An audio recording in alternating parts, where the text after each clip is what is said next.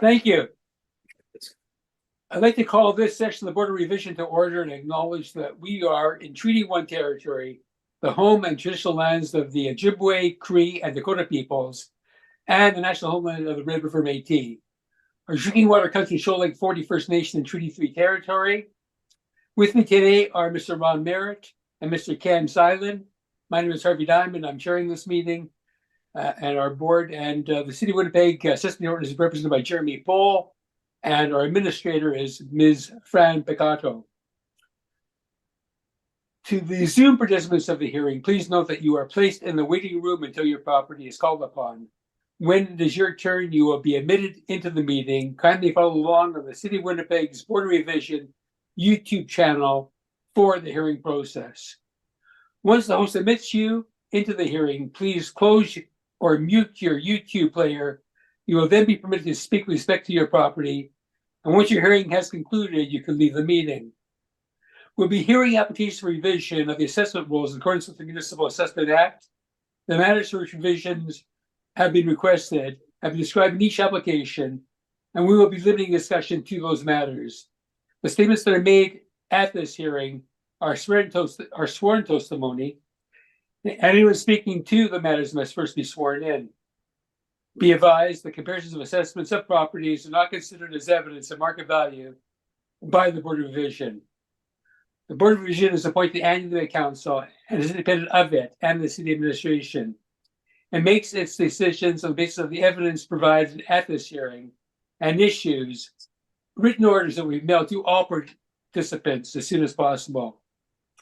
Please note that the board's decisions with respect to an application may be appealed to the municipal board if the matter pertains to assessed value or to classification, or to the Court of King's Bench if the matter pertains to an application for exemption from taxation. And should you wish to appeal, information on to do so will be included with the board's order. With respect to the hearing process, I will confirm the points of appeal with your property to be addressed to each applicant following the swearing in. We will then have the assessor's testimony followed by any questions that the applicant may have, and then the applicant's testimony followed by any questions. Each side will give an opportunity to summarize the wish to do so. And once all the evidence upon an application has been brought forward, the applicant may leave. The process will repeat for each item on the docket today. The session will close after all applications have been heard, and the board will deliberate in private to make its decisions. You receive the board's decision by written mail as soon as possible. And as information, note that all public hearings are live streamed, recorded, will form part of a public record. We'll be hearing all items on the docket today being 1 to 6. And Ms. Piccato, you can please affirm Mr. Pohl and Mr. And the applicant's testimony, please. Yes. For the first matter. Mr. Assessor, please state your full name. Jeremy Ryan Pohl. Do you affirm that the evidence you're about to give at this hearing is the truth, the whole truth, and nothing but the truth? Thank you. Mr. Applicant, please state your full name. Marcelo Navarro. Do you affirm that the evidence you're about to give at this hearing is the truth, the whole truth, and nothing but the truth? Yes. Thank you. Thank you. And sorry, Mr. Navarro, I did have your name in mind, but and I did get it before you indicated such, but so I haven't forgotten you. Anyway, so number 1 on the docket, I see, Mr. Assessor, that there is an incomplete, I guess, disclosure. Is Assessment Department seeking non-cooperation for that? What? No. Okay, I didn't see any reason why you would be, but I did know that it was noted, so that's why I asked. Where was it noted?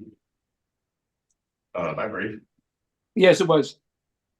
Okay, so the item number 1 then, item or address 11717 Waverly.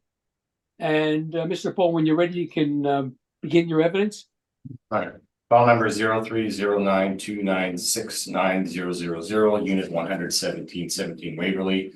It is a full service car dealership built in 2003, one addition put on in 2020. Effective age we have it is for 2010. The total leasable area is 54,004 square feet, same as the gross area.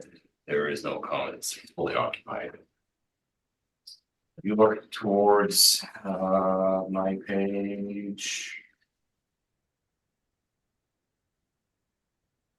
9 of photos of the property, area of view. Borders on Waverly. It's in the Waverly Auto Mall. When you look page 10, you'll see the area photos as we go around the building. On page 11, just gives you a feel for the building. And I'll get to the permanent amendment. There was an addition put on. Page 12, you'll start to see that renovation of the property. Discussed. These are photos from straight from their website or on available to the public. It captures a good idea of what and some of these are file folders, file folders. So it has a good emphasis of what's currently sitting now in property. So we have an updated showroom. High end, as you can see, we go along the pages. I'm starting on page 22. You see the service bay. Reynolds. They should put on. And then you go along through the board skipping ahead, you see the quality finish. So you get a good feel for the building. On page 30 is the permit that's associated with it. Again, 2 additions put on back and front, it's showroom area, and obviously they updated buildings that go along. The total value was for $4.5 million. Moving on to the sale, review the sale. The sale of 2013, although it's some ways off from the reference date, we'll still go through the sale. We move along to the title. You see on page 34, there was a mortgage registered for $10.75 million. And that was done in 2015. Further along on page 36, we see that there was an actual sale for $9.5 million. See the vendors and purchaser. To go along with that, there were sometimes an argument that the $9.5 million came with goodwill, business sale, inventory, yada yada yada. I looked into that. We often can't get the transfer documents, but I was able to, given the time that span that I made to look at it. This was done in a prior cycle. So on 37 starts the document. As we can see, it's what you would expect to see. To pay particular attention to the sworn value or the fair market value, which is highlighted on page 37, which is $9.5 million. So that means there was no business, there was no inventory, it was straight land and improvement on the land for $9.5 million. With that, I'll move off. We have an educated panel today, but I still will go through the argument, just so we refresh ourselves. For car dealerships, they are all owner occupied. There are no rents. There is no market that we can look to because it is all owner occupied. It speaks to the security of the property, but when you're doing an income approach, how would you value it on the income approach if you can't pull any rents, any expenses, you can't pull a cap rate of sales? What would you use? So on page 41 is the last order that we have from the municipal board. It's from unit 90, 3965 Portage Avenue. This is not the subject property, but it is the most recent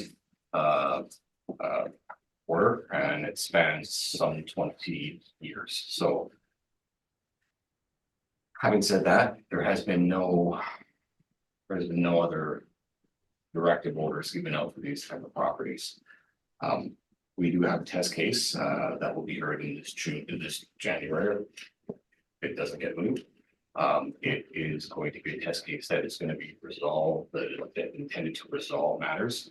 It'd be one of possibly 3, given the characteristics of we have a standalone, we have a condominium, and we have a more industrial flavor type referee test case. So given the first test case, perhaps there may not be need for the other 2. Maybe there may be, but there is nearly at the moment 300 appeals for realty and business tied up with this. So it is a significant occurrence that will happen turn of the year. But we'll go through our argument now, and then we'll kind of give a Cole's notes of what we feel.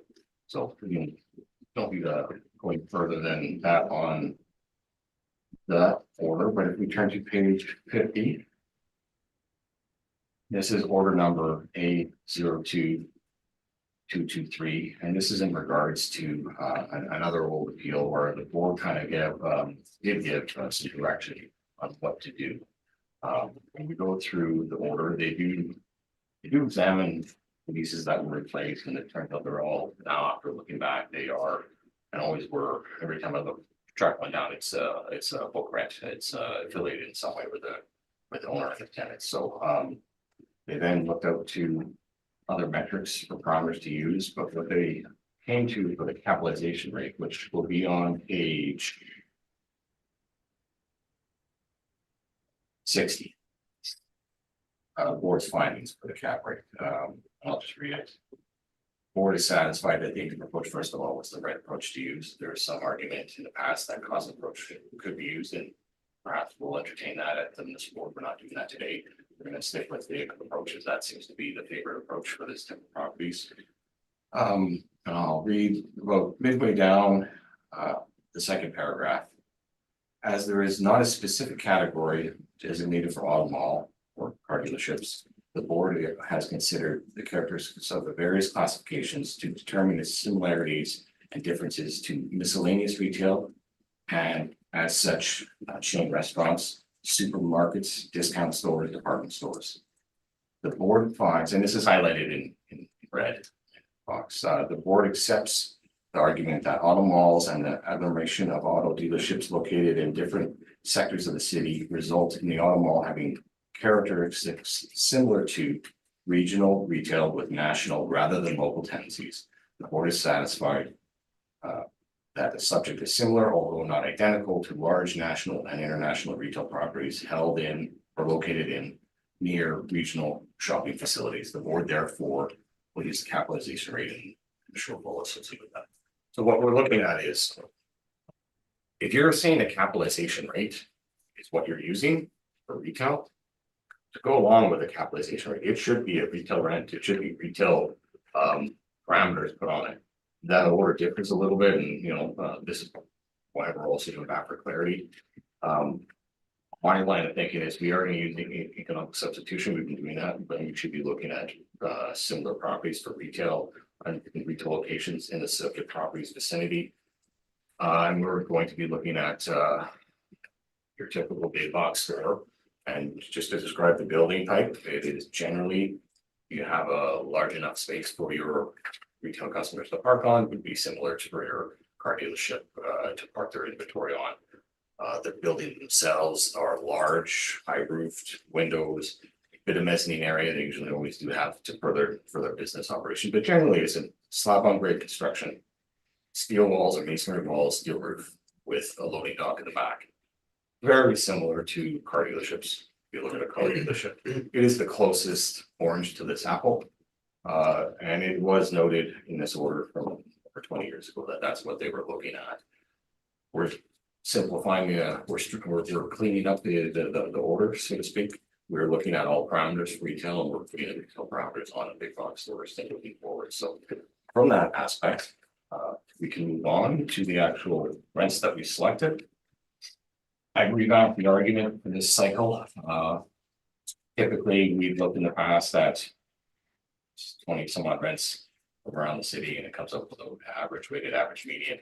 And we were also looked at a couple of rents that were for car dealerships that turned out to be purchase agreements. I removed those; they're dated now. We're looking at straight the retail argument, but what I've done is looked at 80 comparables, and nearly 1.9 million square feet of leasable retail that leased up or is under contract at the reference date. And we went and broke it out for the different nodes where car dealerships are at. So we have Regent, we have Bull Park, we have Pembina Grant area, we have Kingston and Gilbury, Waverly area, and we have broken out Wheeler, Phillips area, and also Portage East kind of area, or west area.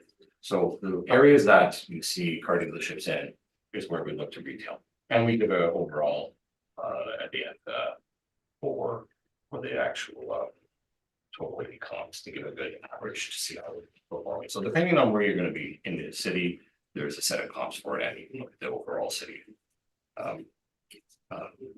Position on rents to get a good feel where if these car dealership owners wanted to have a building that they could rent, where would they go in the marketplace and get a bare bones building, slab on grade construction, steel masonry walls, roof in a retail node or area? What's the basic rent that you're going to be paying for a very basic building? Knowing full well when they develop their buildings, they're a bit more than basic. You can see from the showrooms, you can see from the sales areas. The service areas are, again, generally just slab on grade and steel walls, masonry walls, but they do have a bit more built up as far as the operation standpoint, as far as servicing and repair. So from that, I'll go to the nearest set of comps for the subject property. And that would be on page 5. Comps 42 to 60. We see that they are approximately 416,000 square feet leased up area, and an average of 2150, weighted average of 2091, and a median of 2831 for rent. If you look on page 6, which is the end for the totality of the market, we're looking at, again, nearing 1.8 million, 1,880,000 square feet. And that total average is 1878, weighted average is 1840, and the median is 1825. So what we see for both, when you have your averages and your means and your weighted means, or your median so close, it's a good statistical review. You have 3 parameters that are very tight. It's a good review. And it's in line with not only the region that it's in, but also what it's in as a whole. So from there, I'll move on. Page 7, where we actually have our income stream breakdown. It'll be 54,004 square feet. We put model applied rent of $13.38. That produces a PGI of 722,574.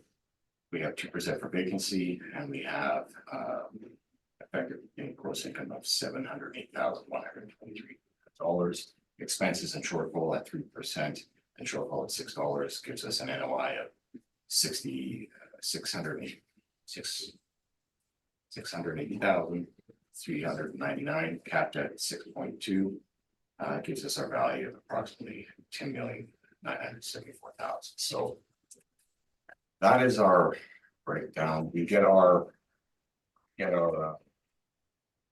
capitalization rates from the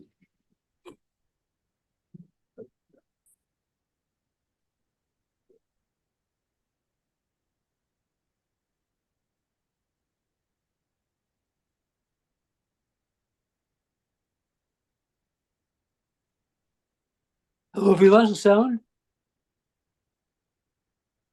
Hello, sorry, I'm sorry, have we lost the sound? I was just looking for a page number. Oh, okay, that's fine.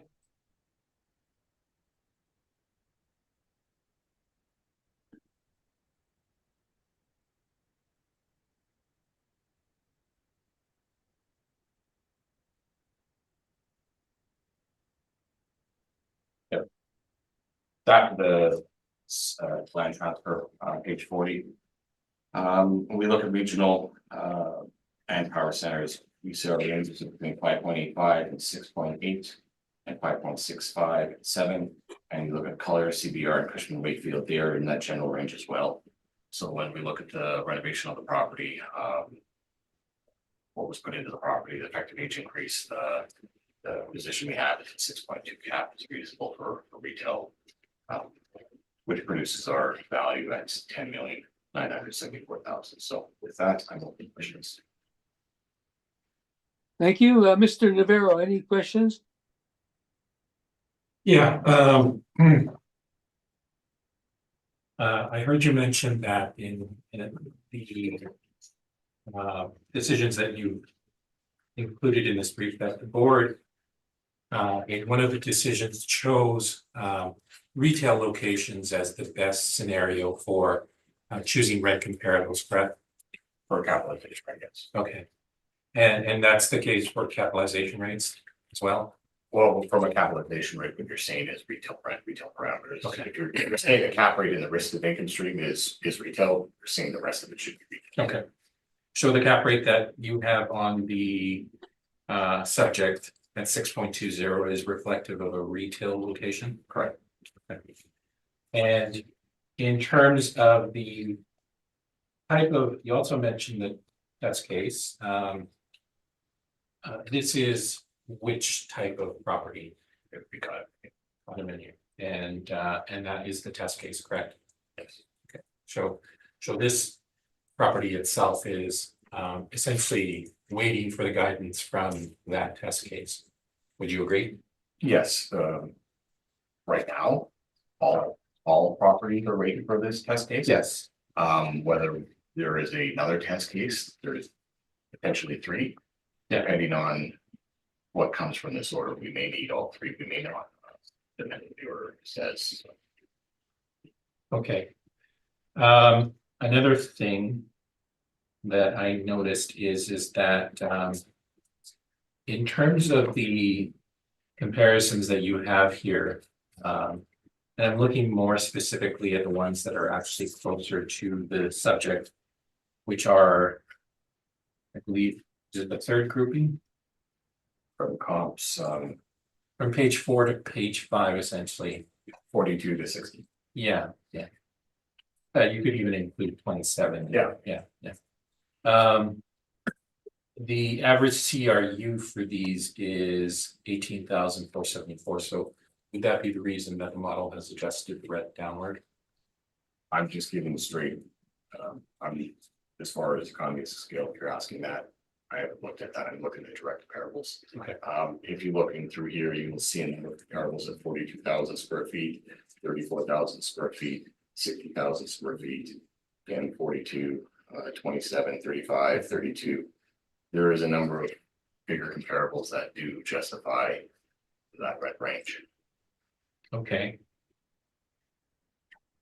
And do we know what these are, for example? Yeah, which one would you like to know? Number 46.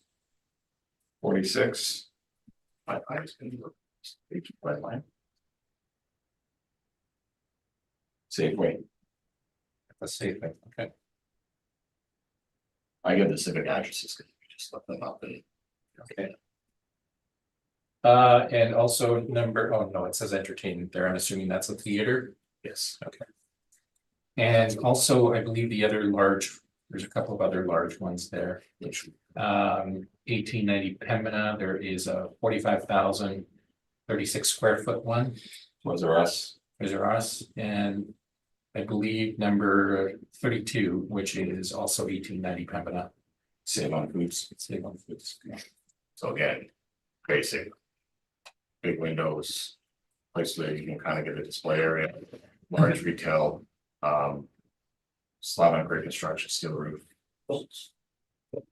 Masonry, steel walls, very basic buildings, but in retail areas, retail nodes with high traffic, which it would be. I believe that's all my questions. Thank you. Thank you. Mr. Seelan, any questions? Yes, Mr. Assessor, I think you mentioned there was a $4.5 million renovation. Yes, Can you tell me what year that renovation occurred? 2020, 2020? it's on the permit, if you look on page 30. It gives a description. The date issue was 19, but by the time it was completed, it's 2020. And it generally indicates there was 2 additions put on, which would be in the front showroom area, and an addition put on to the back for service space. And then I'm sure as they went through, they spent $4.5 million to update whatever residual spaces they had in the buildings. If you look at the bottom, of page 30. Building information, it's highlighted in blue, it's 4.5 million. Thank you. I have some additional questions. I think if we go to page one, I think it's page one, just taking a sec here. So we have the actual years built as 2003 to 2020. Then we have the effective year of 2010. I would assume that the initial build was 2003. Yes, the initial building was 2003, the additions that were done and the rental that was done was in 2020. After the characters were entered into the model, the effective year was increased to 2010. Okay. Thank you. That's all my questions, Mr. Chair. Thank you. Mr. Merritt, any questions? Yes, Mr. Paul, you had touched on the rental for 4.5 million. How many square feet offhand were with the addition? It says in the rental standard permit.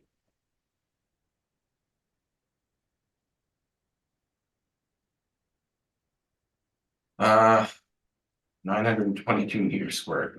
You'll have to get To it, 9,000. Yeah, but again, it towards the front and back, so it's two separate. Do you know anything about the rental? Was it requested by Ford dealership or something like that, or? Generally, from what I've heard at appeal, manufacturers are requiring bigger, more. As you can see, there's quite a few additions put on to the older buildings. And you see a number of new buildings being built, and they are all of large format. I can't give you the behind the scenes between manufacturer and franchisee, I could say. So the property was sold in 2013 for 9.5 million. Yes. Okay, so that's 10 years after it was built, and then there was renovations. Okay, Yes. so and it's condo, Yes.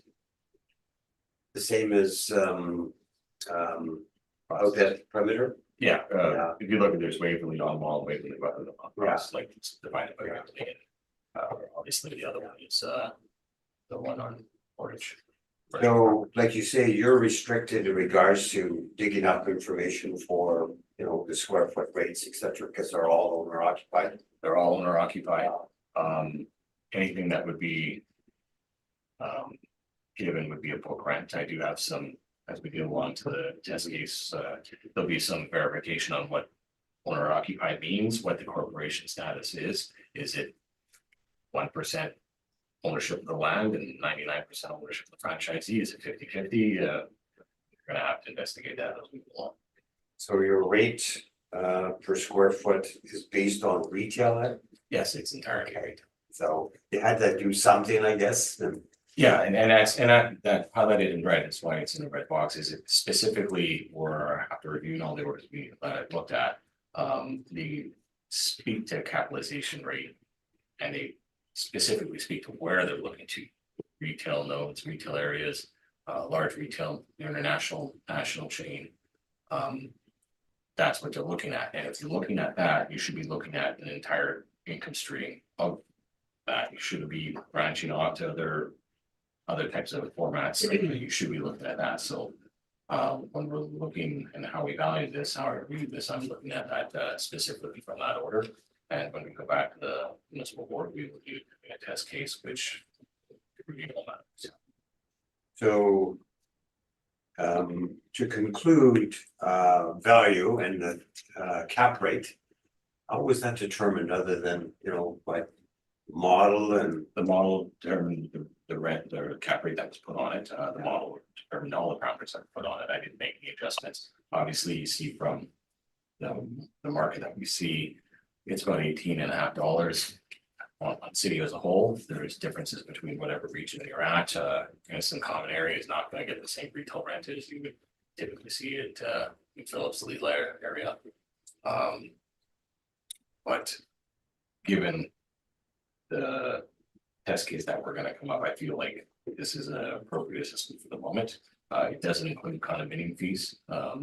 clearly it doesn't include condominium fees, and we haven't done that since the 16 cycle. And that's generally because the retail rents are so much higher than what the model is putting on it. That takes that into account, so, when we get back to do a full review of the property at this board level, we'll get clear answers to what we feel, but at this point in time, this is basically what I thank you, Mr. Paul. Thank you. Yeah, so Mr. Paul, Chairman, thank you, Mr. Mayor. So Mr. Paul, so the property you've indicated was sold in 2013 for $9,500,000. And there was a building permit taken out for $4.5 million in 2019 and finished in 2020. So, and that was for renovations and for additions, correct? Yes. Yes, And do you know what portion of that would be additions and what portion renovations? no, I couldn't give you a breakdown. Obviously, they put an addition on the back and a showroom on the front, service space on the back, showroom on the front. But I would assume they would have went through the building and they would have updated the building for the other areas as well. As you can see from the pictures, it seems to span the building. $4.5 million is a pretty good chunk of change to be putting onto that subject property, so. Okay, so I guess then I'm just thinking of arithmetic. The acquisition cost and the renovations would total $14 million then. Approximately, yes. Yeah, and it's assessed at 10,974,000. it's $10,974,000, which is quite a bit under. Now the cap rate, I know that you've indicated that and your decisions show that we should be using a retail cap rate, and it's chosen 6.2. Do you know how the model chose that? And I'm looking at your tables, but it's a little bit higher than the 25 to 20 percentile, but it's low in the cap rate. Well, you look at the characteristics of the building, and look taken the model, the area that it's in. There's a number of factors that goes into a model cap rate. But if you're asking me numerically how they get to 6.2, that's model driven, and I'm not going to make any adjustments to that. Other than that, it is in range with the two retail formats that you see from my chart on page 30. Okay, so everything really just goes into the mix, and then the model just picks the cap rate based on all the information that it has on the properties near you. Okay.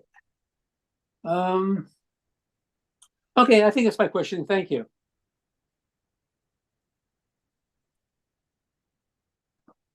Mr.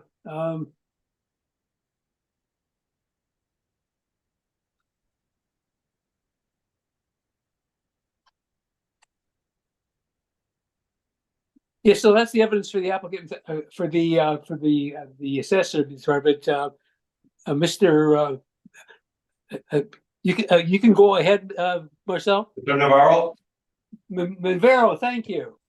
You're welcome. I don't know why I'm having a problem with that today, because I know your name well, and I must be just yeah. Anyway, please proceed, Mr. Navarro.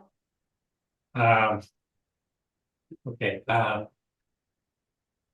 this is unit 11717 Waverly Street. This is a full service auto dealership.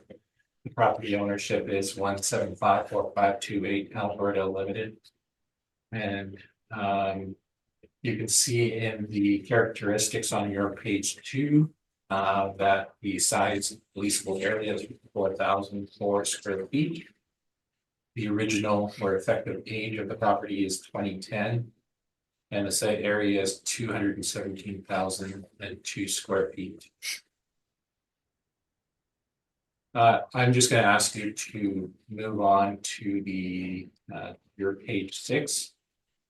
And that is the property pictures, the locational ones.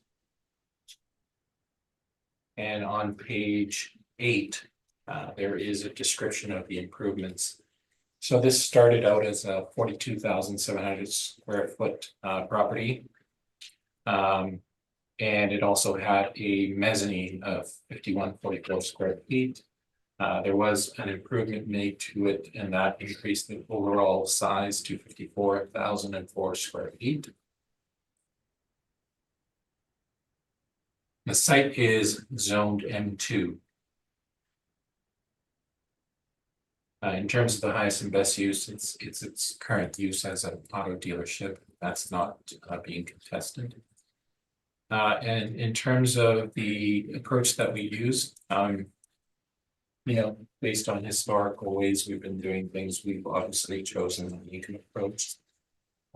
As Mr. Cole said, we're looking for guidance from a test case that is scheduled for January of this year. So we're simply following the directions that we've had in terms of following, actually, we're following the existing methodology that we've used in the past for valuing this property, recognizing that there likely will be some changes made to that based on that test case. So on your page 12, we have a grouping of rent comparables. One coming from the retail side and one coming from the industrial side. Paying attention to the sizes. These rents are coming from different parts of the area. They're staggered. We produce an average of $12.24 for the retail areas and $9.21 for the industrial areas. In terms of the area rent that we applied a rent mainly of $15 per square foot for most of the property, with the exception of the shop areas where we applied rent of $9.50. Overall, that gives us a blended rent of $12.63 per square foot. And an income of $682,925. In terms of the vacancy allowance, we are applying a 2% vacancy allowance. Shortfall is $6 per square foot. And we've included a non-recoverable expense allowance of 3%. In terms of the capitalization rate, we've gone with a capitalization rate of 7%. And that would be based on the asset class, the highest of the asset class for retail top quality. And that is based on the retail capitalization rate study that we submitted along with the property. So that was a secondary report that was handed in to you. So on page 16, you can find the workup for the property. And we go from $682,125 as our potential rent. Apply 2%, that gives us $668,482. After expenses, that comes down to $641,947 as the net operating income. Not a significant difference between what the assessor has submitted, what we have submitted. The capitalization rate is where we are differing. So we've applied a capitalization rate of 7%. That gives us an income value of $9,170,672 or $1,171,000 rounded.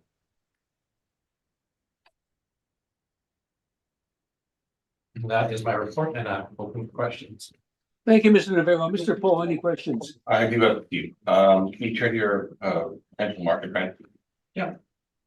You have 11 comparables for retail. Yeah. Generally speaking, you put a $15 rent on when your average was $13.50. Correct.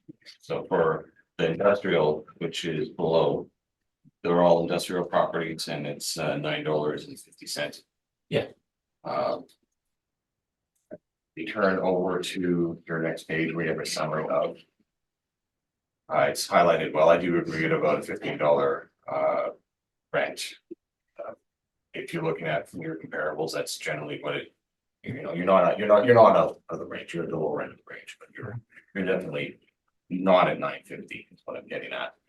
When you turn over to your income stream on your summary, why would you not put an industrial income set of parameters onto that industrial rent, potential rent? If you're breaking it out, or why would you use retail parameters on an industrial income? On industrial rent, which Because the majority of the property we're recognizing is mainly retail. Okay, So there's a difference between what we see as the other areas that have not typical shop finishes. So there are additional costs in bringing those spaces up to a showroom shine, let's say, versus an open space, which is what the shop is. would you agree that if you put a industrial set of parameters on, generally that value increase at a higher value? Well, I think what we're doing essentially is adjusting the rent downward based on the fit and finish of that space. So no, most of the space is being valued at a higher rate because it is, the fit and finish is superior. Do you have a municipal order that indicates that we should be using industrial parameters on sections of a property or full property? No, and we have no guidance on that. Again, that is the basis of that space. Thank you, that's all my questions. Thank you. Mr. Merritt, any questions? I have none, Mr. Chairman, thank you. Thank you. Mr. Sinlin, any questions? Yes, I just wanted to know how you came up with your cap rate of 7%. So if you turn to page, your page 15. There's a chart there. Okay. So that is taken from the retail cap study that was submitted along with this brief, which I assume that you would have taken a look at some point. So what we're seeing for the retail top quality is that there's a range between 6.50 and 7%. So these would be the higher traffic nodes within the city. So that would be your Sterling Line, your Regents, your Polo Park areas in St. James. Those would be the retail top quality. And our range for these areas is between 6.50 and 7. Now we haven't chosen retail standard quality, retail low quality. We just went to the top quality and saw what the range was and chose the cap rate that we thought was appropriate for this location. Okay, thank you. That's all my questions, Mr. Chair. Thank you. Mr. Navarro, so I'm looking at your page 15, and you've chosen retail top quality, but you've chosen the high amount, not the low amount. Why would you choose the high amount for this property? Is it a low quality property? No, I think it's at that top quality class, between 6.50 and 7%. I will say that there are some other car dealerships, which we haven't heard yet, but I went below that as well. Because I think that they are in superior areas. Okay. And I'm not saying that this is an inferior area, it's just that we have to choose where we are in the range. And the better locations overall are where I place the highest cap rates. Or sorry, the lowest cap rates. Okay, so this is a wish list, basically, I guess, because you're wishing for 7, although you've indicated that top quality or a low cap rate would be 6.5, and you've indicated it's a high quality property. So I see that, and if I was to go by this evidence, where is it coming from? Sorry? Where is your evidence to show that retail top quality would range between 6.5 and 7%? Okay, so did you not get the cap rate report? The retail? Yeah, I did. So that's where you're adapting it from? Yes, that's exactly where it's coming from. Okay, thank you. I have no further questions. Okay, well, thank you very much, Mr. Navarro. Thank you. Make a decision, unless anybody wants to make a summation, I would like a summation just to clarify the argument. I'll let you both make summations. But go ahead, Mr. Paul. We've reviewed every area that we've reviewed municipal orders to begin with. We see no indication that industrial parameters should be put on a car dealership, a service car dealership. I haven't seen that order yet. Granted, those orders are before I started doing this, basically. So they are dated. But that's the rationale that's in those orders. It still holds to today. That's what we're applying. We're cleaning up the argument. We're putting complete retail argument on it. I reviewed nearly 1.9 million square feet of inventory for all the sections of the car dealerships that are in the city, as well as the citywide.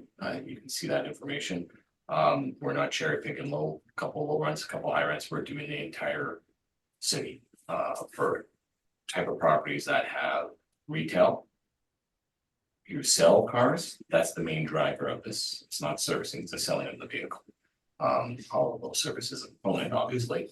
You sell vehicles, that's why these are existing in the places that they are. So we're looking at similar location for retail areas. Taking that economic information and putting them on to the subject property. So if the property owners want to go to similar location in their area where those subject properties are, this is their basic rent that they'd be looking to enter into a tenant agreement. We take that, derive our values from that. I think it's the most reasonable approach as we see that before a test case, which may provide clarity. Won't be this next one. Okay, thank you, Mr. Paul. Mr. Navarro, do you have anything that you would like to state in? I'm fine with that. I have no summation. Thank you. Okay, thank you very much for your presentation. Mr. Navarro, we will make a decision and you'll receive it shortly, and thank you again.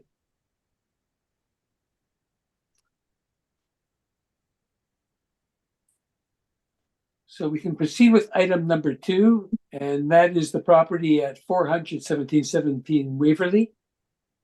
And we can bring in Mr. Neufeld and swear him in, please, Ms. Machado. Yep.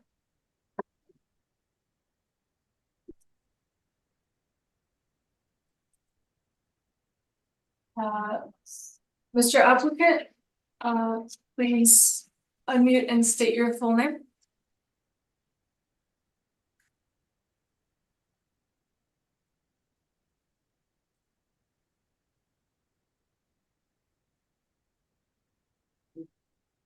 Phil? Please state your full name. Roger Neufeld? Yeah, okay. Do you affirm that the evidence you're about to give at this hearing is the truth, the whole truth, and nothing but the truth? I do. Thank you. Good afternoon, Mr. Neufeld. Okay, Mr. Paul, you can proceed with your evidence at this time. Clarification for the board. This is an educated panel. Do I need to repeat the argument that I just made in full again, or can that comments go? I think that you've established now how you are doing your evaluations. I did look at all of your material and all the others before, and it's all the same argument I see. So there's no need to rehash it all. I think we can remember. Well, I'm sorry, I object to that. I think this is for the benefit of the taxpayer, not for the convenience of the assessor. I would like to hear it all, please. Well, we're not talking only about the assessor. We're talking about the panel too in time. But yeah, but Mr. Neufeld, did you not listen in on the YouTube channel? no, I didn't. Okay, Mr. Paul, in this instance then, so because Mr. Neufeld might have some questions to ask you. That's fine. We'll have to reiterate everything then. That's fine. I just clarity. Yep. Roll number is 0309144940, unit 41717 Waverly. The 2025 assessed value is $3,742,000. The subject property was built in 2007. There's a leasable area of 15,290. If we look over to page, 9, are the photos of the subject. Page 10. As you can see, the dealership, full service dealership. When we examine the order, which is on the following page, 12 is the last order from the municipal board. That is for a condominium dealership at 3965 Portage Avenue. It's quite a dated order, but that is the last one that we have. Moving off of that, we can move to page 21, which is the order highlighted in yellow, the top page A02223. It's for the Waverly Motor Group. Highlighted for your convenience. On page.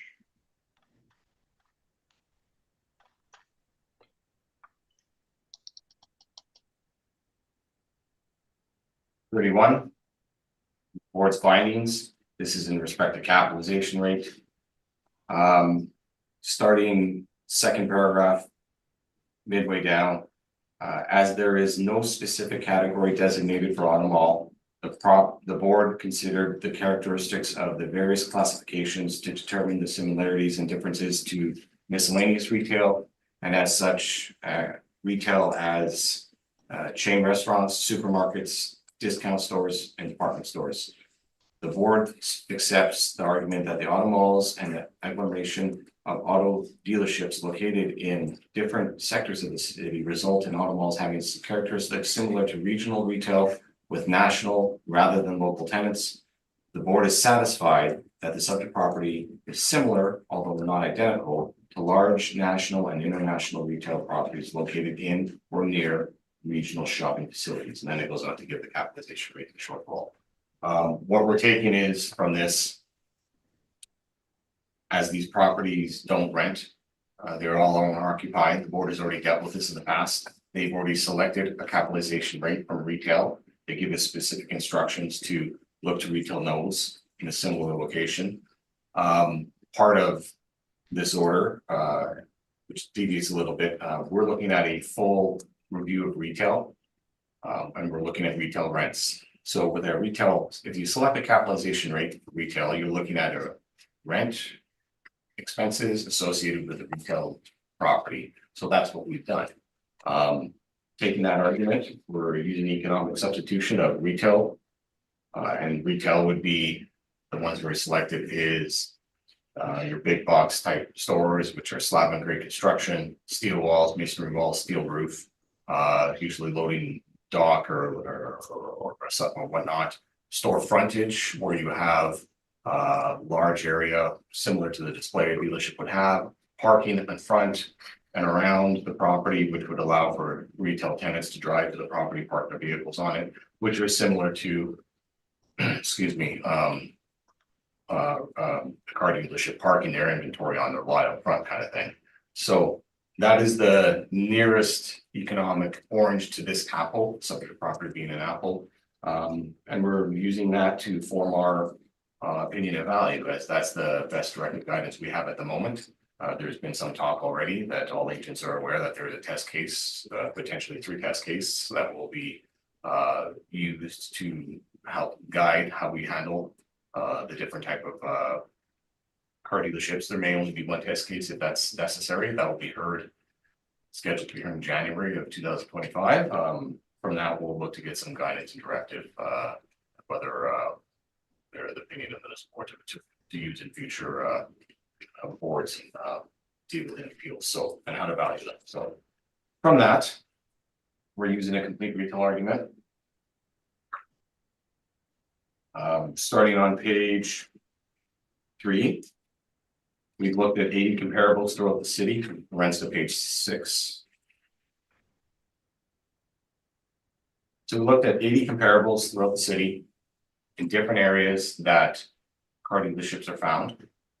We've looked at approximately 1,880,000 square feet of inventory, almost 1.9 million square feet that's leased up. We have a total average for rent at $18.78, total weighted average of $18.40, and a total median of $18.25. So a very nice tight range.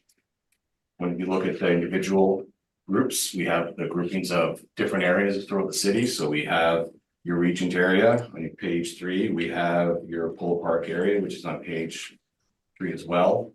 We have on page 4 your Grand Pembina Highway area, which is still pretty close to the subject property. They're in at average $19.66, weighted average at $19.27, and median at $18.25. So get a nice big range.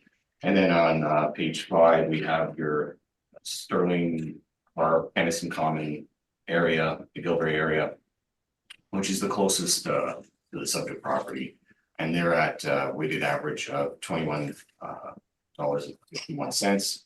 sorry, average of $21.51, weighted average of $20.91, and a median of $20.31. So again, a nice tight average.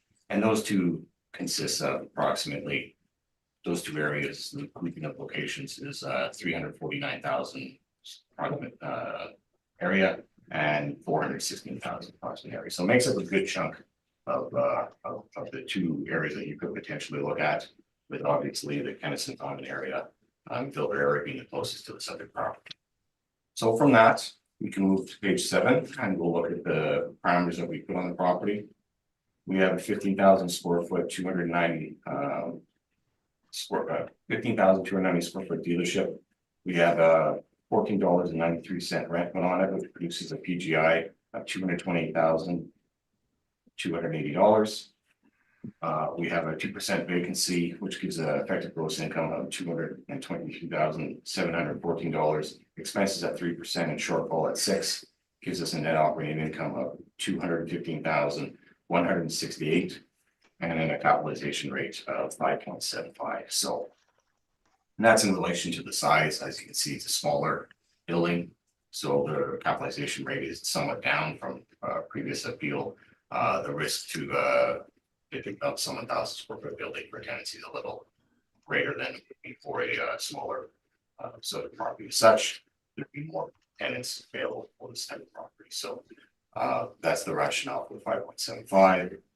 That produced the capitalization rate of $3,742,000.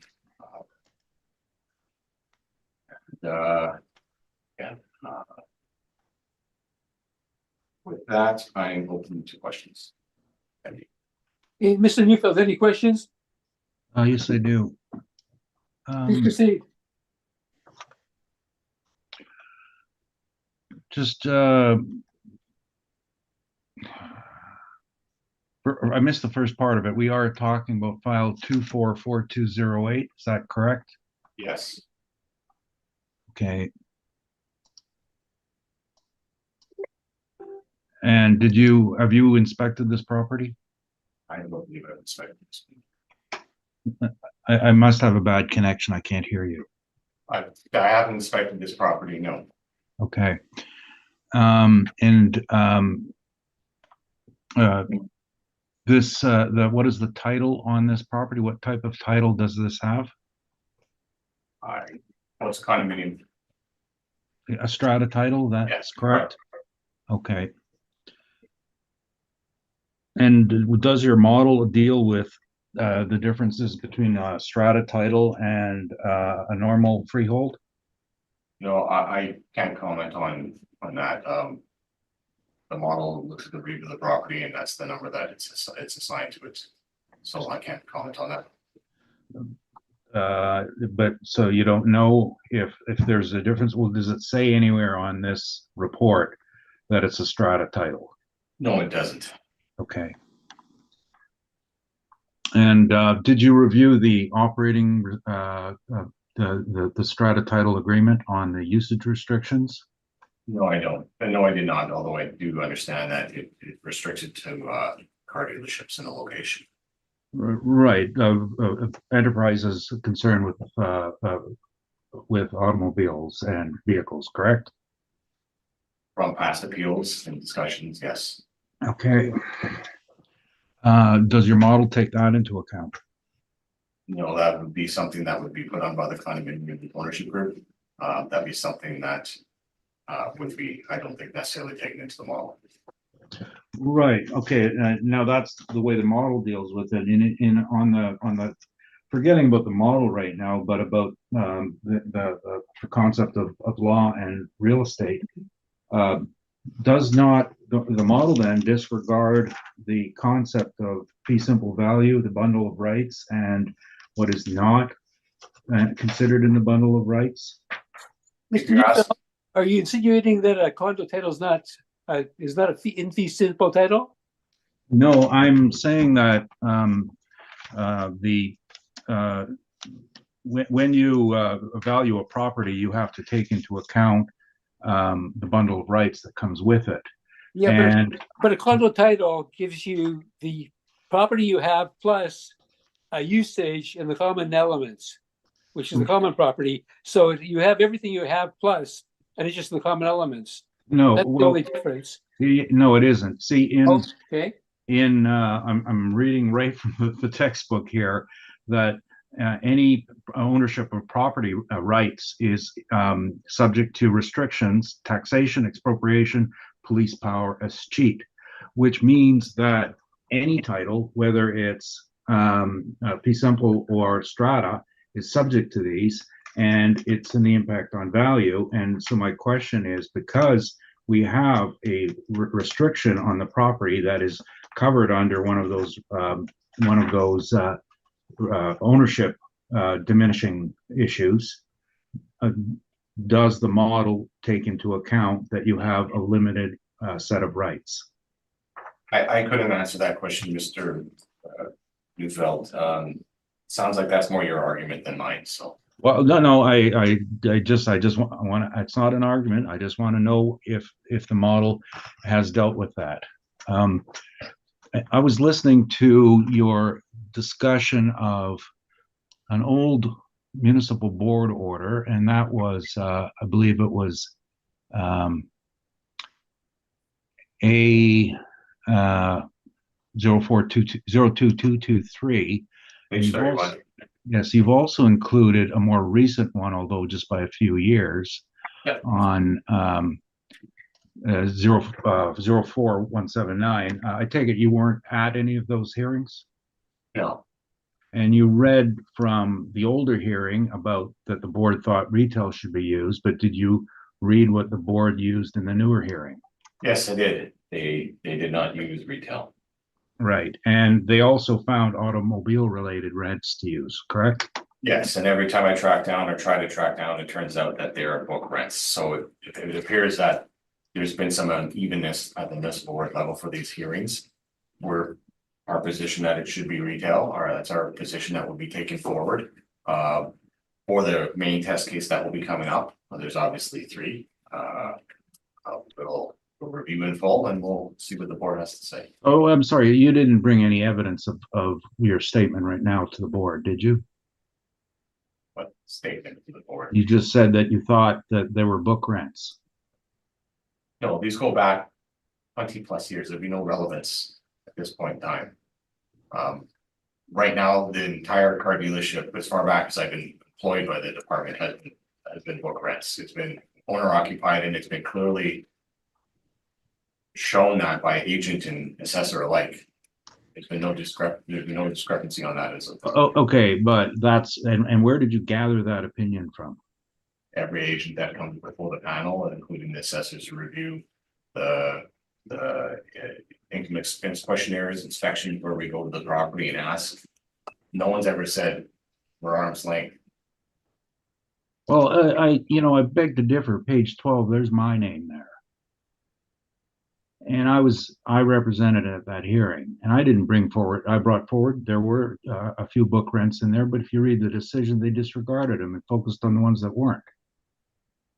Again, that's an order from over 20 years ago, and that marketplace doesn't exist. If it did exist, we wouldn't be having this conversation as far as how to value using economic substitution. We would be using rents that are in place known to be arm's length. I guess my question here is, why do you think a 22-year-old order is better than a 20-year-old order? Rationale that I see between the 2 orders was clear that we prefer the retail argument. It makes more sense. That's the argument we're presenting here today. And when we go to the municipal board, we'll have clarity from the position from both agent and assessor. When we present from that order, we'll take our guidance. Either party can agree or disagree, but we'll look to see what the municipal board states. But of course, let's be clear, this is your position and opinion. The boards differ on their approaches, do they not? Are you asking me if boards generally differ within? No, I'm saying you brought 2 orders that differed on their approach. Yes, no, I read And that there. That's why they're there.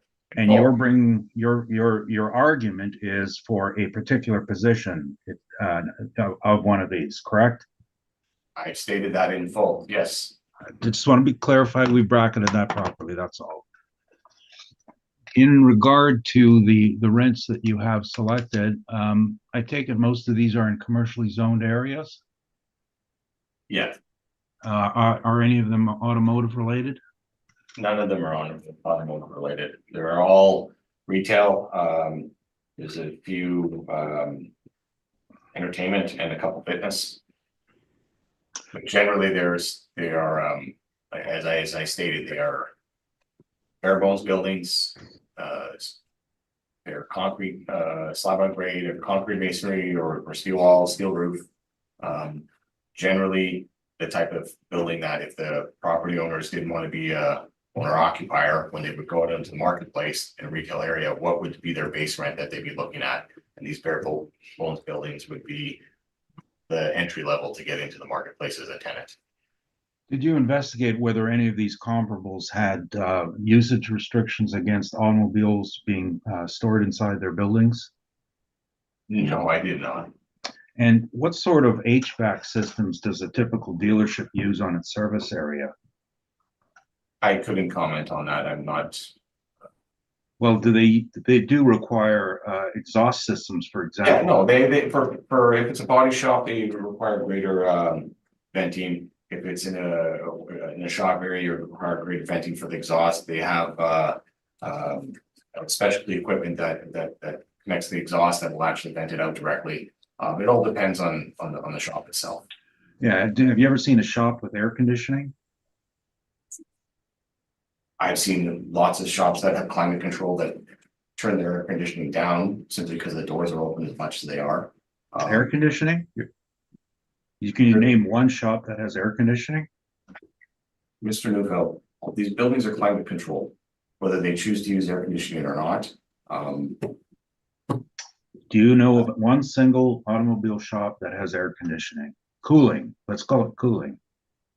Yeah, Lone Star Harley Davidson when they were at their former location. Yeah, no, they don't. Not in the shop. Now, do the comparables you have, are they fully air conditioned? Yeah, 100% they'd be air conditioned in retail format. What's the building code classification on your comparables? Can you say that again? What is the building code classification on your comparables? Is it the same building code classification as an automobile shop? No, I would suspect there'd be differences. Okay. And what about floor loading? Slab on grade, depending on what your slab on grade is, your retail is typically 6 inches.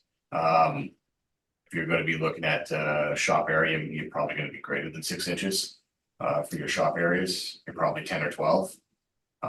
Your service areas within your car dealerships are probably between 6 and 4. But for your non-service area for vehicles, just your personnel areas.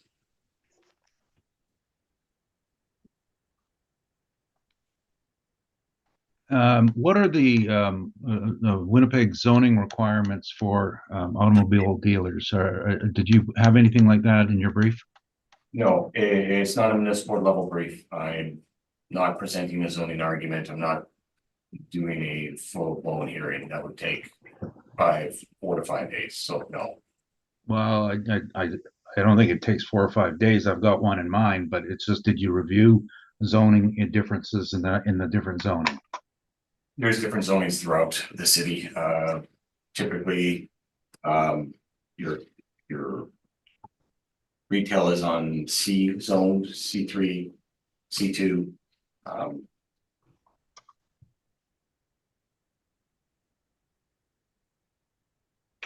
Now, in regard to alternate use on your comparables versus the subject, can you put an apartment building on the subject lands? I didn't explore that. It's zoned M2 manufacturing. I would highly doubt it'd be allowed or even considered a variance for the subject property. Okay, and you are aware that C2 zone land is automatically approved for multifamily, correct? That's C2, yes. Okay, so when you're going to the marketplace and you're selling, buying a property, would a C2 land command a higher rate than M2 land? We're looking at it as the rental agreement in place. We're not looking at future development. The option to tear down the property and rebuild to a different use. Well, I'm not asking you about your theory. I'll talk about my theory. No, I didn't explore that. I'm looking at the foundation of real estate, which is land. Is I'm- not C2 land sell for much more than M2 land? I didn't do that analysis. I'm not presenting that here today, so I can't answer your question.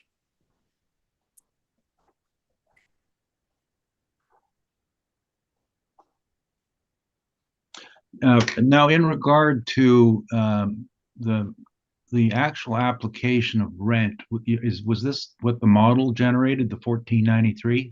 Yes, Okay. And in regard to vacancy, is there a separate category for vacancy for auto dealerships, or does it come out of a general one? no, we do have 2% for the automobiles. I believe it's 2% for the standalones as well. So that's in the general reassessment parameters that dealerships are 2%? Correct. Okay, and I'm just wondering, you're characterizing this as retail, well then why not use a retail number? That is the parameter that came with the review. I see no reason to change it at this moment in time. We'll review that parameter as well as all the parameters once we get them this more level. And if there is a determination or some guidance on that, we'll change it as soon. Well, that's not the question. The question is, if you think it's retail for the purpose of classifying it for your rents, why isn't a retail vacancy applied then? This is the model parameter that was chosen. I'm here to defend that. If you're considering we should use a different parameter at this point in time, that's your argument, not mine. That's not the question. Does not it disagree? Aren't we looking at two different sets of There's different properties? for retail, yes. Okay. Now, the shortfall, was this a specific for vehicle dealerships? 6% or sorry, $6 is what we use for the dealerships throughout the city. Okay, and that's the model generated. Yes. And just, I know we all know this, but for the record, shortfall is comprised of the carrying costs while vacant, which typically are utilities, taxes, and some maintenance, right? Yeah, Did you calculate how much the tax load would be at the assessment indicated? no, I did not. Okay, well, I did, and it was $6.11. So how can you have a shortfall of $6 when the taxes alone are $6.11? I didn't review it on a site-specific basis. We do it on model parameters. Okay. Made that Capital- very clear from the very beginning that these are all model parameters. I didn't make any adjustments. That's fine. We're just trying to get clarification on how it was made. The capitalization rate, does that come from a particular category? Sorry, I'm just looking for your page. They're always in here, aren't they? Oh, yes, page 39. Does that come from a particular category? Yes, that'd be retail. Retail. So retail cap, retail rents, but a different not retail vacancy rates, right? That's the vacancy that the model applied. Okay.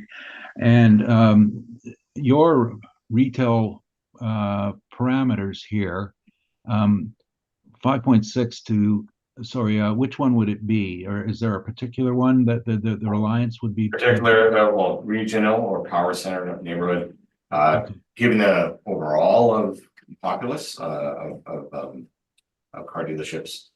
But the reason why the capitalization rate is already stated lower than, say, the subject property prior appeal was the fact that it's 15,290 square feet. With a smaller sized building, you would have more competition for that building. Your sale would be increasing on. Okay, that. I didn't ask that question, but so who's the competition to buy this building? That's just basic logic as far as real estate. If you have a 100,000 square foot building, you're gonna have a certain buying market. And it's gonna be less competitive versus if you have a 15,000 square foot building, there's more participants, there's more demand. same amount of supply. So So this is your assumption that you're putting forward? I'm telling you, the reason, one of the parameters that the model looks at, one of the characteristics the model looks at is your size of square foot. Generally, if you're going down in square foot in a property type class for the area, your capitalization rate should be looking downwards as well. There's less risk, there's more competition for a smaller property than there is for a larger property. Why have Toyota, Honda, BMW, Land Rover, Jaguar, Hyundai, Kia, et cetera, all now in larger buildings? If you want to give your opinion. No, do you, You're asking me. you have looked at some of the new construction, for Yes, example, on Keniston? So if I'm allowed to continue, generally what's been conveyed at tribunal and generally talking with agents. And if you look at the marketplace for car dealerships, for actual dealerships, bigger is better, bigger is what's being demanded from the manufacturers. Bigger is better, but you think smaller is better and more competitive. That's what you just said, But right? let me be clear, we're looking at it from a retail perspective. I'm not looking at it from a car dealership perspective, from an income stream that you could put on that, because they don't exist. I don't have rents to show you. I don't have expenses to show you. All we can take is the retail argument and put that onto this subject property. And in that context, it does work. If you Okay, ask me, does the subject property have more desirability to be a car dealership for the smaller area versus a bigger, larger format area? Clearly, the marketplace is indicating for car dealerships, but being larger format, but we don't have any actual data to decipher here. They're all owner occupied. So I guess I'm back to the same issue again. When it's convenient now, you're using retail, but when it's not, you have a specific for car dealerships. Why is this happening? Very clear, there's no market data to pull from because the populace of car dealerships are owner occupied. So you have to use a retail argument to put on that. And the retail argument shows, as anyone would know, that there's greater demand and you get a greater selling price, and obviously it's reflected in a cap rate for a 15,000 square foot retail building versus say a 50 or 100,000 square foot building. That's why the rents are the way they are at that size. We're not looking at 100,000 square foot Walmarts here.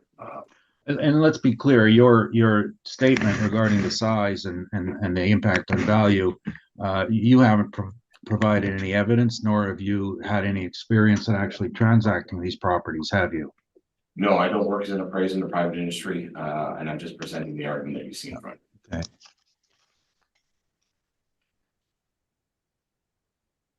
In regard to the capitalization rate, getting back to that, have there been any investment sales of automobile dealerships, to your knowledge? I couldn't tell you as far as on, no, I couldn't tell you. There's been sales, but I can't tell you. Those are always private negotiations between private parties, like, I can't get into the motivations, the factors. Have you, like, other than what you've got the model here telling us it's 5.75, but you haven't brought forward any evidence of any sales whatsoever, have you? No, we don't produce sales generally for order division for capitalization rate. Okay, and something that's come up quite often, and tell me if this has been what you've seen, is that there have been a scarcity of sales for leading up to the reference year. For which property there? Virtually all types of property, of commercial property. I a lot of different property type classes. I don't represent a lot of them. I do the office section, the portfolio. I can't comment on that. I can comment on the car dealerships. There have been some.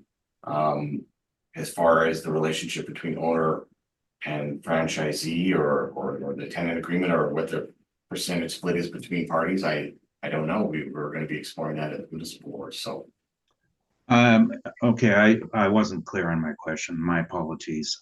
Investment grade properties is what was brought up at several other appeals, is that the statement being made several times has been there have not been a lot of sales leading up to April 1st, 2023, and as a result, the model has been applying many older sales. Are you aware of that, or do you know the dates? I'm not a modeler. I don't come up with capitalization Okay. rates. When we go to the municipal board, I come in with my own capitalization rates.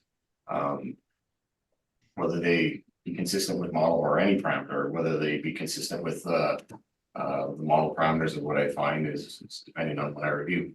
So this is a municipal board level hearing. It's a board revision hearing. It's for defending model parameters. The answer was you didn't know, and that's fine.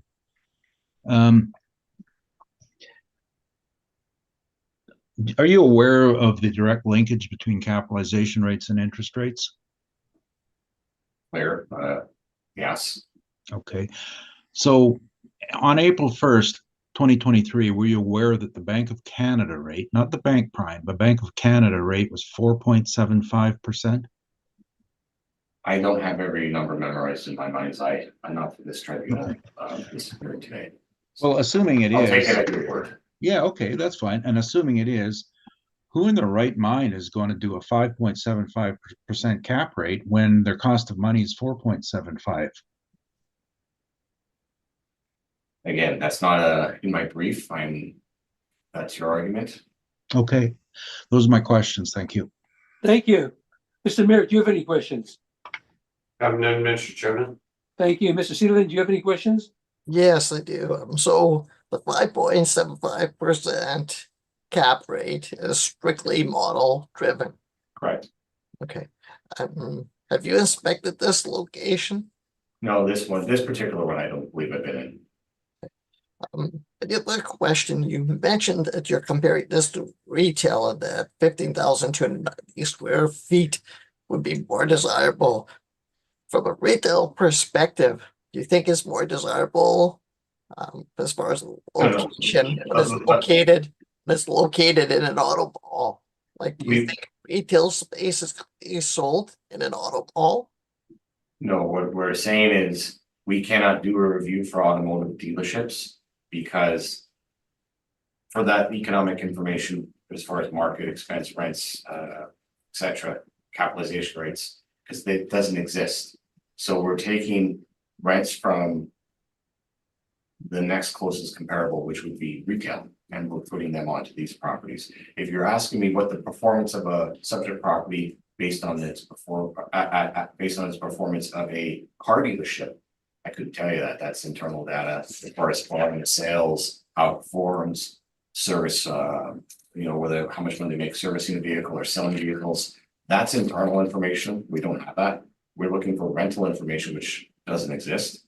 So we have to go to the next nearest comparable, which is retail. So when you take the retail argument and you put the retail argument on the subject property, capitalization rate for all things being equal for a 15,000 square foot building should be lower than say a 50 to 100,000 square foot range as you go up, because there's simply less competition for that. And as you go up in size, typically for, and again, economies of scale is a wonderful argument, never makes a different property type classes, but for retail format, generally what you see in the retail marketplace is your Canadian Tires, which are 80, 60, 80, 100,000 square feet, your Walmarts, which are the big realtors, you're getting less rent and less income. So what you see is the capitalization rates that are typically higher for the bigger properties. Versus a smaller property, 15,000 square feet, there'd be more demand for it, and you get more income. So that's why you would have per size of the property. So that's why you would have a higher capitalization rate, or sorry, lower capitalization rate for a smaller property versus what we just seen in the other appeal at around a 50,000 square foot building. You have a little bit a higher capitalization rate to balance the risk.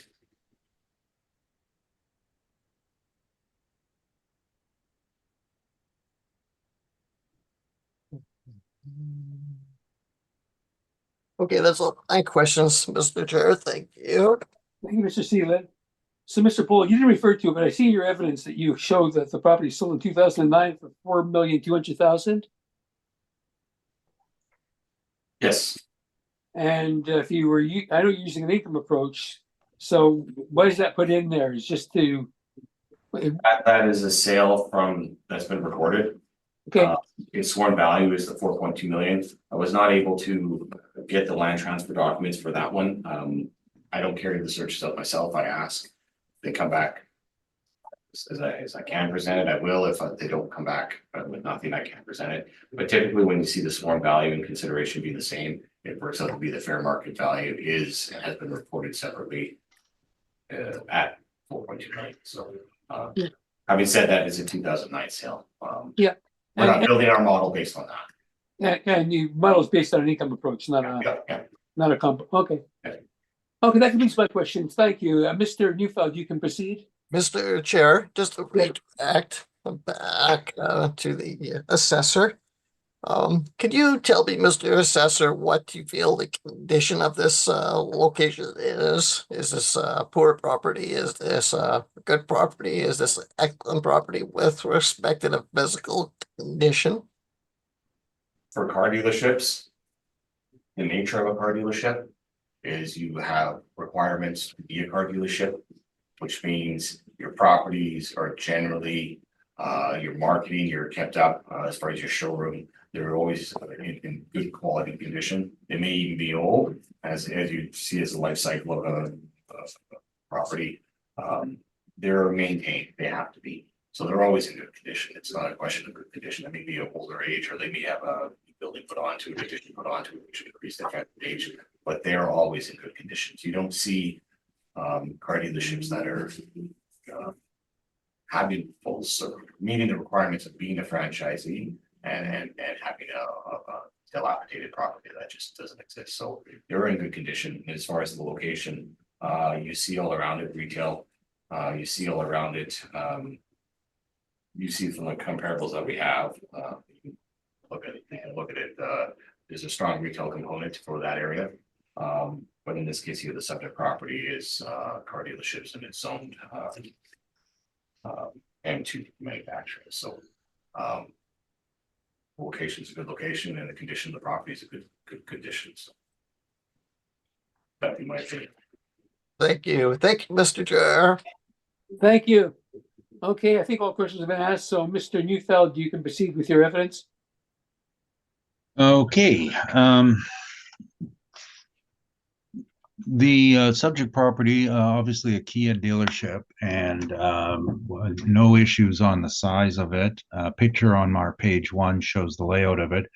A particular note is that you see that there's a lot to the north of it. This is an old rail spur. So in 2004, I believe, the rail was removed and the spur was sold to the various owners who were interested, and they all bought it on the basis of getting rear access to Henlow behind there. Most all of them built approaches, and then the city came along and said, no, you don't get another approach. So it was really a wasted sale. They're still carrying that land. And some of the dealerships, and you can see from our picture, have expanded their parking lot and some have not. It was, actually at one time, or no, actually even right now, this particular strata title also owns the cul-de-sac on the street. That's just one of the strange facts about this development. The whole condo subdivision was done rather strangely. So it is a separate title. It is not the subject of this appeal, but we have finally managed it to get assessed at $10 because it's a public. It's the equivalent of a roadway, but it is privately owned. And there are issues to do with the condominium title, and we haven't brought this up. The assessor brought a municipal board order. That's something that I did 20 years ago. In that lot, there were only 2 owners, and we worked together, and we had the board examine the strata title rights. And the difference between a strata title and a fee simple title is that the property owner, in practical terms, the property owner. Mr. Neufeld, just to refer, it's not fee simple title, it's a freehold title or a common title. They're both fee simples. Yeah, okay, sorry. And yeah, and I know that that's a legal determination. The freehold is the most commonly used. Appraisers, we're stuck in fee simple, but I agree with you. They are both fee simple. You can have a leasehold title, you can have a fee simple title, Okay. but a common title is fee simple. Just, okay? Yeah, no, I'm in any event, the strata title, in this case, the property owner bears responsibility for things that the city normally pays for. And that would be the street, the maintenance, repair, the lighting, etc. So when the street needs repairs, the city doesn't fix it, the property owners must fix it. In this particular case, they're not the land drainage. On the case I dealt with before, the land drainage pond was on the whole strata title as a common area, not here. But the issue being is that the board at that point recognized that there were service costs associated with having a strata title that was open to the public, and there are the Point West and all the Terracon sites are in the same situation. My opinion is that this site should be, but essentially we have a very diverse group of owners, and they really have to get together if they like to pursue it, and they're too busy competing with each other to get together.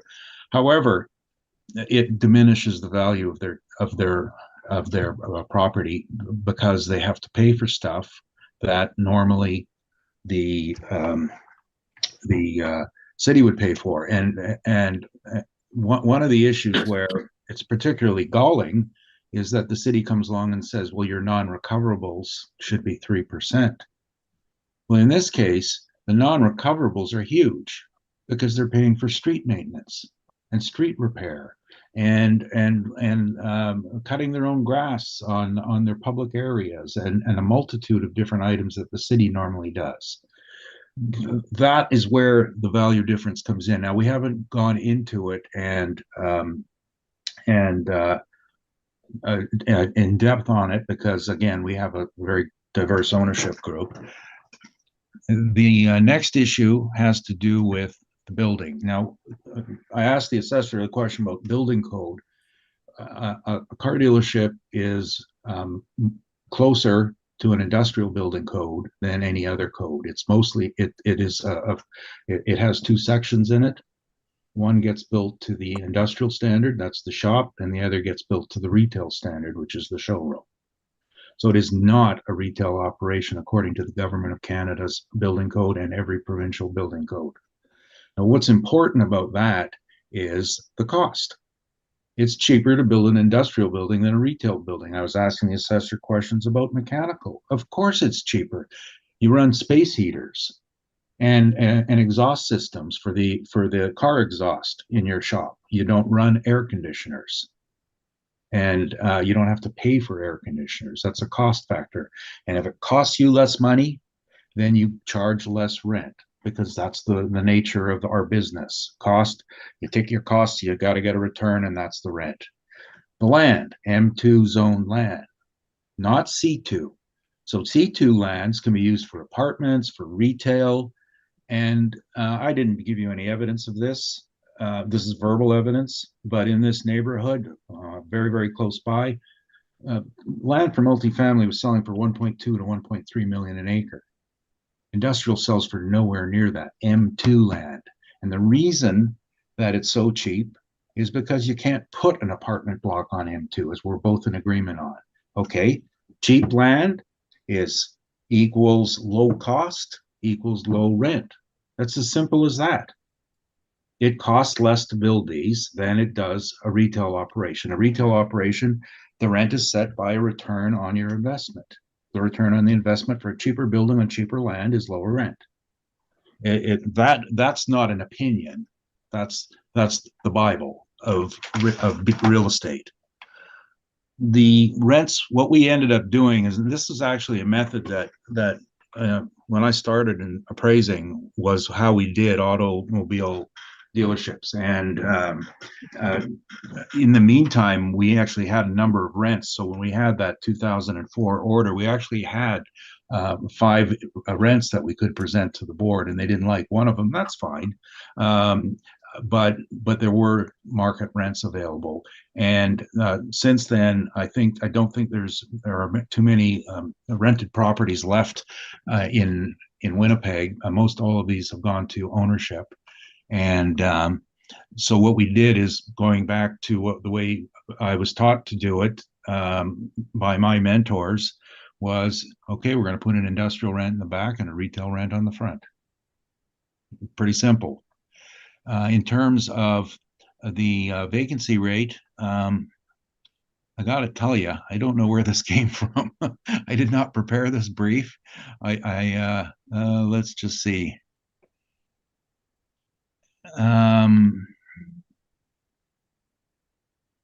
Yeah, I'm not prepared to stand by that vacancy rate. It appears to me like it comes from office for some reason.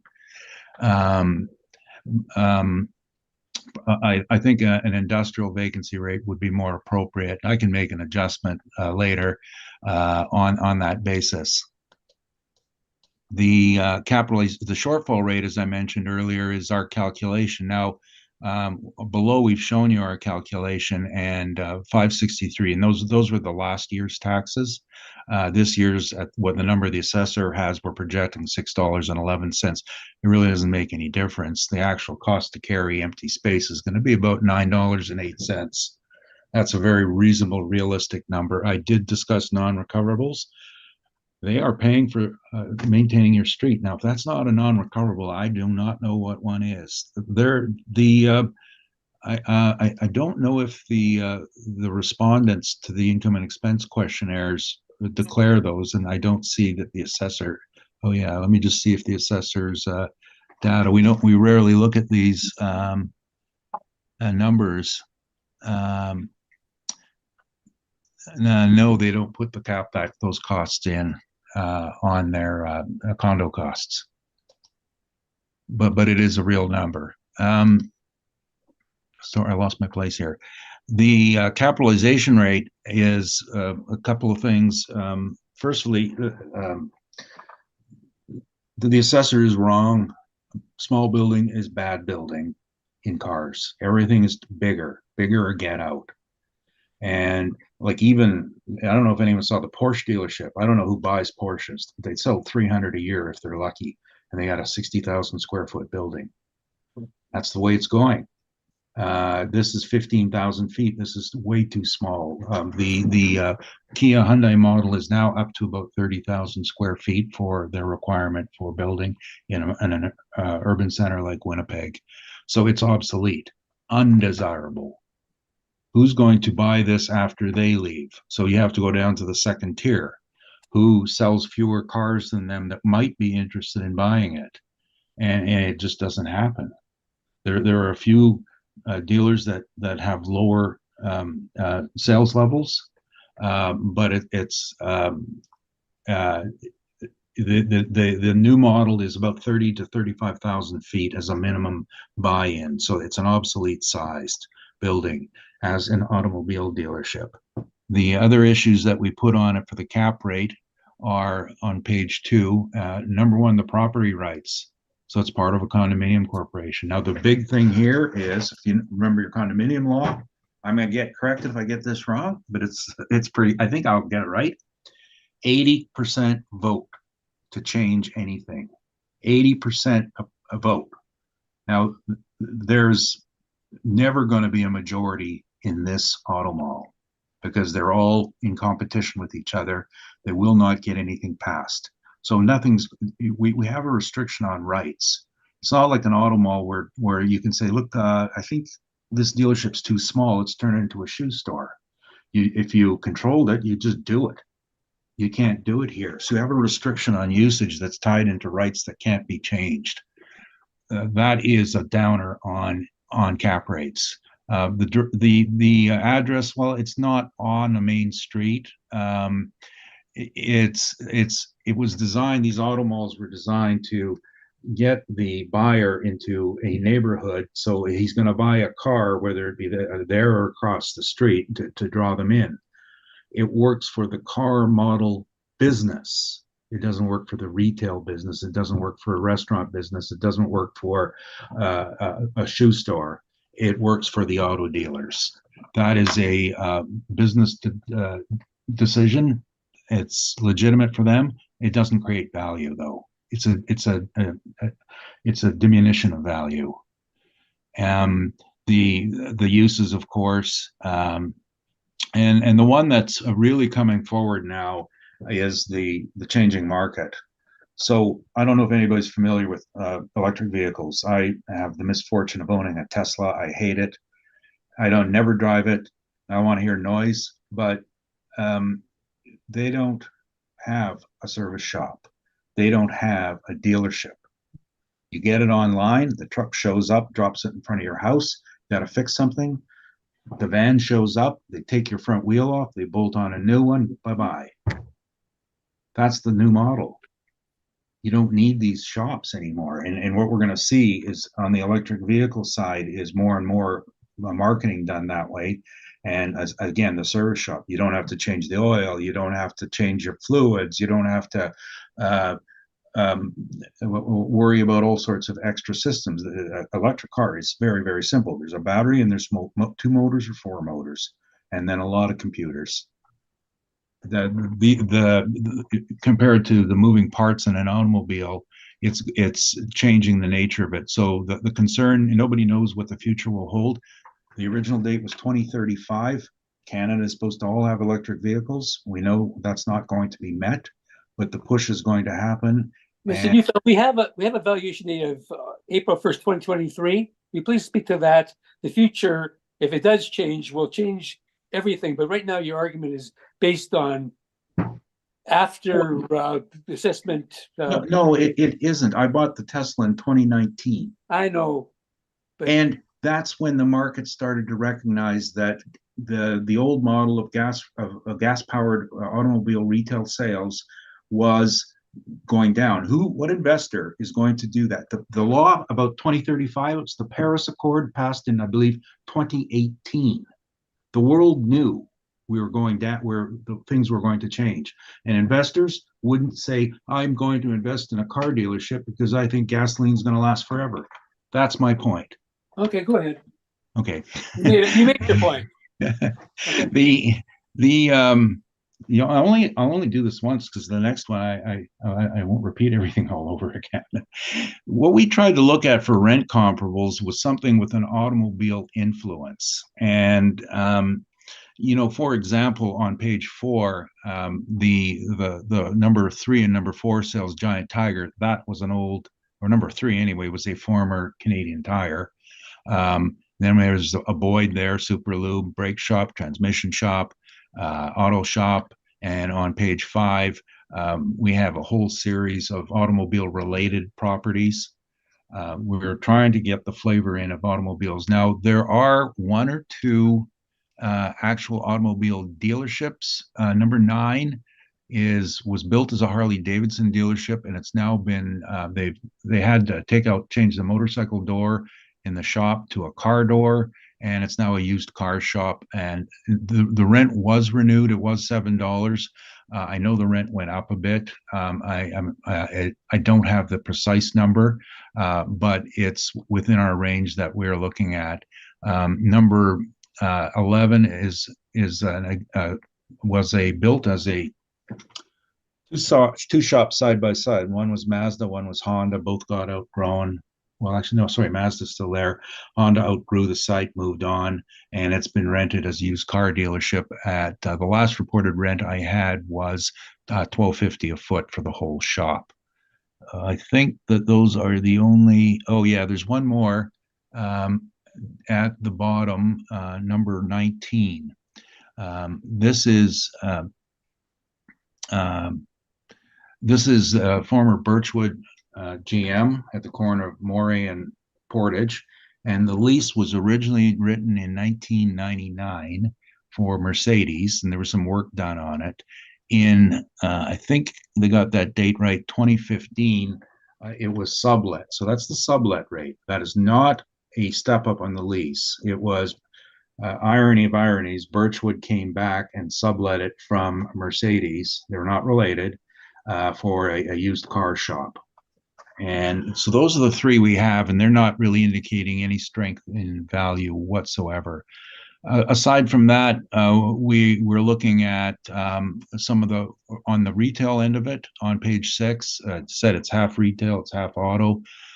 These are what you would call big box or factory or wholesale retail, and they're they're retail oriented, but they are in a industrial type building or industrial type use, and there's a whole range of them. These are, I mean, I think one of the best examples of what we were talking about is number 2223, and I'm looking for another one. I'm sorry, I can't read this. This was an old industrial building that was converted to TransCanada Brewing and a barbecue shop. That's the kind of building that we're looking at here, is an industrial building that can be converted to retail. And those are showing very modest rents. And from that, we came up with our decision on 16 in the front and 9 in the back. It represents the type of space it is. They are not separately demisable. So one of the problems with this approach is you're going to have to consider it a multi-tenant style building in terms of a shared restroom, that sort of thing.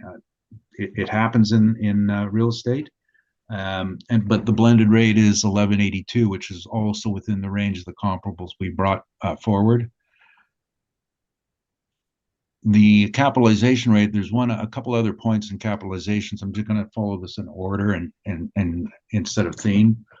On page 8, these are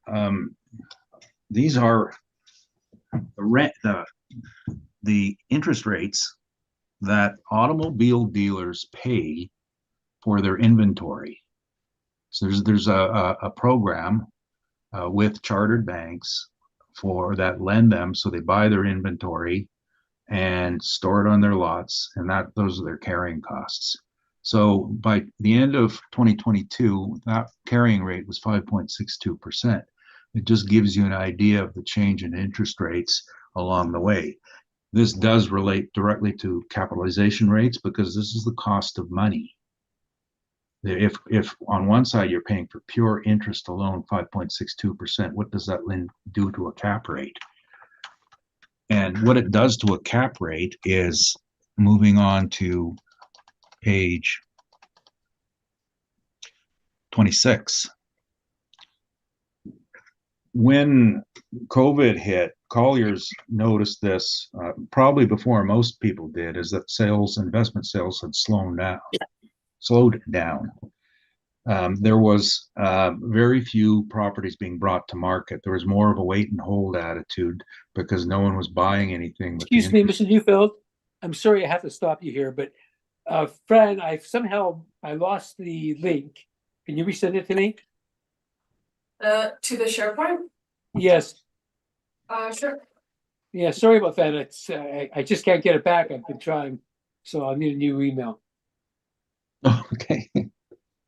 Sorry, I wanted to follow along and I couldn't, Mr. Neufeld, because I lost it. No, that's fine. Just disappeared from my disappeared from my screen and said something went wrong.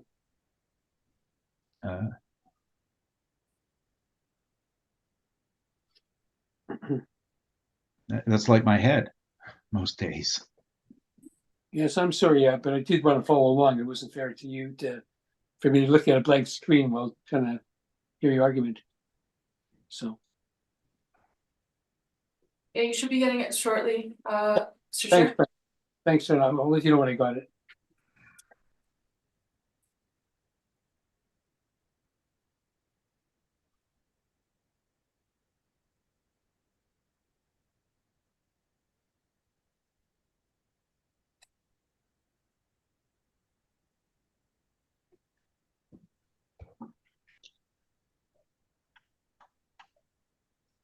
Okay.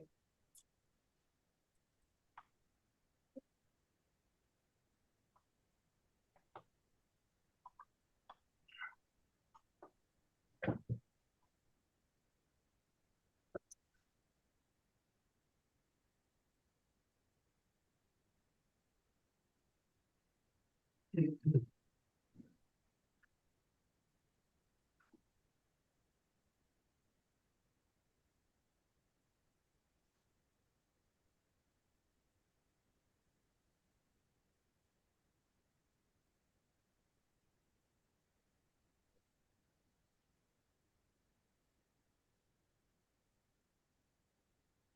it's taking forever to open. Mr. Chair, do you require a recess? You know, maybe we should take 5 minutes. Yeah, I'm sorry. I'm waiting for it. It is circling, but it's taking forever to open. So, Okay, I'll be right back. okay, thank you. Thank you. Mr. Neufeld, sorry that I had to interrupt you. Please proceed. Okay, I'm moving to page 27 at the top. What I was talking about is, as our company recognized that there were fewer and fewer sales, and then rather than focus on cap rates when interest rates were low, we looked to the past, just as we did for appraising auto dealerships. In the past, there was never any such thing as a direct capitalization rate. That is a more modern phenomenon. In the past, we used the mortgage equity method, which is the cost of money, the cost that you earn on your equity, and add them together, and that's your cap rate. And when you don't have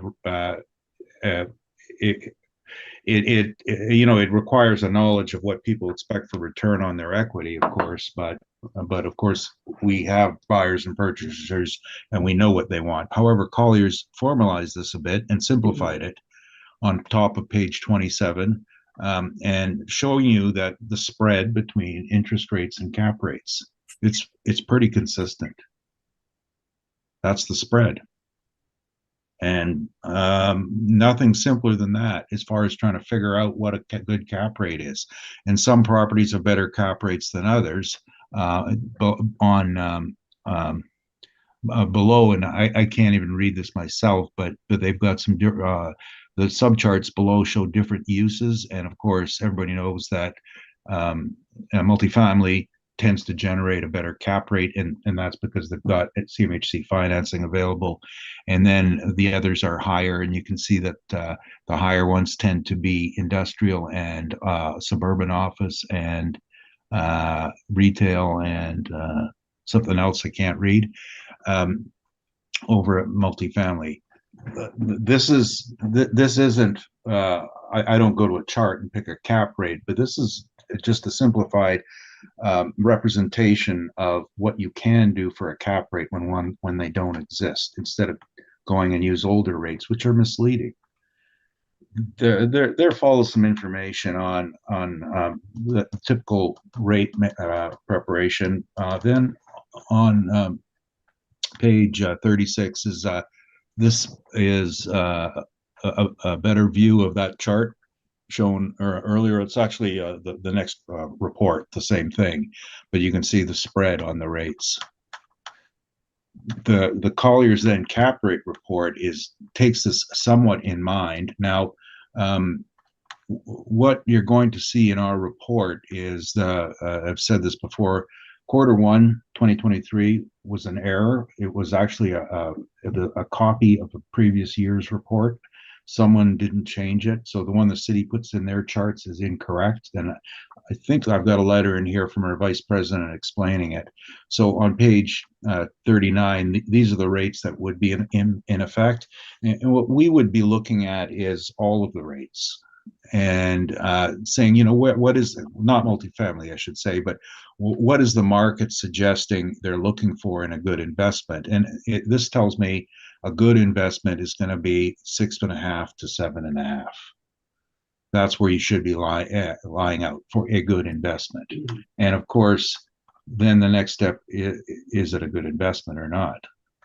We have our glossary on page 42, which defines what a good investment is. And I think it's rather interesting to read what we call regional shopping center and power centers. Large enclosed malls, department stores, discount stores, stores connected by internal walkways, high proportion of national tenants with a broad range, mix of categories. This isn't an auto dealership. Same with the power center. It is not an auto dealership. It's not adequate to simply say it's similar. That's, you know, we now see an office can be renovated to an apartment. You don't go, well, they're similar. You get the same cap rate. It's not the way it works. On page 2, I've underlined this, and this is something that this is called the elastic effect. And when interest rates go up, the bad product gets a worse rate than the good product. It's elastic. Double digits is the warning. That this isn't a horrible product, but it is not a great product, an auto dealership. Page 43 is our correction letter from our Vice President of Valuation.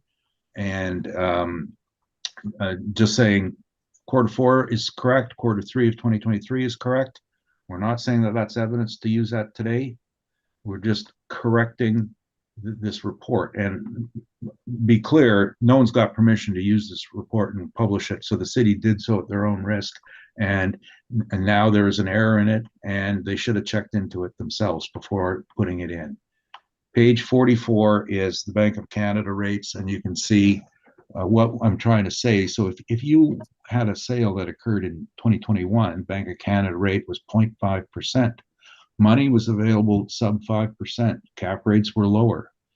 And on the reference date, April 2023, the rate was 4.75%. Bank of Canada. That means your local bank's going to charge their best clients, you know, probably close to 6%, which means your cap rates are going to be around 8%, 8.5% for loans taken out there. Well, part of the cap rate, though, is there's some stabilization on the years. No one thinks it'll stay forever. So there is the spread gets tighter, as you saw in the chart above. That's the logic behind it. We have some real cap rates on page 45. And again, these are a representation of what's happening in the market. This isn't necessarily site specific, but it shows you what's happening. And at the bottom of page 45, 2 offices, 9%, 155 Carlton, and going on to 363 Broadway, the next page, 12%. These are valid sales. And the market is telling you that we're worried about interest rates. We're not going out on a limb. Grade office class B is up at that high. We had one retail we found, and that's on page 47. So this is Artis REIT, and what this was a portfolio of 4 sites in Calgary and 4 sites in Winnipeg. One being the Linden Ridge Mall, and the whole thing went for 7%. And as a portfolio sale with Calgary attached, the weight on it is not as a specific, but it's more of look at the market. Calgary's deemed to be a better market than Winnipeg, and retail 7% for an investment grade transaction. That's a better transaction. That's our point. The rest of these are apartments, and we're just putting them all in one document because we don't want to redo it all over again. And the document ends with just some pictures of what represents the different classes in the different groups, different cap rates, just for illustration. There's no product is the same. There's no one size fits all in a cap rate. You must deal with, as we show you on page 37, the factors that go into making a cap rate. The real factors. These factors aren't from a model. These are from doing sales and dealing with your client and who's buying a property. This is what he cares about. So the other point to make out is I included the zoning on here, and I had mentioned earlier that page 16 about C2 zoning, there's an equivalency to RM, multifamily, and that's listed there. It's an automatic approval. So anything, the C2, and there's also a C1 automatic approval for multifamily. So which it means if you've got C-zone land and you go to put it in the market, your potential buyers increases, doubles, because you can put an apartment on it, you can put retail on it. So your bid rent, as they call it bid rent for selling. That's the terminology, drives higher. Whereas industrial does not have that crossover. And the table for usages is listed on page, I think it's page 20 forward, and it shows the what can be done. Auto dealers, you'll note on page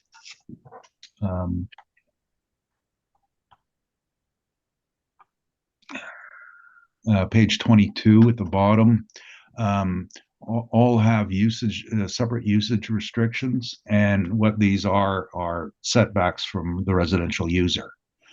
So when you're in an M zone, it's less likely you're going to butt a residential development, where if you're in a C zone, you probably will. So that's why the preference is to get into the M zone land for auto dealers. And as long as all other things are they've got good access. But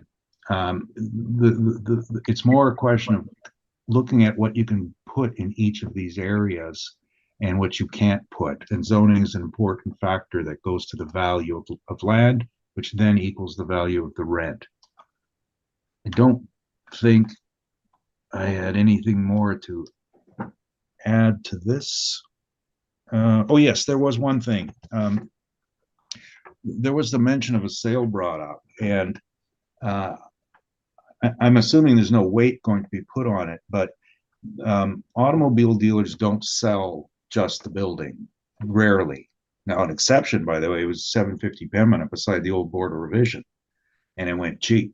There are ones that, when they're at the end of life, will go into the market. But if they're sold and there's a continued operation, the franchise went with it. The goodwill went with it. The inventory went with it.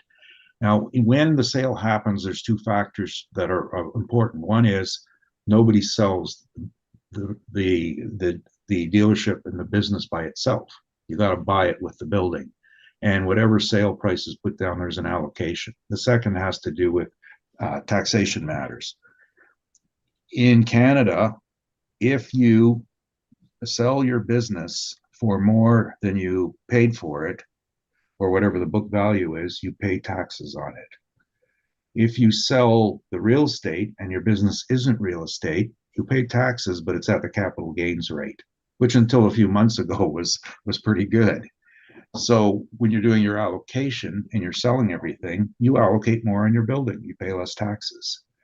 That's called creative financing. Doesn't meet the definition of market value. You can adjust for it if you were in the room and you knew how the sale happened, but if you don't know, you don't use it. And that's my presentation. Thank you, Mr. Neufeld. Mr. Paul, any questions? Yeah, I do. You made a comment while you were reviewing your parameters here that you didn't do this brief.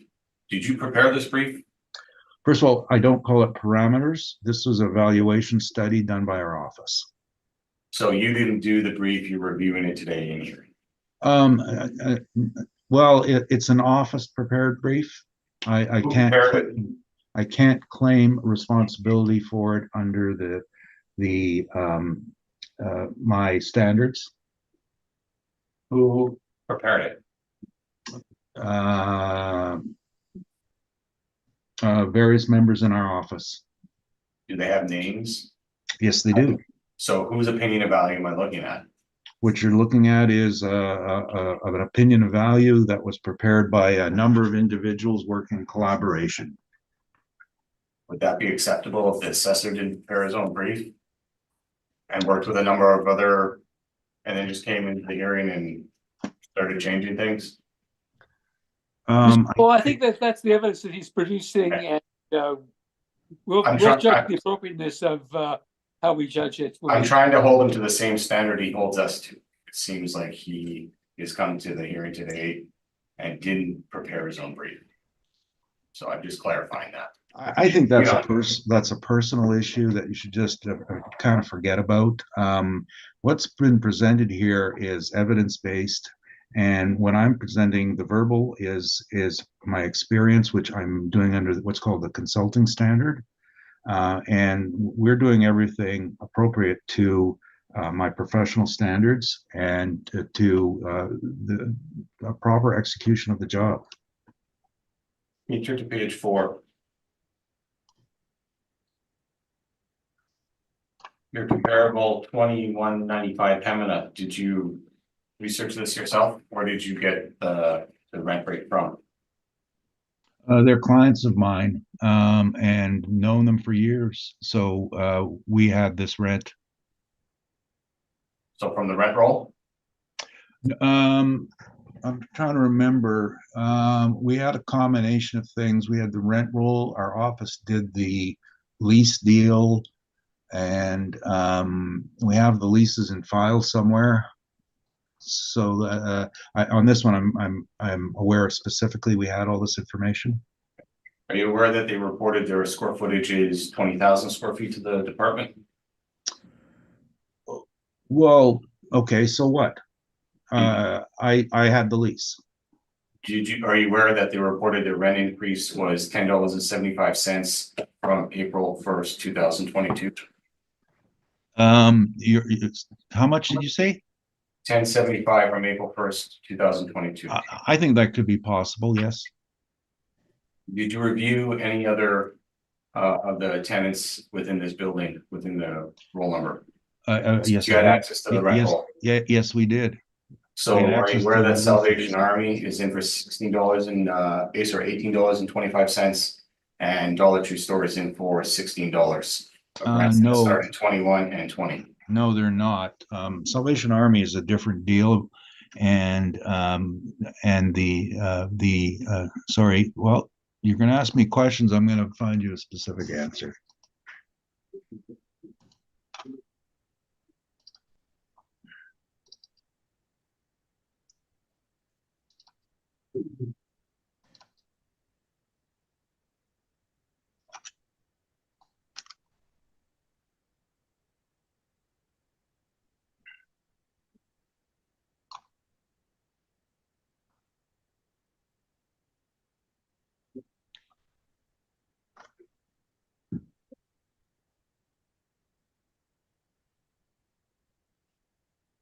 Okay, so Salvation Army is a gross rent, not a net rent. What was the other one? Dollar Tree? $15, $16. Yeah, Dollar Tree is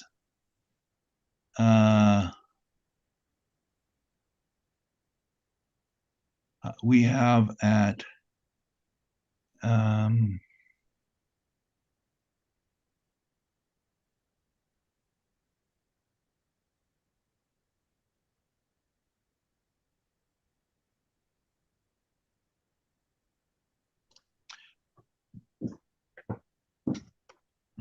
well, we didn't put Dollar Tree in. I'm just looking at it here. We have a 7364 square feet. I think that this is a semi-gross lease here because the numbers don't add up, and I'd have to work through it. You see, these people all have different operations charges on here that Getting vary. back to your original Giant Tiger comparable, did you know or have you investigated if there's any percentage sales associated with the lease? I don't see any income from percentage rent. Next question would be for your 1441 Main Street. This is for Giant Tiger as well, Yes. at the corner of Olson and Main Street. I guess so, yeah. Is this in your opinion, a comparable location for such a property?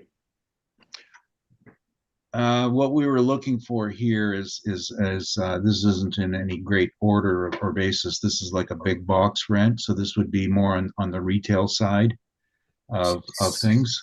It's an old Safeway. Geez, I'd have to just look that up. Let me 1 sec.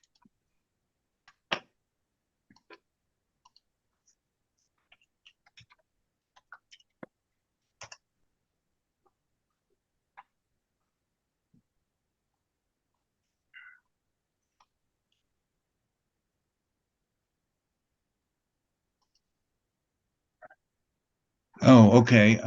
It's a client of ours. That's what I was just looking up. Um, and they're actually closing the store down this year, or have closed it down. Yes, the Giant Tiger ceased operations midway through their lease. Yes, but they're on the hook for the rent till 2029. Would the location be comparable to a South Waverly location, given that it's on Main Street and Olson? It's not the perfect comp. This is just a picture of the value of that retail wholesale type of retailer that would represent a showroom. And I think in this part of town, a lower rent makes sense compared to the $16 we put in Southwest Winnipeg. I think it was a fair adjustment. Getting back to your workup, do you have any municipal board orders that indicate that a portion of or all of commercial dealership should be getting an income based on industrial? An income stream based on industrial? Sorry, I really don't understand the relevance of Do you that. have a municipal board order? Yeah, I don't understand the relevance. relevance. I don't understand the relevance. Industrial parameters. I don't work for the municipal board. I'm Just an ask you a appraiser. question, Mr. Neufeld. I have no knowledge of this. I do not research it. I don't come in and trot orders out and pretend that they are valued. They are not. Next question, when you're removing the portion for the small lot on Henwell, what is your rationale for that again? For say the portion for what? You're removing,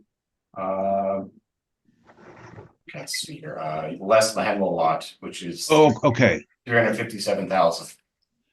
Well, Show me a car dealership order where they have removed a surplus piece of land or a land that's adjacent under the same ownership group from the principal property.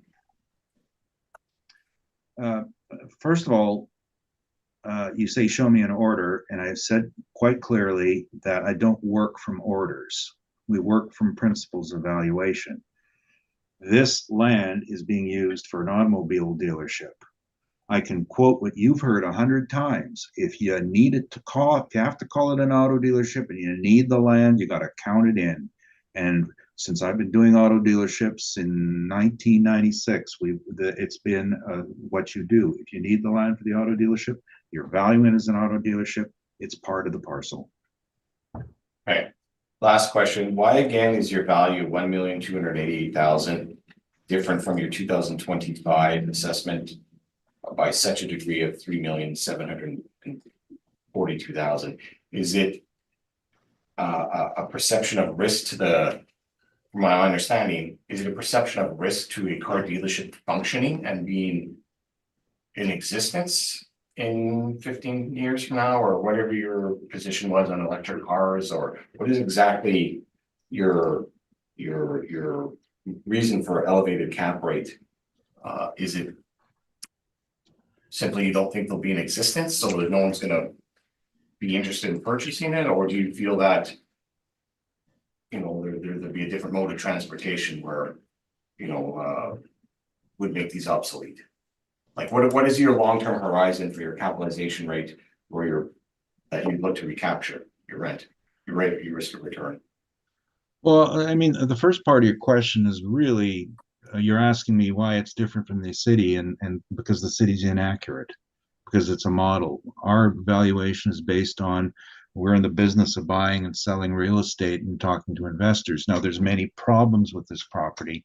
I went through them one by one. It's not a great investment risk right now. And the whole business of the automobile dealership, I think probably in my mind, the strongest issue that this faces is the fact that it's got usage restrictions on title, and you can't do anything else with it. If you had this property on Keniston or Pembina, and car dealerships changed, put in $1 million and you open it up as a pet shop, right? And then the investor says, yeah, I'm losing my money for a year, but then I'm going to rebound. I got to have a rent, got something here. When this goes dark, it goes dark, and that's the problem with it. It's just a poor investment. Okay, so I assuming that from your position on your investment perspective as a car dealership, you've examined the performance of the car dealership, their business financials? You're basing that on poor sales, you're basing that on poor profitability, what are you basing that on? I have access to many car dealership financial statements, and I'm actually actively involved right now in doing several not for assessment purposes. That's not a factor in the business because the business model is going to go on. What I'm saying, it's going to change its form. And will you need the physical plant that you have today? It looks like the physical plant are going to change. And in history, there's been major shifting in automobile dealers. 1999 saw the advent of the auto mall. And in the 60s, it was be on Main Street. In the 50s, it was be in a garage. And so every 20 years, they reinvent the concept of automobile retailing. They've got a shelf life to them, and the shelf life is coming up. There's going to be a change in that, and we don't know what it's going to be. But you look back at the car dealerships from the 1999 change: Westport Chrysler, Midtown Ford,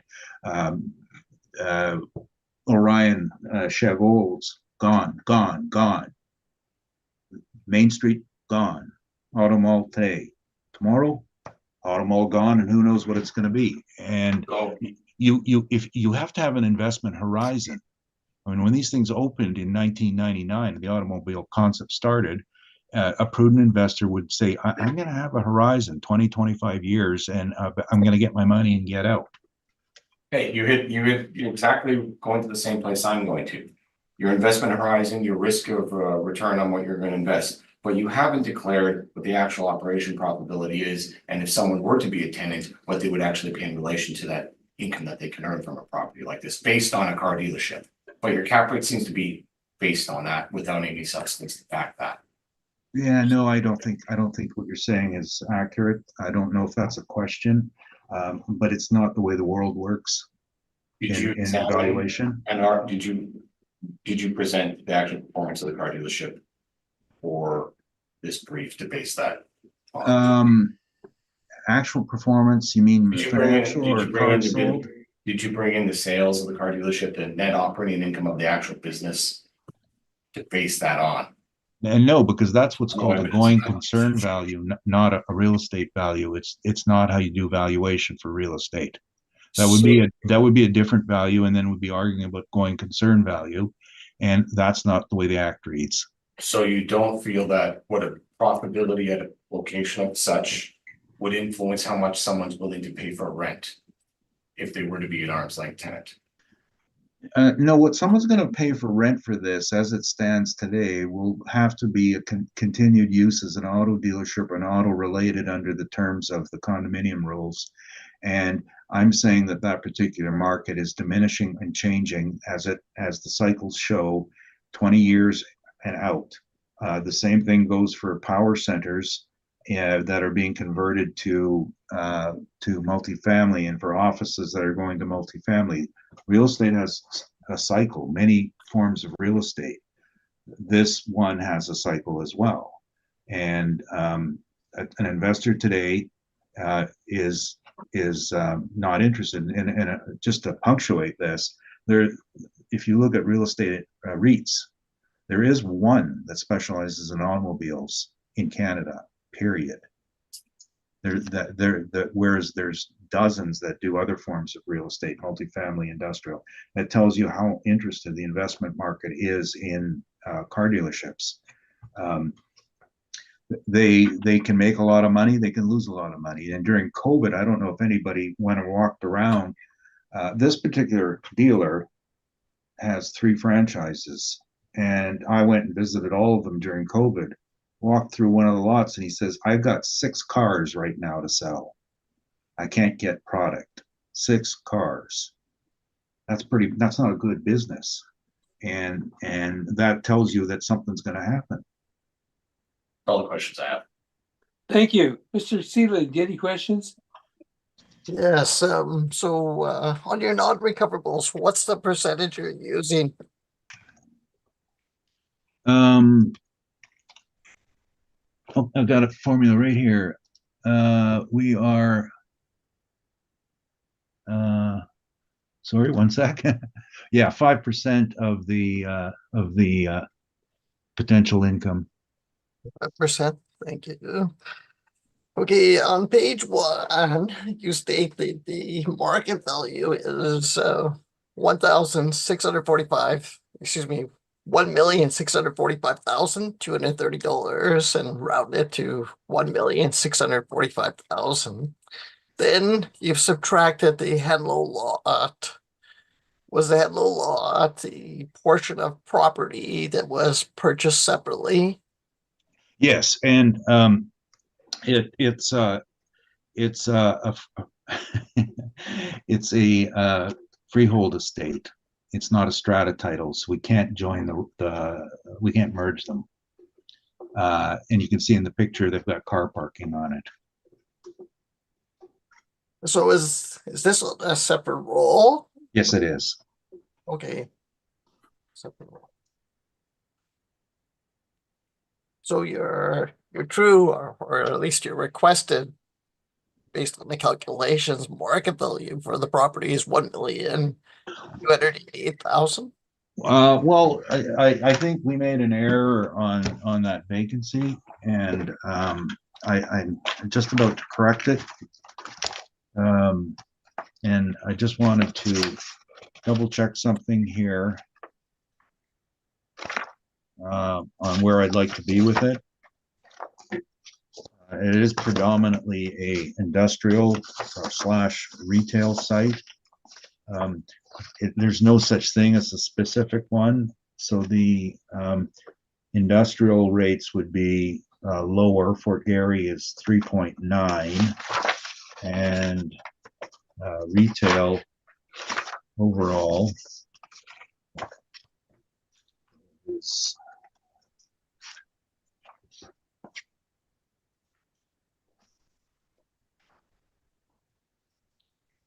sorry, office retail.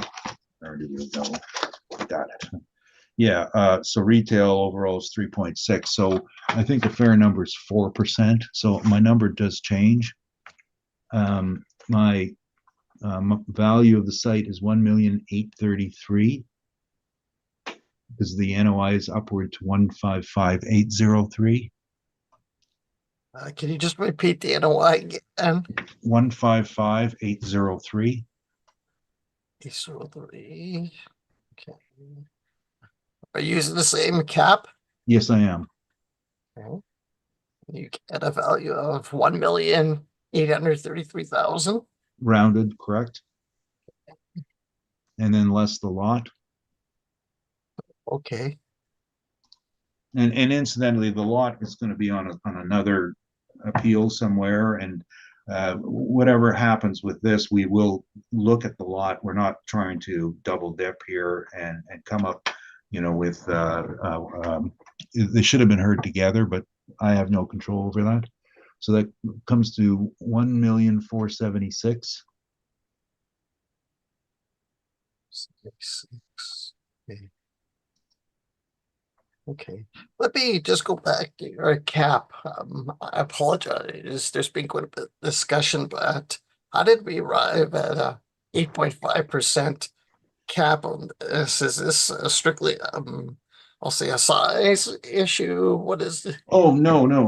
It's if you go to page 2. Sure. And what I was discussing earlier was, there is no specific for this. It's an industrial influence and some retail influence. And when we looked at the Collier's cap rates, which have been devised through mostly now in a combination of the method I showed you on the spread and investor sentiment and the occasional sale, the prime is about 7.5%. This is a hybrid property, bit of retail, bit of wholesale, but it's you don't get to have the best of both worlds. The more different mix you have in it, you always default to upwards, not downwards. So 7.5, and then we made the adjustments for it on page 2. These adjustments then raised it to 8.82, such as the condo at the strata title, the sublocation, the configuration being a blend of properties, the design and layout, a built-to-suit property in a market that is shifting. Walk into here. I mean, a great way to say it is I got 2 clients, one built in 1964, one built in 2013. Walk into their showrooms. The old one's 7.5 feet tall, room for 6 cars. The new one's 25 foot tall and room for 15 cars. Things change. So that all comes to 8.82. We've rounded down to 8.5% as an indication of value. And all of these adjustments we made, each 1 point equals about 1/10 of a point in the cap rate. So if you, for example, disagreed with me and you said, hey, that's a great location, well, then the cap rate changes 1/10 of a point. And it's transparent and again, open for open source, as they call it. Look at it, make your own mind up. This is what we think. If you're the board, you disagree, at least I'm giving you a mechanism to do so rather than just someone's opinion. Thank you. That's all my questions, Mr. Chair. Thank you, Mr. Seaman. Mr. Merritt, any questions? I have none, Mr. Chairman. And I don't have any questions either. Thank you. So we'll make our determination on this and proceed with item number 3. And that is the property at 500 1717 Waverly Street. Mr. Poole, you ready?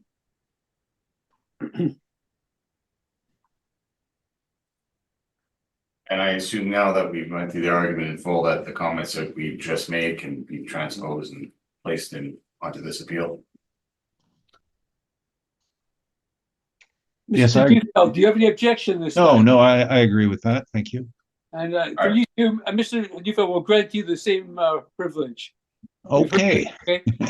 All right, roll number is 03091449300. Unit is 500 1770 Waverly. The 2025 assessment is $3,576,000. It was built in 2008. For leasable area is 14,340. Turn to page 9. These photos of the subject property. And on page 10, if you look at all things we've already discussed, as being equal to this property, you feel it is in the same it's in the same location we really are mall. We're using the same comparables, which is on pages 3 to 6, and we're using the comparables which is closest to, which would be on page 5, comparables 40 to 60, which produces a average of 2151, weighted average of 2091, and a median of 2031. And if you look at the next closest to that, would be obviously the Grant Covenant area, which then would be average of $19.66, weighted average of $19.27, and a median of $18.25. So you're looking at approximately, again, 315 to 4,000 and 416,000 square feet of leasable retail area in those 2 closest areas. So from that, we go to page 7.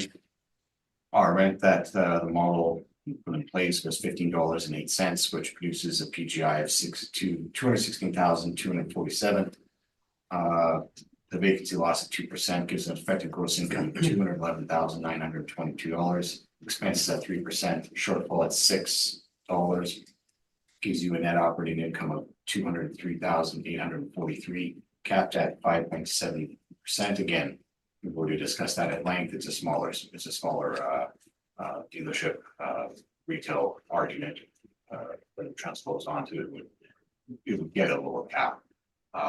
Capitalization rate or the capitalized value would then be $3,576,000. And everything that we just spoke to gets applied here. So with that, I'm open to questions. Thank you. Mr. Neufeld, any questions on this that you haven't asked on the previous one? Certainly. How many garage stalls does this site have? 1, 2, 3, 4. And these are drive-in stalls, right? One bay, one car? I can't tell you if they have a line of cars. Typically, most dealerships do. I haven't inspected this property. Oh, okay. What would be a good ratio of repair stalls for a car dealer? Do you know? Depending on if you're servicing or repairing. Are you servicing oil changes? They typically do it in a line. You'd have 2 bays, maybe 3. You'd have a number of vehicles going at the same time. As far as repairs, it depends on what kind of repair you're doing. Small maintenance, are you doing bigger? Well, you got a number of appeals in the docket. Now, going back to the last one we spoke of, how many repair stalls did it have? Do you know? Again, I'm not valuing it based on the performance of a car dealership. I'm valuing it based on the retail argument that we put in place. Yeah, okay, but I'm asking a question. Do you know this or not? So I can't comment. Okay. Now, in regard to area, this one's got a fair amount of second floor space, correct? It does, yes. And you haven't done any sort of a change for the upper level, have you? It's just one rate? Correct. What do they do in that upper level? Do you know?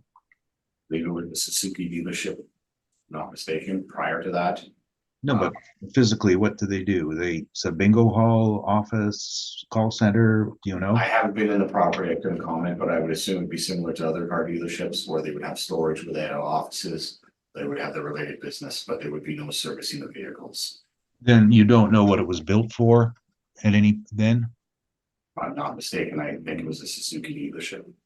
Okay, but in the second floor, what was happening? Do you know? When it was a Suzuki dealership? Yeah, well, what was it? That's what it was built for, right? Yeah, I believe so, but that's going back a number of years now. It's not a Suzuki dealership anymore. It's a luxury dealership. It's a construction issue here, let's be clear. Do you know why they built a second floor? I can't comment on the former ownerships, but Okay, I got no questions then. Thank you. Mr. Merritt, any questions? Just one, Mr. Chairman. Mr. Paul, there was a sale of the property in 2010 for $4,095,000. yes, sorry, I did not. Usually if it's 10 years or I don't really put much weight behind it kind of thing, but Okay. Okay, that's all I have. Thank you. Mr. Sealand, any questions? they're more historical. They're not pushing the reference dates. Sorry, I'm just curious, what is this dealership? Someone said it was a former Suzuki. What is this currently? Maserati dealership, it's high-end dealership. Thank you. That's all my questions, Mr. Chair. Thank you. And I don't have any questions. So, Mr. Neufeld, you can proceed with your. Sorry, redirect. What do you mean by high-end dealership? It's a luxury dealership. They don't sell Fords here. They don't sell Chevys here. Do they sell Dodges? I can't comment on that. You know Mr. that Neufeld, they sell Maseratis in some Maserati dealership. Do you Like, again, know? we're valuing it based on a retail argument. No. I mean, if you're saying stuff out there, you got to take ownership of it. Do you can see know? You can see the branding on the pictures, Mr. Neufeld. Do you know that a Maserati chassis, 90% of the vehicles are based on the Dodge Durango? You know what? That's interesting information, but it doesn't help us evaluate the property. Okay, well, no, I want to get, I don't like misleading statements tossed out. So you're saying that you want to inform their clients that they're actually buying Dodges and not. Well, anybody can look it up. They're called Stellantis. Sorry, I just. We're evaluating it based on a retail argument. Okay. Oh, I just don't like inaccurate statements, so thank you. That, I'm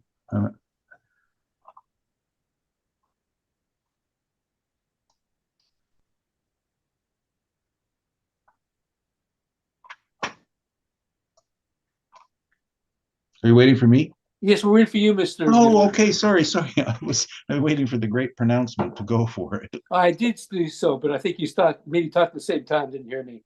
Okay. So I'm sorry for talking while you're interrupting. I usually ends up being a conversation rather. This was built as a Suzuki dealership when it was first opened, and Suzuki sold cars, motorcycles, snowmobiles, ATVs. It was designed specifically as a snowmobile motorcycle showroom on the second floor. And as a result, it does have a freight elevator, which of course does not fit a vehicle.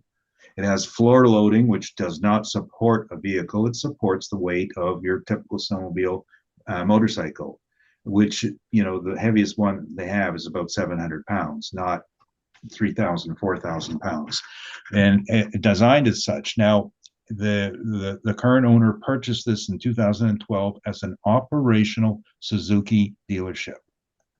And this is a low sales brand. As I was saying earlier, this was a good fit for a small building because they don't sell a lot of volume. And then with the snowmobiles and motorcycles, you got a bit more variety in there. But talked about obsolescence. He bought it in 2010, November 8th, 2012. Suzuki walked out of the North American market for cars. And it was left with nothing. Talking about obsolescence. You sell, you get bigger, or you get out. Obsolescence. Now, the current owner then changed it to a used auto dealership for a while, and then managed to obtain an Alfa Romeo dealership. And Alfa Romeo is part of the Fiat group. So he had, there was a Fiat vehicle available for a while. And then the Alfa Romeo line, which was coming back to North America, low volume, eventually succeeded getting the Maserati line, who are owned by the conglomerate Fiat, which is now called Stellantis, who also own Chrysler. There's an awful lot of chassis sharing on this. I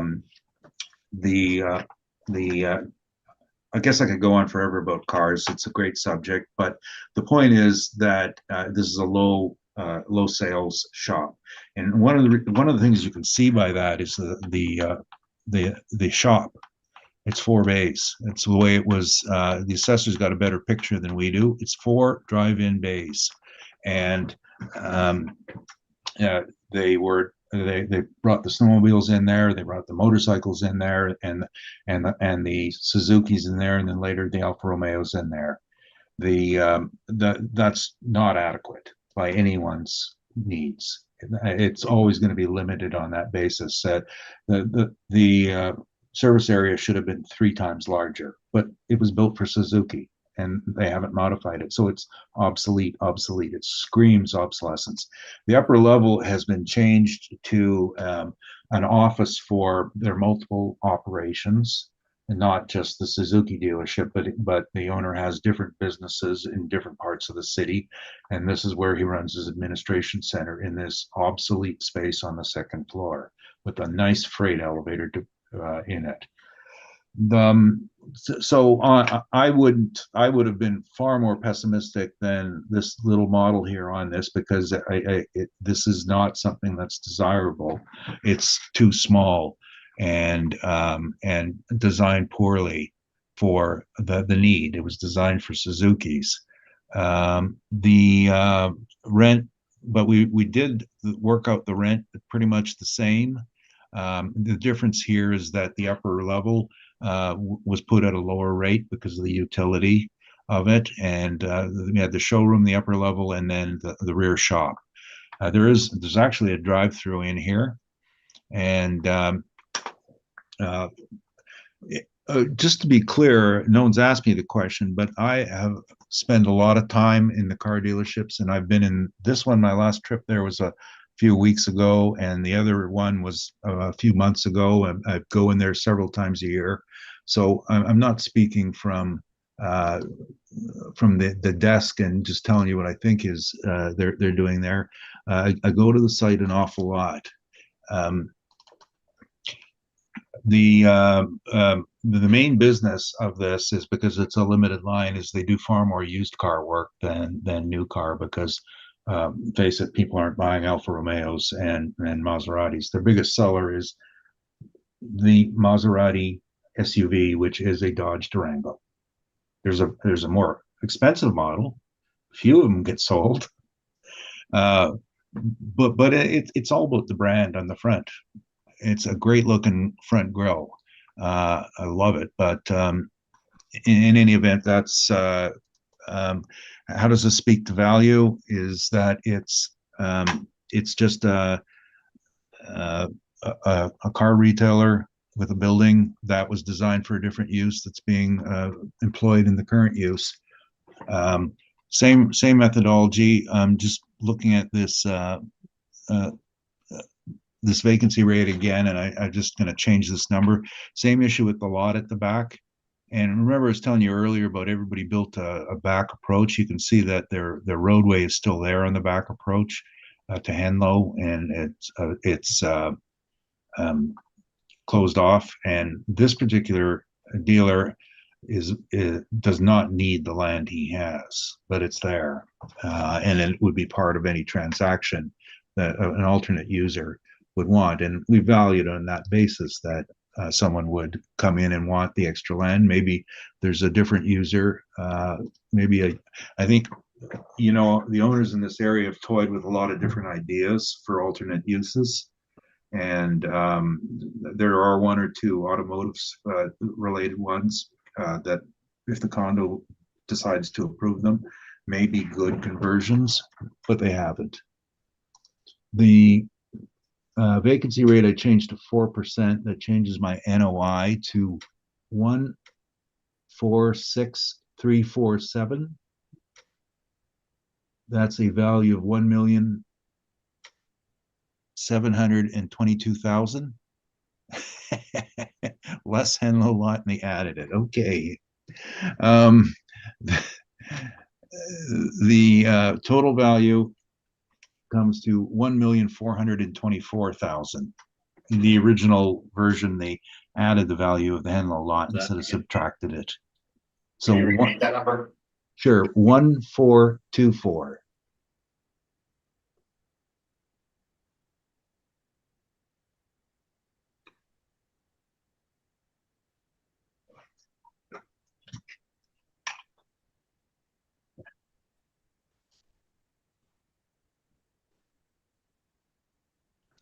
And in respect to the capitalization rate, again, it's the same issues as the previous one in terms of the design, the style. Now, they did recently have some interior changes on their appearance, but that's called an appearance package.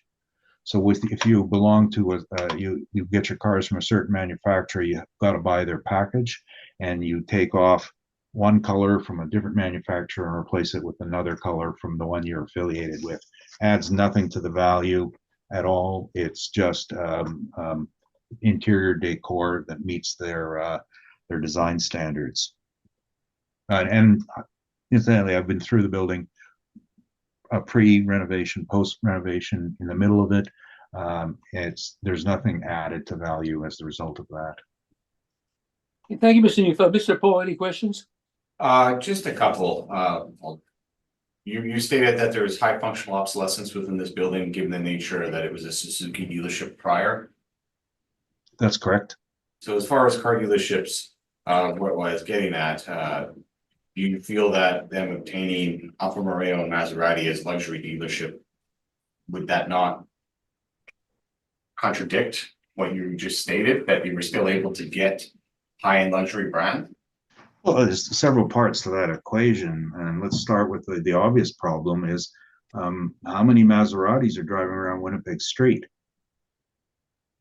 How many Alfa Romeos are in Winnipeg streets? it's not a high selling brand. But I know most of them. them. They get a luxury dealership. Doesn't matter. It doesn't, if you can't sell cars, what does it matter? It's still have a Rolls Royce dealership and say, you got a Rolls Royce. Well, okay, Right. find 300 people a year who are going to buy a new one. That's not So Winnipeg. You were indicated to Alfa Romeo and Maserati sell for the same price point as Dodges. No, I don't think so. I haven't really compared it. They've got, they've got their high-end line in the Alfa, it's the Quadrifoglio and the Levante for the Maserati, and those are more of the pure Italian car with the V6 that was. They say it's a Ferrari motor. It's not, but it's a Italian sourced. And whereas as you go down in the body styles, you're getting the Chrysler based models. And a lot of the parts are brought from North America or wherever they're made to Italy for final assembly. And there are, you know, I'm being a bit flippant to call it a Durango. The chassis is a Durango. The four-wheel drive system is what really interested FCA, Fiat Corporation, on the acquiring, and that really goes back to the Jeep days. Everybody loves the Jeep transaxle, and that was an engineering thing. Mercedes bought them, got their knowledge from how they did it, and sold them, and Fiat picked it up. So that's really on the business side what happened.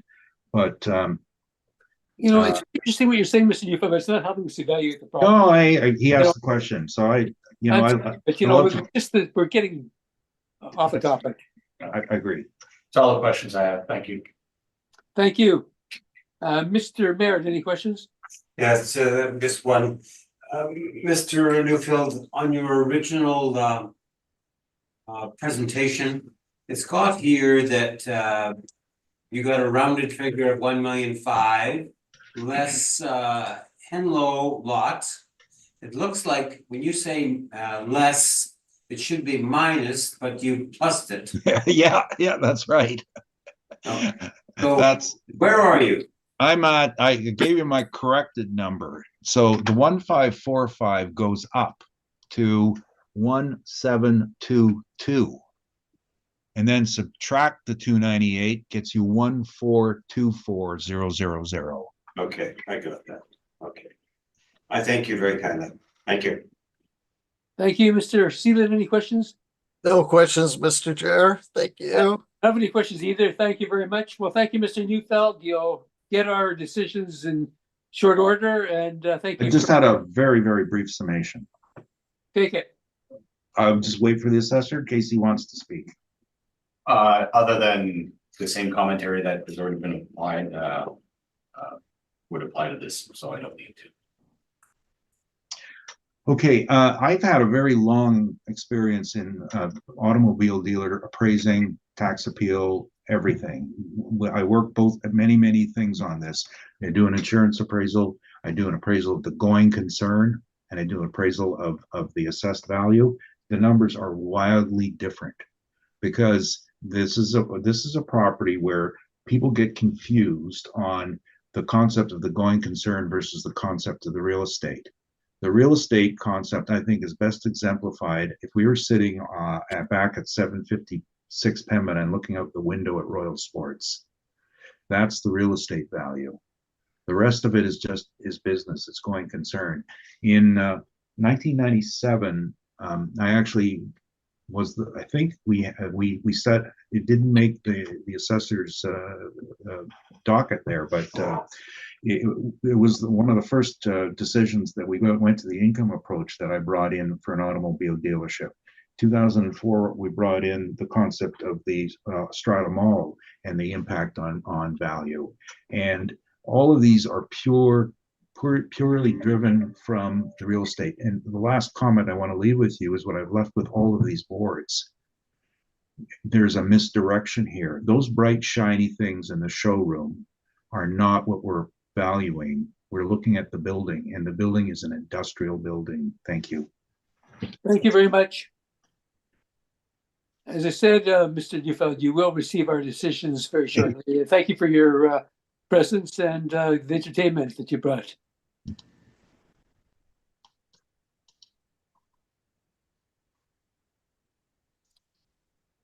So we'll now proceed with our next matter. And Can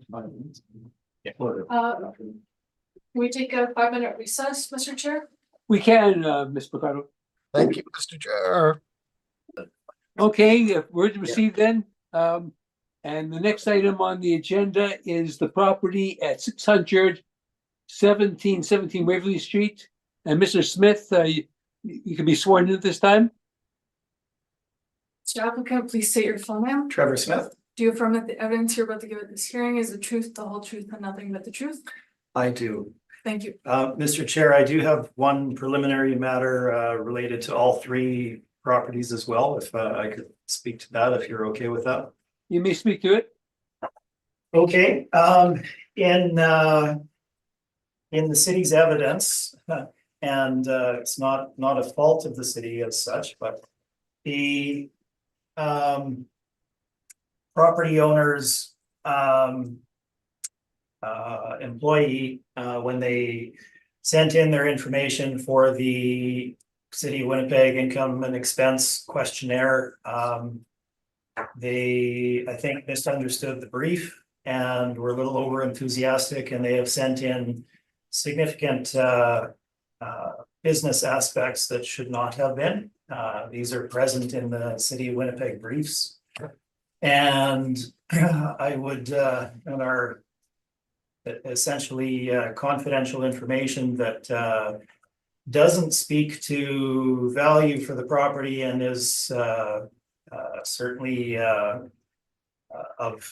value for the property owner not to be disclosed. If we could either strike or limit that to the real estate portions, that would certainly be a fair treatment of that material. I think it was essentially sent in incorrectly.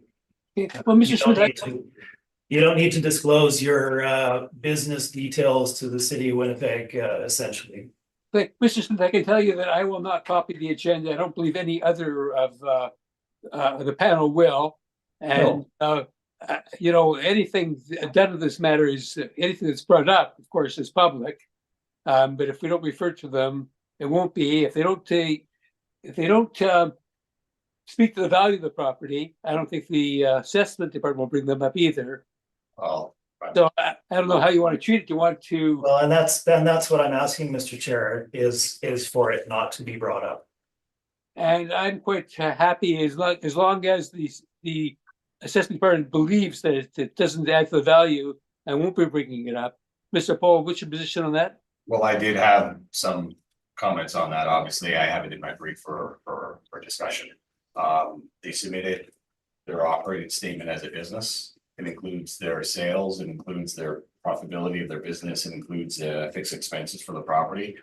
As far as real estate, I did want to speak to that and all of it, because that would relate back to if these were to rent. What would the problem, because we've been discussing this for a number of years, right? What would the profitability of a business occupying this be? And what would their profitability be in relation to the rent that they would pay? So if there's an issue, they submitted it as ever, they submitted it on their ID, so. Yeah, So- but Mr. Paul, right now we're dealing But with. I do, sorry, don't mean to cut you off, Chair, but it is irregular. Pull out that a property owner of a car dealership would literally disclose their whole business ledger. So, Mr. Chair, and I'm not meaning to interject here out of turn or anything, but the requirements, legal or legislative, whatever it is, requirement to submit the information to the City of Winnipeg for them to complete their assessment is in relation to real estate, not business. We're not valuing the business here. the information was sent in error essentially and discloses confidential business information that shouldn't be in any way available to the public. So again, it doesn't speak to the business. We're not valuing how many cars they sell and how many they service. And you know, the breakdown internally of various components of the business. It really has nothing to do with what we're valuing. The income and expense form that's sent out to property owners is very specific as to what needs to be included, and this goes well beyond that. So I would ask in fairness for that information, other than any real estate components that are of use, to be stricken and not available to the public. Okay, I'm gonna have to have a session with the other board members to make a decision on this, but just before saying that, I would like to say, Mr. Smith, I think that everything is before us right now, and it's probably too late to retract it. Excuse me for a second, Mr. Pohl will be making his presentation. I think that we're gonna have a discussion, but before we make a decision, but I think that we'd allow you to interject if you think that he's getting to areas that you don't feel are incumbent upon and shouldn't be made by him. And again, as I said, none of our panel will ever disclose any of this information, and we will not keep copies of the city's, the assessment department's brief. And I certainly understand and appreciate that, Mr. Chair, and At this point, I can't restrict Mr. Pohl. I can't restrict Mr. Pohl until I know where he's going. And if it doesn't relate to real estate alone and not business, I don't see why we would preclude it. So I would never dream that the panel members would distribute information or anything of that nature. That's not even in my head. The issue is it being discussed in the open public in a recorded session, etc. Can I chip in here, chime in here for a moment? I think the panel needs to make a decision on whether it can be presented or not. If they're not going to be presented or in full, if you say no to it and you should look at it, you can say no and then you should be removed from the brief. You should make a decision on whether it should be allowed, or if so, it's in, and if not, we should remove it from the brief. But that's a decision you're going to have to make. Okay, the question I have is what pages are you of the brief are you? 40, 41, and 42.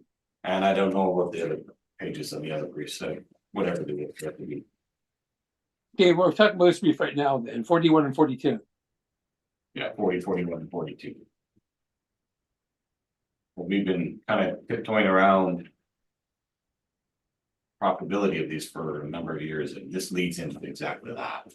So, and obviously the profitability of a business operating in a location will be an indicator of how much rent that they would pay. Well, So, No, I understand, but Right. Mr. Pohl, Mr. Pohl, just the model does select a square. We know the square footage. The model will pick a rent, and everything will flow from there. Will not? sorry, I don't want to answer for you if you. no, like what I'm looking at is, if I'm operating a business, and we've discussed that capitalization rate, what would the physical building as a car dealership be? We don't have any rents; they're all owner occupied. Well, the next obvious way is to look at, see, is the profitability of the occupant of the property, which happens to be the property owner. What is their net operating income?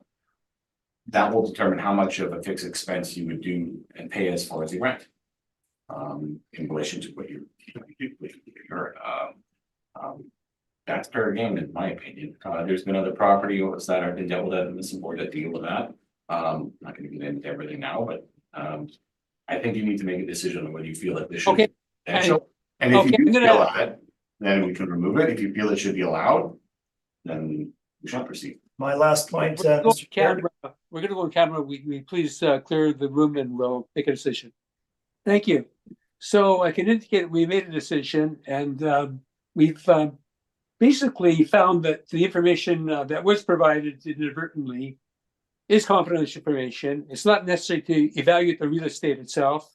The city, in all cases that we have, has a model where they use information to determine a market rent and a capitalization rate, and with other certain parameters. So we're not going to allow you, Mr. Pohl, to refer to this information. So on this brief itself, we're not going to go past page 39, and we're going to disregard page 40, 41, and 42. And on the other subsequent ones, without making the motion again, we're granting the same motion if it's the same type of material. And again, it'll be retracted from the evidence. Okay, Okay, thanks for clarifying that. thank you. You can proceed. Okay, roll number is 0309129760, unit 61717 Waverly. The 2025 assessment is for $9,363,000. Property was built in 2013 and addition on as well as 2019. We have effective year built at 2015. The square foot area is 42,621 square feet. The sales that we have on page 2 are significantly old, 2006 and 7. I'm pretty old. So, we look towards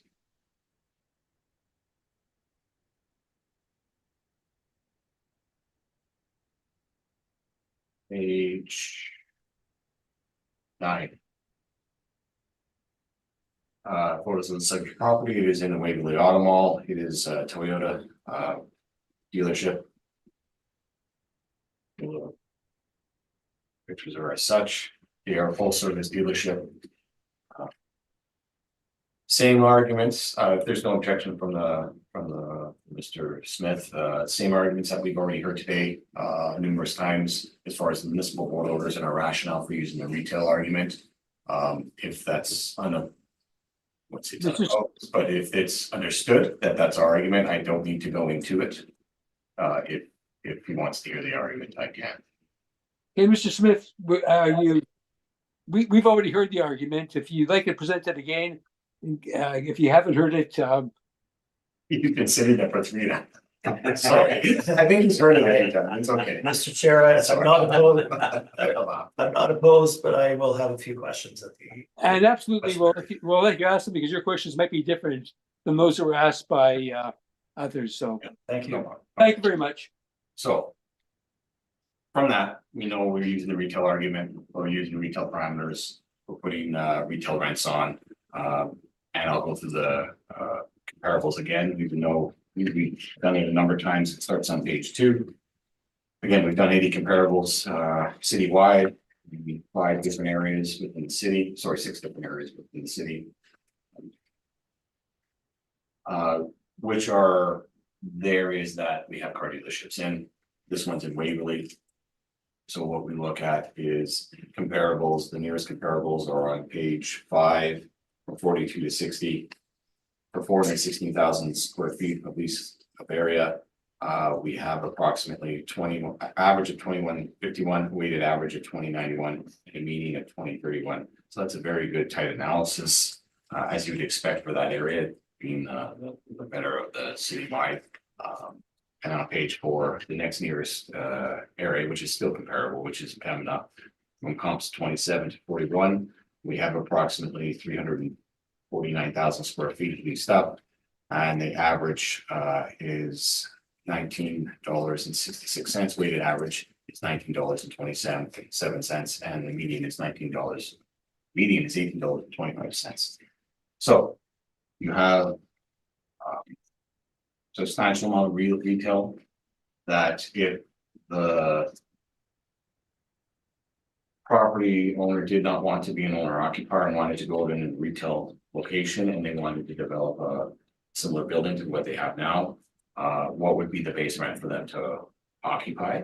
The base rent would be around the rents that I just explained, and the citywide average, and I'll get for the entire average for the city, the total area that was looked at was just shy of 1.9 million square feet of inventory. And the leasable total area average was $18.78 weighted average was $18.40, and the total median is $18.25. So again, a very tight average. You see throughout the city, you're looking at that 18.5 to $20 mark to get into a better real estate location. A little, maybe $1 or $2 less than that, depending if you are in a different area of the city. So when we look on page 7, for the 43,624 square feet, we have $13.90, which we apply to the property.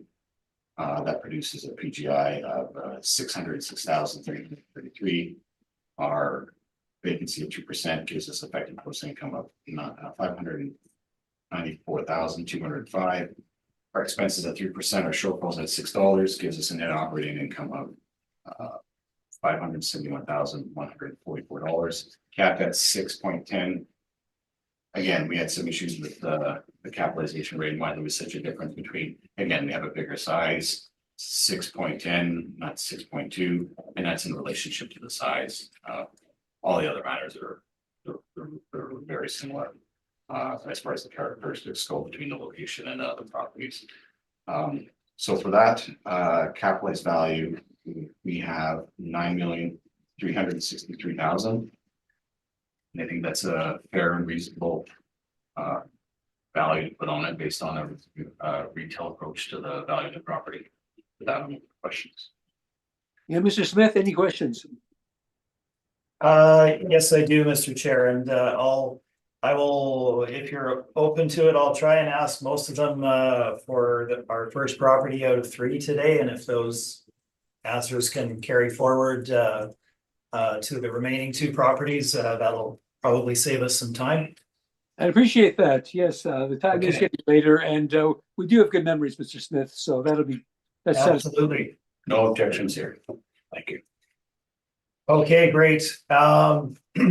So bear with me while I get my questions in order here. I think what I will start with, and it wasn't spoken about because it's been covered before, but I do have questions regarding the municipal board orders that were included. So just I'll cover this quickly. So there's 2 orders. One was I believe 2002 and one was 2004. Each of those decisions have somewhat different approaches in their order as to what they believed was the correct methodology for valuing the properties, correct? And you would agree with me that those are over 20 years Yes. in the past.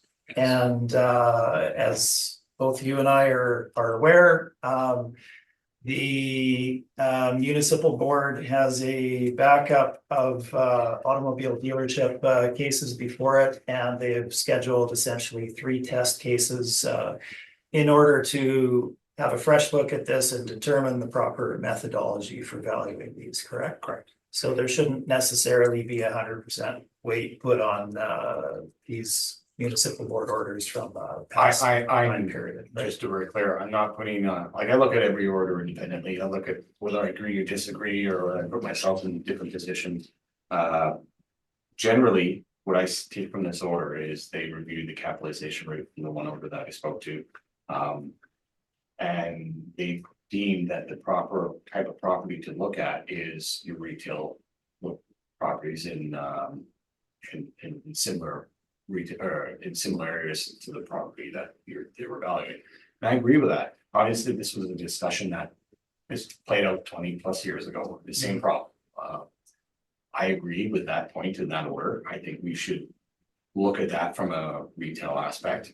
I think there's some unevenness between the orders themselves. I brought them in, the 2 main ones, to show full disclosure on that. Right. And from where we're looking at it is an economic substitution of retail put onto the subject properties of our car dealerships. We're not looking at it a performance of how they perform as a car dealership. We're looking at what would they rent for the basic building, which retail is basically is bare bones type of real estate, and what that would be subject to for the or transposed to the subject property. So highlighted in that red box on page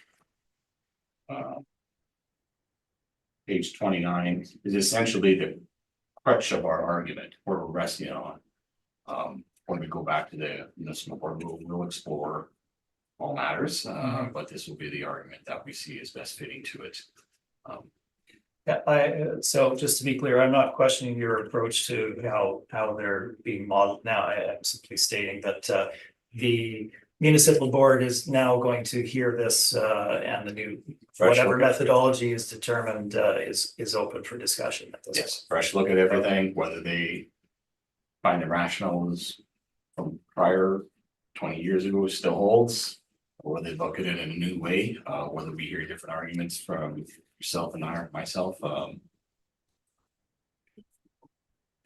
that level. Yeah, fair enough. And to be clear, the two municipal board decisions did have different approaches in that one did rely upon the auto rents that were included in it, whether they were, I have no background whatsoever upon what those rents were at that time. I can't look into that, but they were relied upon. I'll phrase it the nicest way that I can put it. There was some unevenness within the orders themselves.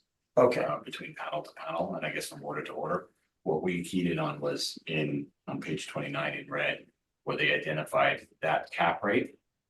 And inclusive of that cap rate for that type of property would be your rent, your costs, your associated downwards, so. understood. Okay, I don't want to belabor that point. I just needed to bring it up.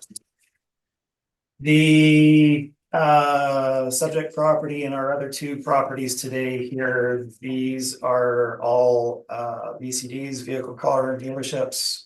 They've all been valued by the model, I'm assuming. I made no adjustments to the model. No adjustments, okay. And sometimes I have to ask questions you can't answer. Do we know how many retail sales were included in the model from the post the prior assessment cycle up to the valuation? I could tell you that I didn't model the cap rates for retail. Fair enough. Simply relying on what the model produced. Understood.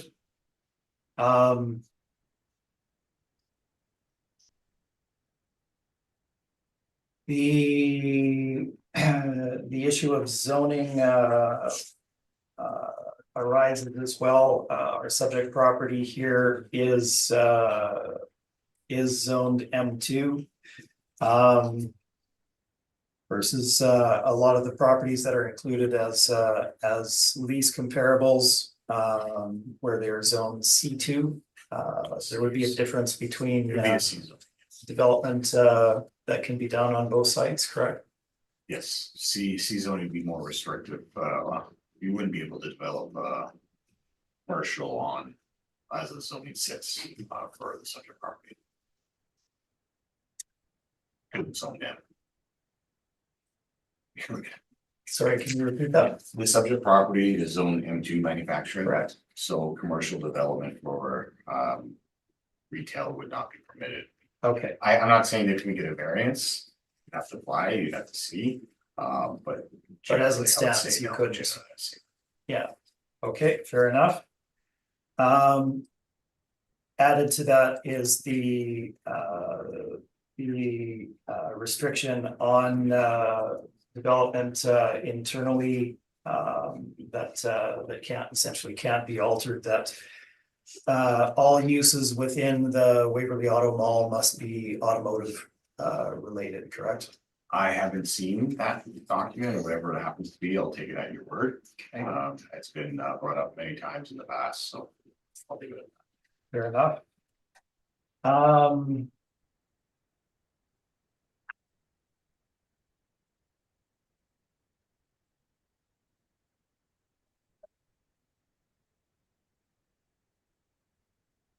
Let's skip forward if we could to your lease comparables. And again, I'll only do this once. I'm not going to run through each and every lease or anything of that nature, but I do have questions that need to be brought up to speak to the valuation of the property.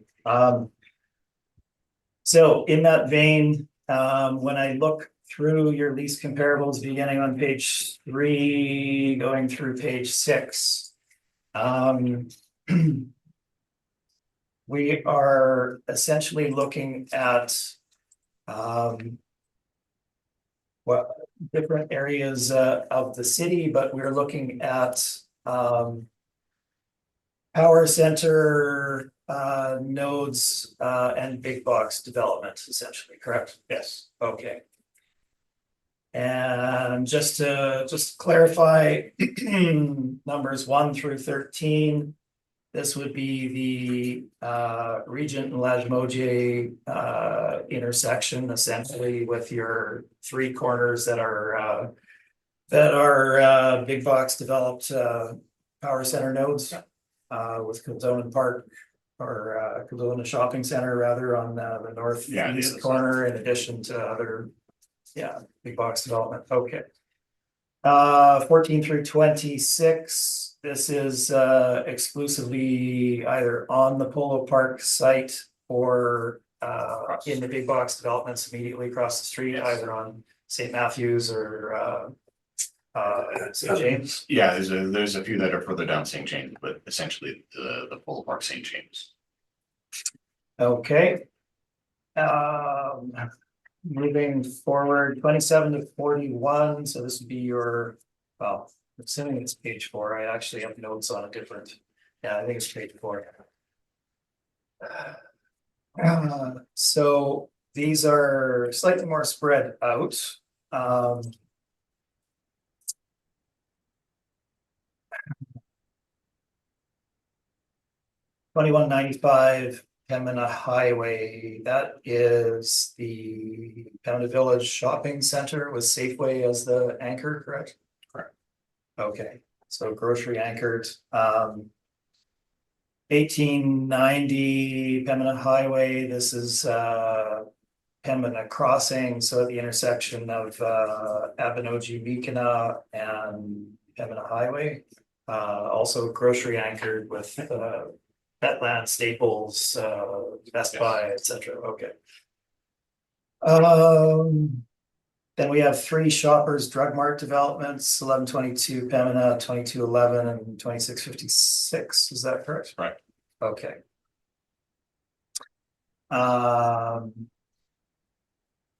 Quick note on those. Well, actually, can't question you on it. So I have some involvement in those developments at that time, which I'll speak to later. 1080 Grant. This is the enclosed regional Grant Park Mall, correct?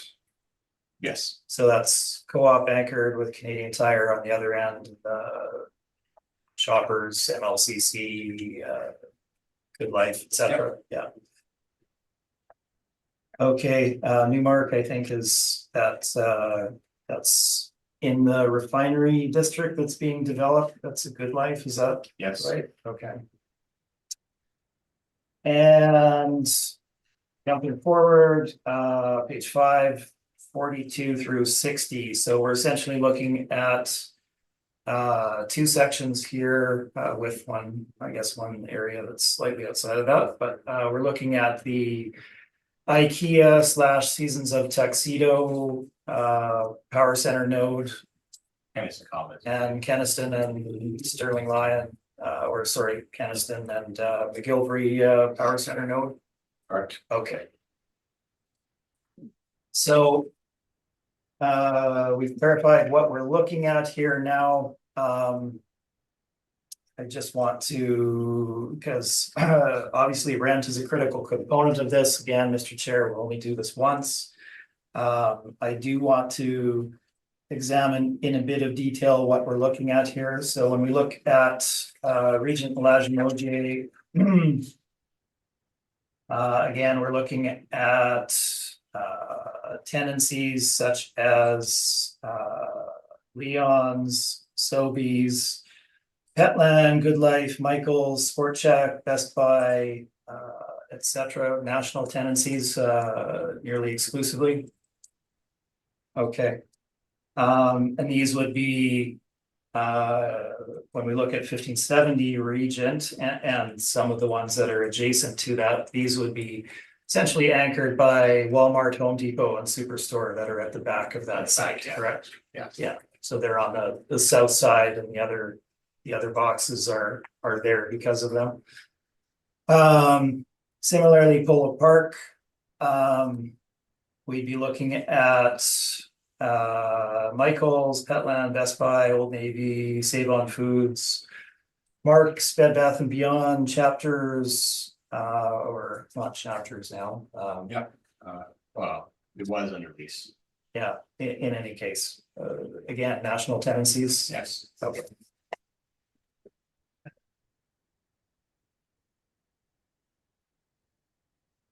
Page 4. 27 to 41. So Grant Park Mall, 1080 Grant, the 36 to 39. I don't have those tenancies here. But they're the national nature, I'm assuming. Yes. Other than that, we have Dollarama, Petland, Save On, Shapes, Staples, Dollar Tree. Correct? Yes. Okay.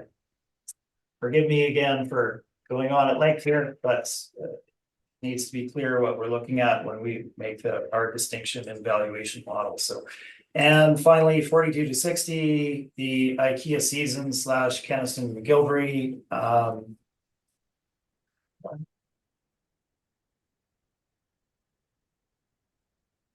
Our tenancies are the Brick, Marshalls, Sport Check, PetSmart, Dollar Tree, Shoppers, Boo Claire, Dollarama, etc. Correct? Right. Okay. And just to identify those properties, I'm not sure if I did. The 550 Sterling Lion is immediately adjacent to IKEA, correct? On On the west side? To the west side, yes. Yeah. And 1609 Keniston, that's the Walmart anchored site.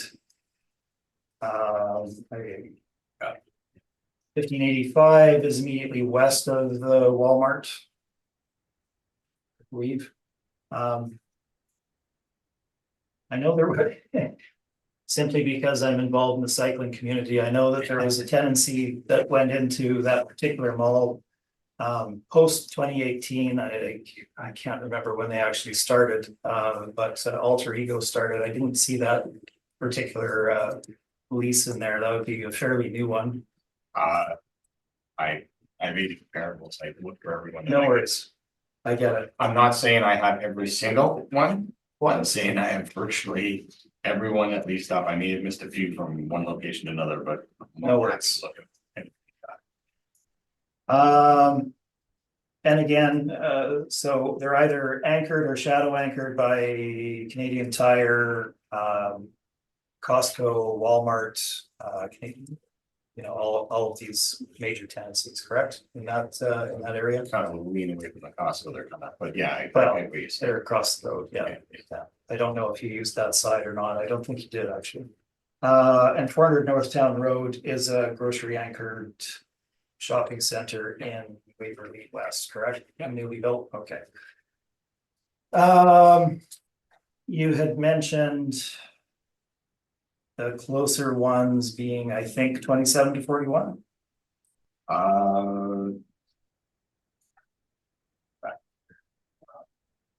Yeah, 27 to 41 is well, no, the closest ones would be 42 to 60. Given its Waverly, but it's not out of the realm to look at 27 to 41 as well. They're in close proximity as well.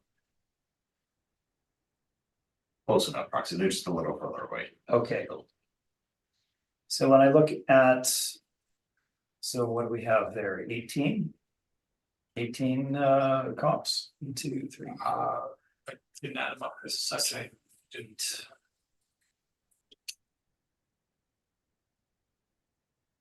So would you agree that 12 out of the 18 are 18,000 square feet or under?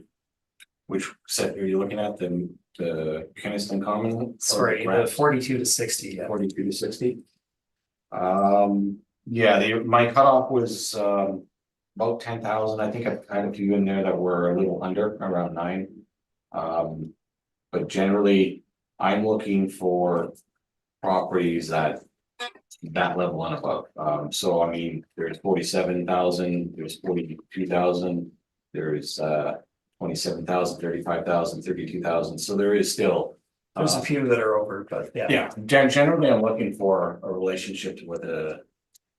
And I didn't do this for just this subject property, I did it for the argument that we're gonna hear later down the road at the municipal board, it's just what this with Cole's notes, what it's gonna be. I'm looking for size that reflects the subject properties that will be dealing with as a citywide issue, like when we go to the test case scenario, it comes out of the test case, and whatever order you're gonna have these rents associated with it, so if we're gonna go back and look at what we can resolve, you're gonna have the totality of the marketplace to use, otherwise that order is not so useful if I just bring in 3 rents, it's really wouldn't be, so. The whole argument is to do that, so the cutoff was about 60,000 square feet and 10,000 to get in kind of thing, and then we can do an analysis on the marketplace as such. Yeah, understood. So my question then would be one of economies of scale. So if you have a 10,000 square foot unit versus a 43,000 square foot unit retail, you're generally in the retail world. All other things being equal, generally going to drive a greater per square foot rent for the smaller space, correct? So if I haven't done the economies of scale for the argument here today. I provided direct comps as far as the actual areas. So what I'm getting at then is if the general size is your median CRU size there was 18,474, so that less than half the size of subject, that would skew the rent higher, correct? As a weighted average. After reviewing economies of scale, and I've done the economies of scale argument properly and I'll touch base on this since it's such a topic. For the OFB and OFA studies, I've done a complete economies of scale analysis on that aspect. I've also have been and looked at one for this aspect as well, although the frequencies are sorry. The frequencies are somewhat less, given that retail is not as transient as typically have a tenant that stays there for a long time, so there's gonna be less areas with movements. What I did look at was how it plays out. Typically, there's a bit of a bump for the 10,000 to 15,000 range, and then it flattens out. And you see that in the direct comps, and that's just what the retail market is, so I can't tell you that there is not going to be a sliding factor, because when you look at a number of throughout the study, you can go through the bigger properties as well. We look at regions at 43,000, column number 10, X 23. We look at 36,000 at 3 Rangers, which is 16. You can look at a number of ones, top number 11, 1,555 Regent, 21. So when you go through as a whole, you can see that it doesn't hold true. There's a bit of variance, as you would expect. But typically, the rates that we're putting on for the bigger properties, for the rents that the model's predicting is shooting considerably low compared to what the rents that I've looked at and then the marketplace is for the retail market. So I think what the model is pretty reasonable from a model perspective. It's equitable throughout the VCDs, but as far as the direct relationship, no, you can see that the retail market's in around $18.50 with a bit of variance dollars there. Yeah, so I am cognizant of our time, and I do not want to get in a line by line detail examination of comps. That's not our purpose here today, but you did mention a few here. So we're looking at number 2, 3 Reinders. That's a Sobeys, correct? Sobeys, yep.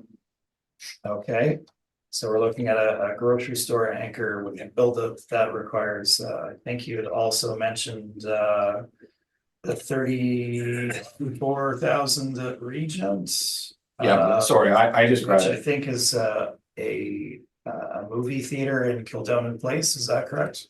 Yeah, I'm just looking at, no, the one at That one would be, 1555 Regent is Kildonan Place. which comp are you looking at? You had looked at, I think, number 11, which is entertainment, which is, Yeah, the Cineplex Junction. So Yes. I thought you were referring to it.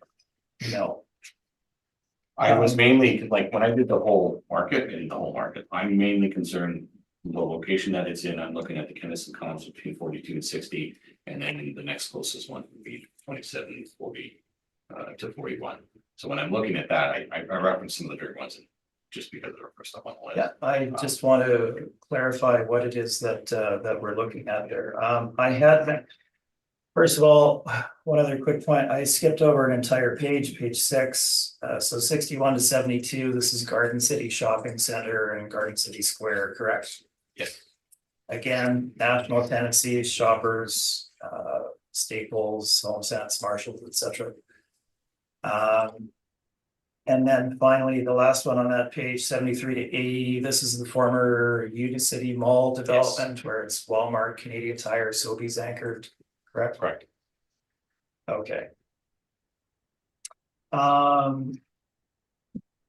Very quickly, again, Shoppers, Drug Mart, so you've got, there's a number of them sprinkled throughout here. I'll just draw attention to a few of them. Page 5, number 53, I believe it is.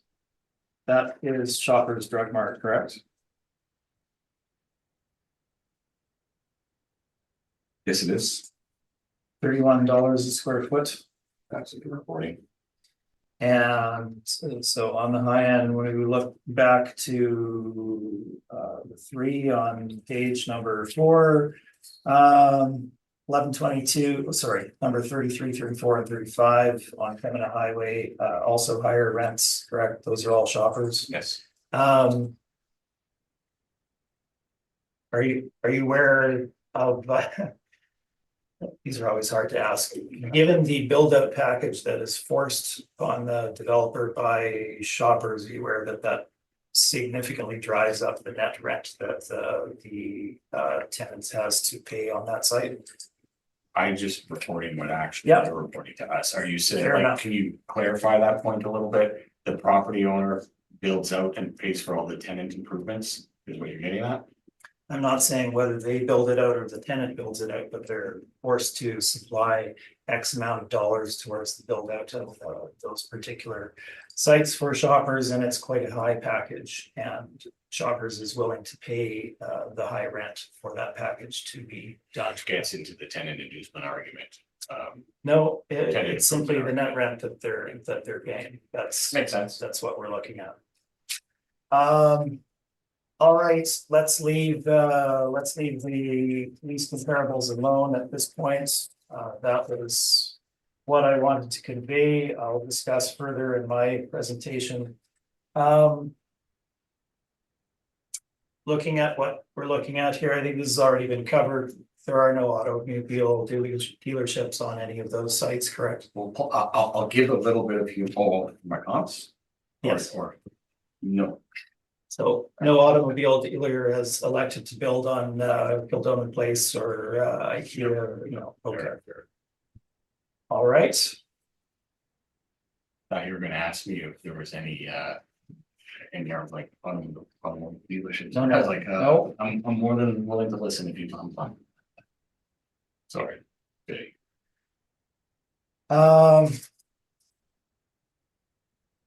Capitalization rate. I'll probably speak more about this myself, but the cap rate that is used by the model is 6.1. As you said, you're not in the modeling, so you don't know what has gone into that. Generally, like I was trying to explain the difference between the smaller these here kind of feel today getting a lower cap rate versus the larger ones getting a higher cap rate. And all things being equal, the characteristic that changes in size. So that is a bit of a couple basis points on that. Okay, 6.1%. Do we know what the cap rate was in the last cycle that the model applied? I believe it was higher. I don't base my review on a former No. assessment. I don't base one on another. I don't go back and relook. and neither do I, but I do find it informative, so it was somewhat higher, I believe, is that accurate? Okay. So when I look at page 38 of your brief, then capitalization rate, as already mentioned, it's retail based, correct? Yes. So we're looking at some slight variation here. We have regional 20th to 80th percentile, 5.85 to 6.8. Power center 5.65 to 7, strip 5.6 to 6.75. Is there one of those that this is placed within? As far as, I'm looking at it from a regional and also a power center. We don't have a clear order from the municipal board what to do, other than looking for national tenants, looking for locations and retail nodes, and that's what the comparables show. I think I've done pretty well. You can kind of pick between regional and power center. They both would equally apply, given the location of the totality of the property type class that we're dealing with. So in this case here, we're dealing with one in a condominium that's onto itself. It's sort of like White West, it's a destination. So just to clarify, so regional would be your regional malls such as St. Paul Center, Polo Park Shopping Center. I suppose the new outlet mall would be in that classification, maybe Grant Park, correct? Yeah. Okay. So enclosed malls essentially. All right, we heard testimony earlier with some adjustments to the Collier's information, which I believe was 6.5 to 7.5% for their retail cap rate range, the others being between 6 to 7 and 6.5 to 7.5. The city seems somewhat lower than that. Is there any commentary that can be Well, it's a supplied on that? it is a newer property.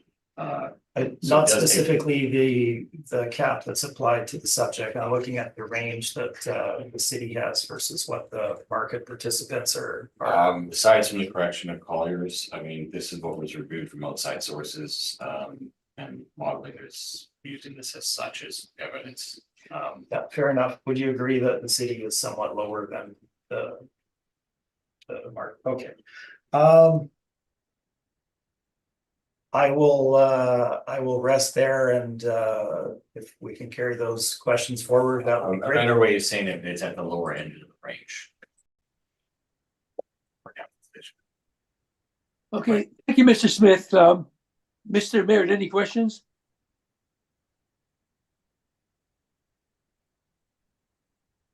I have none, Mr. Chairman, thank you. Thank you, Mr. Merritt. Mr. Sheelan, any questions? Yes, Mr. Chair.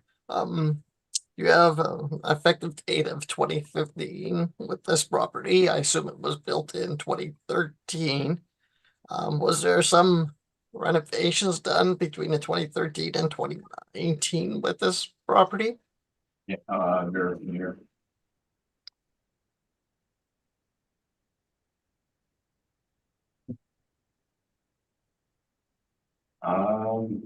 I don't have a permit. I looked, I didn't find one. I'm not mistaken, they did some renovations to the amenity and I want to see towards the back end. There may have been an addition put on, but I don't have any information on that. It was a nominal change from when I see a 13 to 19 year, that's nominal.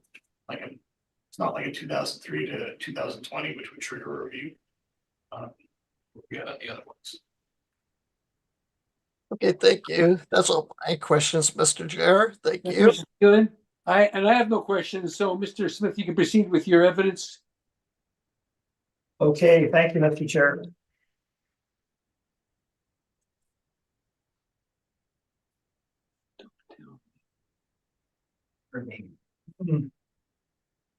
So as already has been covered earlier in this hearing by other felons, as well as the city, our challenge is determining fair methodology for determining market value for automobile dealerships when we have no direct evidence or limited, I will say limited direct evidence of arm's length lease rates for automobile dealerships in the marketplace. And certainly with regard to cap rates, there's no direct evidence regarding capitalization rates for automobile dealerships. So the exercise then becomes how do you properly value this? So there is guidance that is provided by both the appraisal and assessment world's professions, and accepted methodology in how to do that. And principle of substitution is obviously what we're looking at. So you need to look at the property that is being valued and what its components are and what would be best compared to that in the marketplace. So when we look at an automobile dealership, what is it that we have? Well, we essentially have two components with some slight use differences, but they all fall within those two components. We have the front of the automobile dealership, typically, that is facing the thoroughfare or roadway that the property is on. And that is comprised of the showroom slash office component of the property. That's where the vehicles are displayed. That's where the financing offices are. That's where the admin offices are. That's where the coffee area for the customers is. That's typically where the parts department is located, etc. That's your front of house. Often there is a second, either a portion of or a second floor mezzanine, which is again typically office space, which is supportive of that front of house use, as well as obviously what goes on in the rear of the property. Behind that, and typically there is a clear separation, a full wall. Behind that, you have the vehicle service area. Now this can comprise vehicle car washing. It can comprise full vehicle servicing, where they're replacing components, repairing components, doing panel beating, painting the cars, etc. There's any number of service aspects that are used in the back. Now, they're very distinct from each other. It's already been described, but the front area, obviously, showroom slash office, it is a little dressier for obvious reasons than the rear of the property is. They are selling vehicles there, and you do have the supportive admin area as well for that. So it needs to reflect the use that is being put to. What I will state with regard to that front area is that the build out of that space and the surface, the wall treatments and flooring and branding and all of that is driven exclusively by the automobile brands themselves. So if you are a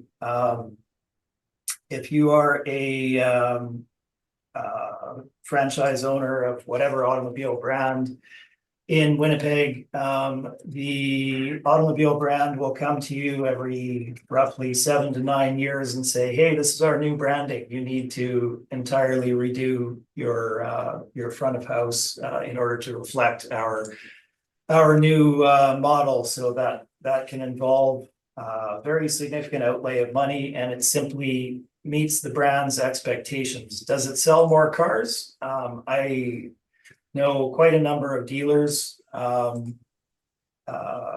quite well, and they can categorically state that there is no boost in value from the investment into the branding that the auto dealers force them to redo on a regular basis. So Is it glitzy? Sure.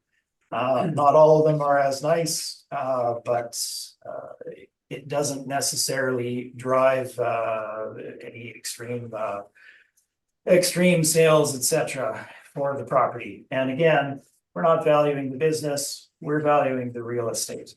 So that is exclusive essentially to the brand that imposes it upon that franchise owner. It's not something that's transferable either within the automobile industry to say another user or to a different retail use, which we'll deal with later. Obviously, the back of house has already been discussed. We're looking at a vehicle service garage. We're not looking at a retail big box site that does have full HVAC and things of that nature. The code is different, what they build is different, and the use is heavier and dirtier and significantly different than what you see from a structure that may have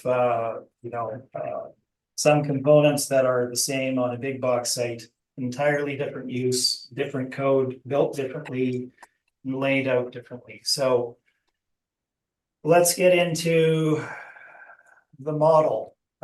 What's appropriate for a structure like that? Well, you need to look at the front of house. So what do we have? We have a quasi showroom retail office is what we have. So how do you value that? Well, you need to look at comps that would fairly reflect what somebody would lease a similar type of property for. So yes, there is a retail aspect to it without question. But, and I will get into this in greater detail, or perhaps we can cover it now. We are not looking at power center nodes and big box retail developments where the automobile dealers are located. It is not the same animal. They're very distinct, and I'll give you the reasons for that. So when you look at a big box power center nodes, such as say the one at Regent and Lagimodiere with your Walmart and your Sobeys and your Canadian Tire, all of these anchors with national tenancies, etc. Well, that is very distinct business model. They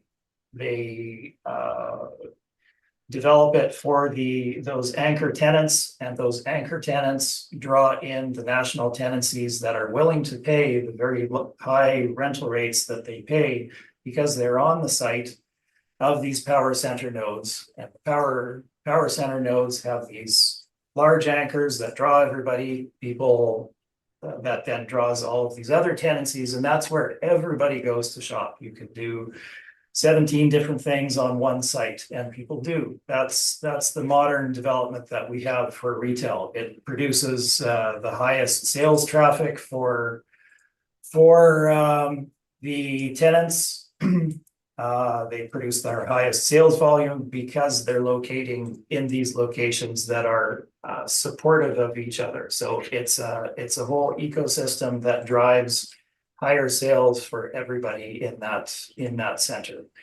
And where are they located? Well, they're located at your very high traffic and high visibility and high demand areas. So Regent and Lagimodiere, your three corners there, Kildonan Place across the way, extremely high traffic location. Kenaston and McGilvery, extremely high traffic location. Same for the IKEA and Seasons. Leela and McGilvery slightly less so, or sorry, Leela and McPhillips McGilvery. Similar idea to a slightly lesser extent, etc. And there's the other smaller ones, but that development is very driven by the tenants being willing to locate to that site because they know the volume of sales that they will produce being located in this very high densely developed retail location. Is that where automobile dealers are? No, it's not where automobile dealers are. They are off center of that. They will not, they wouldn't be taken on into these sites because the developer wouldn't put them there.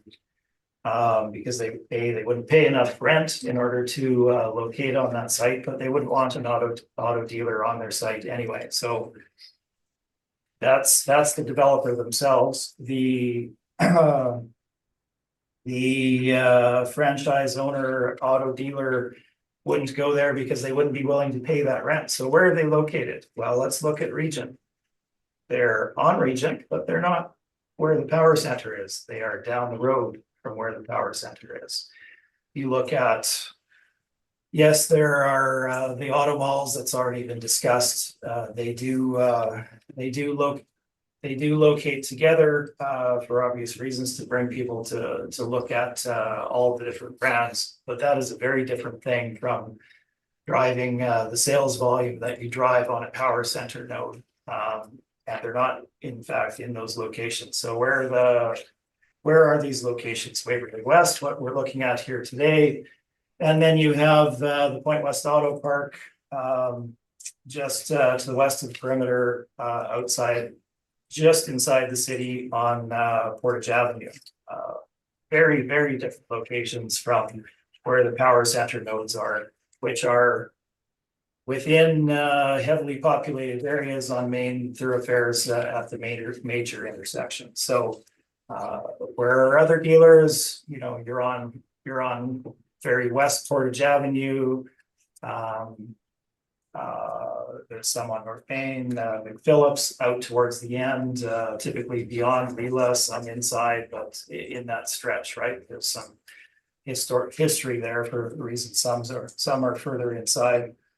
Their locations are significantly different. They're not on these center ice locations, and the rents there will be different. And I'll show you that in what I've provided here for you today. So what we need to look at is appropriate retail showroom type of rents that are in those slightly off-center locations that are more similar to where the automobile dealerships are located. That's for the front of house. So what about the back of the property, vehicle service garage? Well, respect to everybody that's presented today. Is it like an industrial building? Yes, it is like an industrial building, but it's not an industrial building. It's a service garage, and it's typically located either in a automobile park such as this, or on a major thoroughfare where it's more of a commercial location. So what we need to look at, in my considered opinion, is automobile service uses in the marketplace in order to determine what that back end of the property should be leased for. Now, is it easy to find spaces, leases in the marketplace that are of the correct size for these service areas? No, it's not. So you need to extrapolate, and we simply present the market as it is and make our considered adjustments based upon what the market is telling us. So that's the model that we follow with regard to the lease rates. I'll get into the rest of it once we get there, but let's start going through the subject property. Again, we're looking at 600-1717 Waverly. My page 3 has some background on it for you there. The owner is shown. Zoning M2, two different development dates as mentioned by the city, with some renovation / addition occurring in 2019.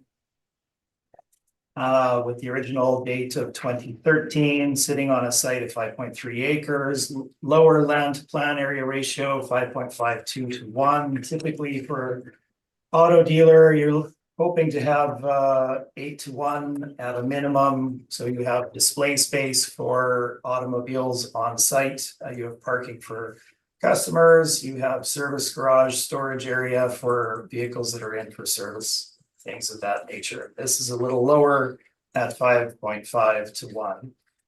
Photos of the property begin on page 4. Exteriors, as you can see. And then we get into the interior beginning on page 6 with your front of the building area, your retail / showroom, as well as some of the admin areas. And ultimately, we get into the service garage at the back. So pretty straightforward, large open plan, but not certainly not big box development. That is the photos. The site is shown on page 10, location page 11. We're all aware of where the Waverly Auto Mall is. Let's skip in forward to my page 12, automotive industry overview. I'll cover this very quickly. A lot of it's already been brought up. How do you shop for cars these days? Well, you immediately go online, you look at all of the different brands, you look at the types of cars that you're interested in, you look at the various models, you look at the pricing, and then you go and see that car. You don't go to each of the dealerships to start with and see what's available, and they can tell you about them. You typically go there already knowing what you want. What does this mean? It means there's not as much need for as many bricks and mortar automobile dealerships out there in the marketplace, because the consumer shops differently than they used to. To this end, there's consolidation that is happening in the industry for that reason, and you end up getting brands essentially creating almost a distribution type of center where they have lower number of dealers, but larger ones. That's already been discussed in the marketplace. We also have different drivers affecting the automotive industry. Amazon is entering the industry. They've entered it in Europe. They are coming to North America, we're told, and Amazon drives lower margins all the time in any industry that they enter. Now, is that present now? No, but it's on the way. It's something to look at. It is a known factor that's out there. Looking at the COVID-19 timeframe, dramatic drop in sales, obviously, in that period. We had beyond that production issues. So production lines shut down, supply chain issues, and what this led to was a very significant disruption in the supply of product to the automobile dealers, which is still shaking out today. To my knowledge, they are generally through that at this point in time, but it took a very long time, and they do still have disruptions on that front. So the car you might want might not be available. Leading to lower sales. So let's skip forward. Page 13, automobile dealership properties. I've already spoken to some of this, and I'll only go through this once. I do need to speak to what's on the page here. So why are they special use facilities? If you look at the article from the Appraisal Journal that I've quoted here, the peculiarities of appraising auto dealership facilities. Auto dealership facilities are considered special use or special purpose properties, which means that they cannot typically be assigned other uses. And auto dealership facilities are typically constructed for a specific use and are not readily adaptable to alternative uses. So what does that mean? That means that they're not useful for uses essentially that are not automotive sales or service related. So it's all well and fine for both the city and myself to look at retail as the most comparable mode for the front of house, but that doesn't mean that you're going to get that tenancy or any of those national tenancies, etc., willing to move into an automobile dealership and pay the rents that they're paying on big box or power center nodes. It's simply not, it's a non-starter in many ways. And not readily convertible to other uses. Beyond that, for the subject property in the 3 here today and all of the ones at Waverly West, and I didn't have all of the detail in order to include that in my brief, but similar to the Point West Auto Park, We have a situation there where there is a restriction on use to specifically automobile dealerships. You can't do any of these other retail uses within this location unless whatever the percentage of the owners agree, and this is a highly fractured development, so that's never going to happen. Beyond that, it is a strata title, and again, similar to the Point West Auto Park, they are the owners are on the hook for additional costs for the typically public infrastructure. In this case, that is the roadway, the maintenance and the ongoing replacement of the roadway, lighting and all of the things related to that. It's slightly different from Point West, but very similar. So what does this mean? It means if you locate in Waverly Auto Mall, you have additional costs that you are required to pay versus locating on Pembina Highway or Regent or Portage Avenue. If you locate on those typical main thoroughfares, do you pay directly for the repaving of Portage Avenue up front? No, you do not. You don't pay for the lighting, etc. You pay for it in taxes, as they do at Waverly West, but you do not directly pay for it as they do at Waverly West. So if you're a tenant and you were looking at those two types of locations, would you be willing to pay the same amount of rent in order to locate at Waverly West versus locating in an area where you had to pay, didn't have to pay those costs? No, you wouldn't. You would deduct that essentially from the rent that you'd be willing to pay. So that should be taken into account. What we should also look at with regard to automobile dealerships is their life cycle. That's already been referred to. I'll cover it quickly here. Automobile dealerships typically have, I'll call it a 3-stage life cycle. So you have the property developed as a new auto dealership with a major brand, your Honda, Mazda, Fords, etc., Chryslers of the world. That property then becomes obsolete for its original use of a first-run major brand auto dealership. It then typically goes down a step to becoming a secondary use as a used auto dealer.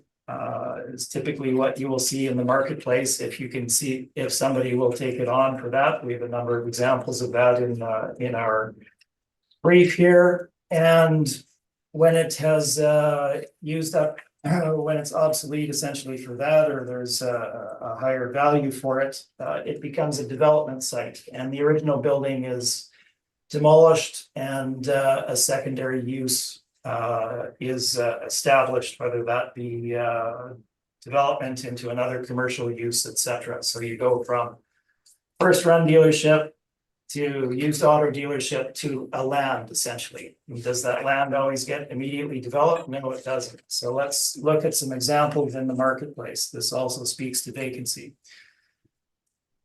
Page 13, number 1, 3021 Pembina Highway, former Winnipeg Honda property. The dealership building remained on site for a number of years with the hope of tenanting it. Didn't happen. Was demolished and sat vacant for a very long time. This is out towards the end of Pembina Highway within the perimeter highway. And ultimately, it has been redeveloped as a multifamily use on that particular site. That was the highest and best use for it. So it sat vacant for, I don't know, 10 years, something of that nature. That was 2005. Obviously, Winnipeg Honda is one of the ones we're dealing with today, and they moved to the Waverly Auto Mall. Number 2, 1310 Regent, originally a branded Ford dealership, became a used auto dealership, and it's now since been demolished. And as the property owner has all of the contiguous land for other dealers that they own, they were able to develop it into a larger property. So that was the result on that site. Number 3, 630 Portage Avenue, McDonald Pontiac Buick. Began in 75. They moved to Waverly Auto Mall in 2003. Became a used auto dealer and was for sale from 2011 onwards as a redevelopment site. It has now been demolished and is being redeveloped. 2537 Pembina, Frontier Subaru, we're all familiar with this. Was a sale, essentially a sale agreement. So Jim Pattison wanted into the market. They paid an over market lease rate and an over market sale price for the property. And as soon as their agreement allowed them to move, they moved to the Waverly Auto Mall. Site has since been leveled and is being redeveloped for multifamily. Number 5. At the Point West Auto Park, unit number 20, former Saturn dealership, began in 2000. Saturn declared bankruptcy in 2007-ish. And the property has had to be repurposed. There will be no major brand or minor brand would go in there. So they've made use of the property as both a truck center, a used car center, and a financing center because they own all the property in the auto park.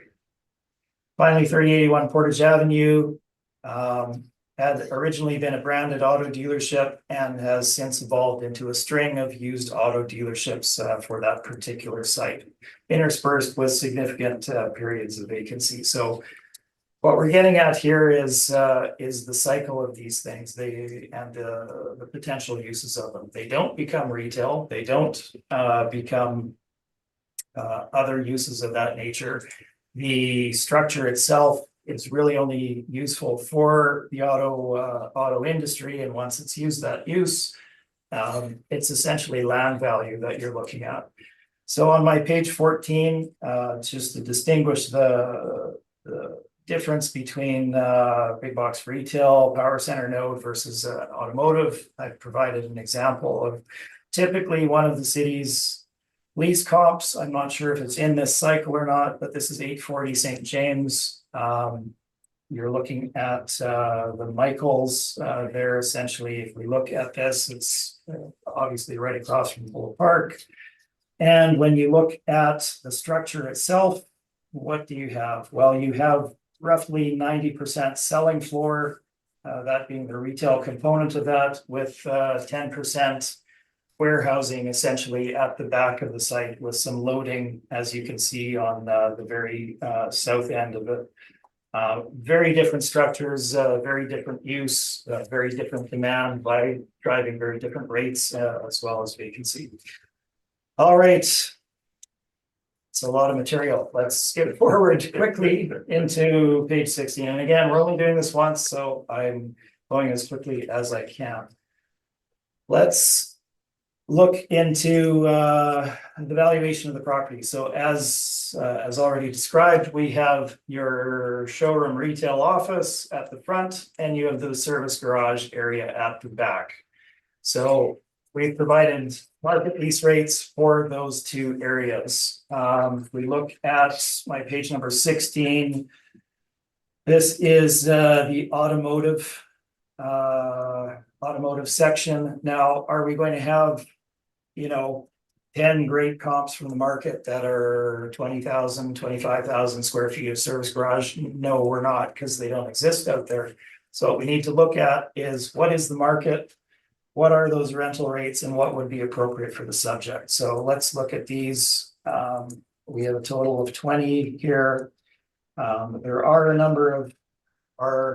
a very limited number of automobile dealership sale locations that are not all perfect, but they do exist. So we'll cover those briefly when we get to them.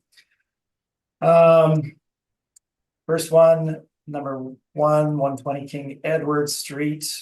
This is a Boyd Auto Body location. So 15,000 square feet. This is a pretty large automobile service repair collision center. located on Route 90, close proximity to Polo Park.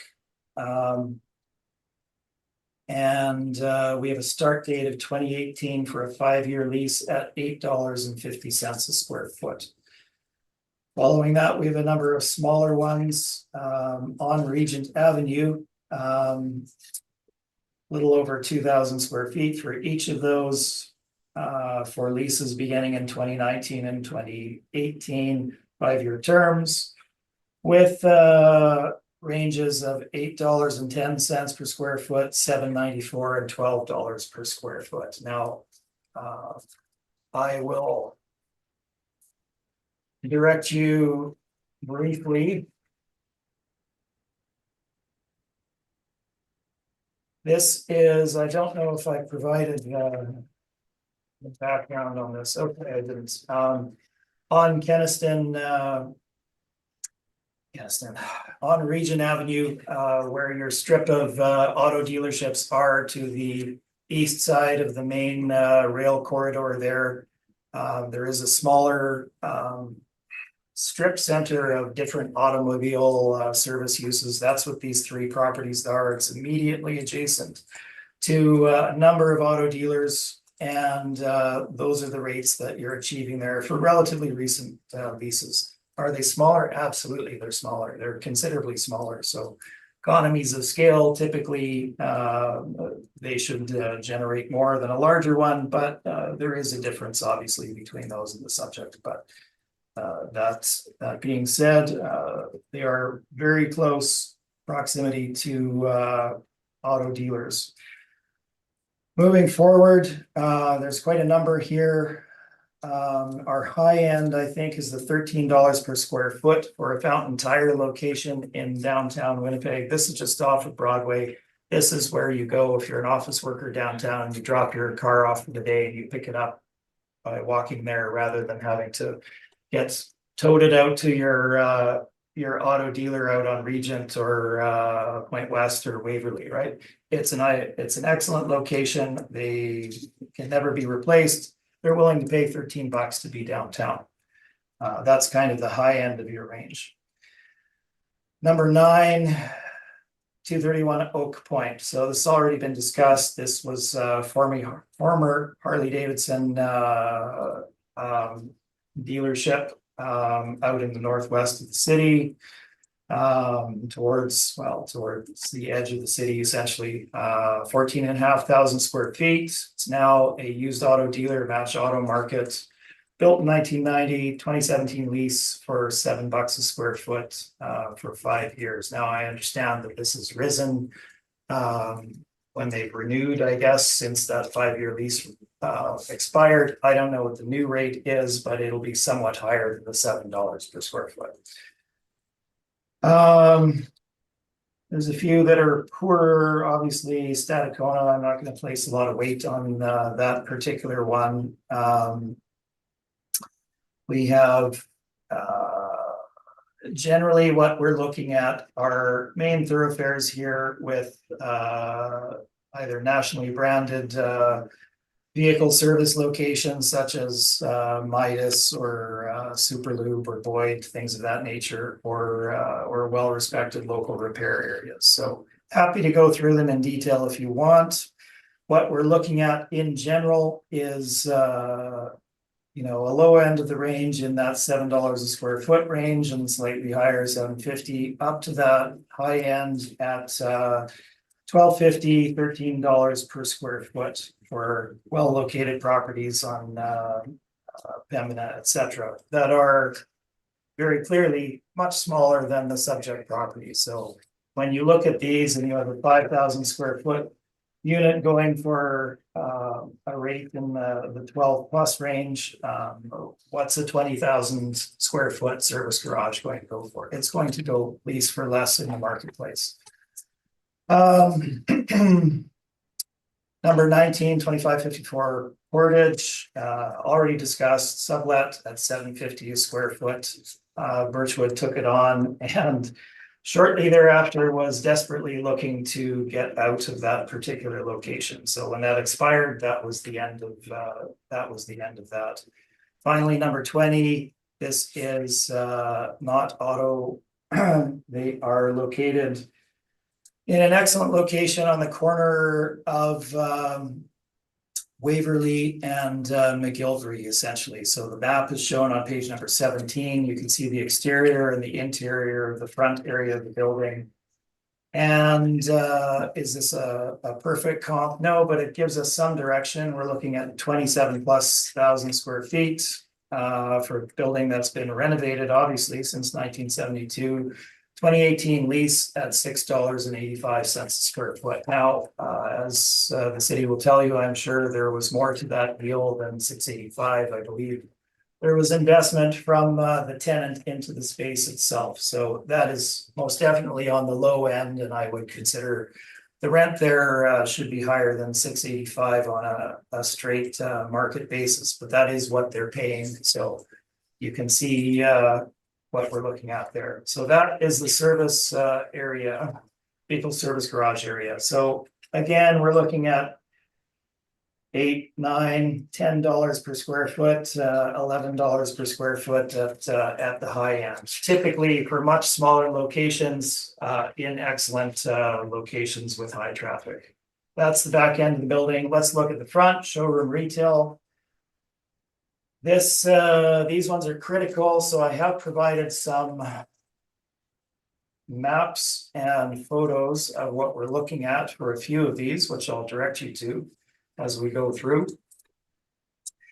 And so let's get into these. Again, we're looking for those locations that are not power center, big box retail nodes, but either adjacent to that or adjacent to auto dealers or in similar type of locations. So let's look at what we have. Number one, 1520 Regent. This is Leon's Furniture, 2021 lease for 10 years, beginning in 2021, built in 1985, and they have a $14 per square foot rent there. Now, where is this property? Well, if you look at my page number 19, you see a photo of it. It was formerly, well, is a Leon's rather, and it is essentially on the very tail end of that commercial development to the west of the rail corridor on Regent there. So it's on the way to the auto dealerships that are on the other side of that rail corridor. Number two, 2195 Pembina, Giant Tiger, 20,000+ square feet, 2017 lease for $9.80, which jumped to $10.75, I gather, in April of 2022. As reported by the prior appellant whose firm does the leasing for it, he didn't register any percentage rent for that subject property. So that is the rate that they're paying. $10.75 as of April 2022.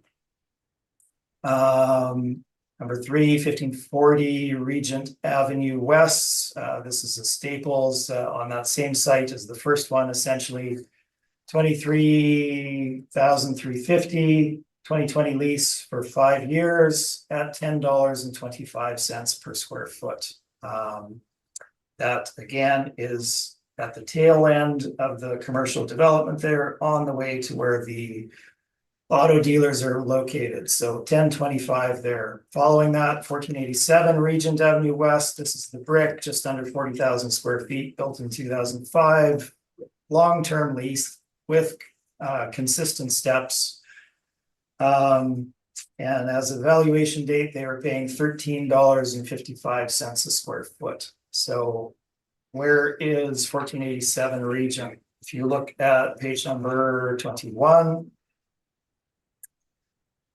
you can see the property itself as well as the location. So if you look at the map there and where the red dot is indicating, if you travel a couple of blocks eastwards from there, you have the whole string of Regent auto dealers. And as of, excuse me for a second, you know, we can go through these too. You have to go through every one. no, Can you speed up? I think we can see the idea already of what you're referring to. And it is a 4 to 6 already. Yep, fair enough. Sorry, there was a density of them at the beginning that I wanted to point out. So, And that's what I want to curtail you, but it is getting late and, you Fair know, enough. I think we are able to determine where you're going with this. Mr. Chairman, I have to put my meter again. Would be a natural breakdown. Do you want to wait till he's finished his presentation or did you? I can wrap the leases up in. I don't want to. 606. Okay, I don't want, Okay. if let he him go. needs to present his Let him whole go. Let him argument, go. when he Let wants him to, go. fine, No. but Let him go. How about this, Mr. Chair? I can wrap up the leases in 1 to 2 minutes here and we can take break if Yeah, we need to. Okay, and I'm gonna just indicate, Mr. Smith, you know, we're pretty capable of looking at your material and seeing where you're going. Yeah, You know, especially when you're doing averages and everything, and your photographs, we can whisk through quickly too and see what you're referring to. And I thank you for those. So if Okay. you could save some time, it would be helpful. Okay. absolutely. Okay, I will be, as I said, 2 minutes here, so. Again, we have Giant Tiger. They're 3332 Portage Avenue, 20,000+ square feet, 2019 lease. For $11 a square foot with steps towards the end of Portage Avenue. We have a new redevelopment of the Fort Richmond Mall, numbers 10 and 11, 32 and 15,000 square feet, PV Martin Dollarama, 2018 and 2020 leases, 1050 and 1554 per square foot for those properties. Again, in a location towards the edge of the city where most of the auto dealers are.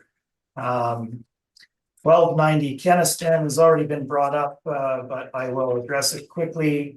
We have 15,000 and 10,000 square feet here essentially for a full redevelopment of a site in immediately bordering several new automobile dealerships on Keniston.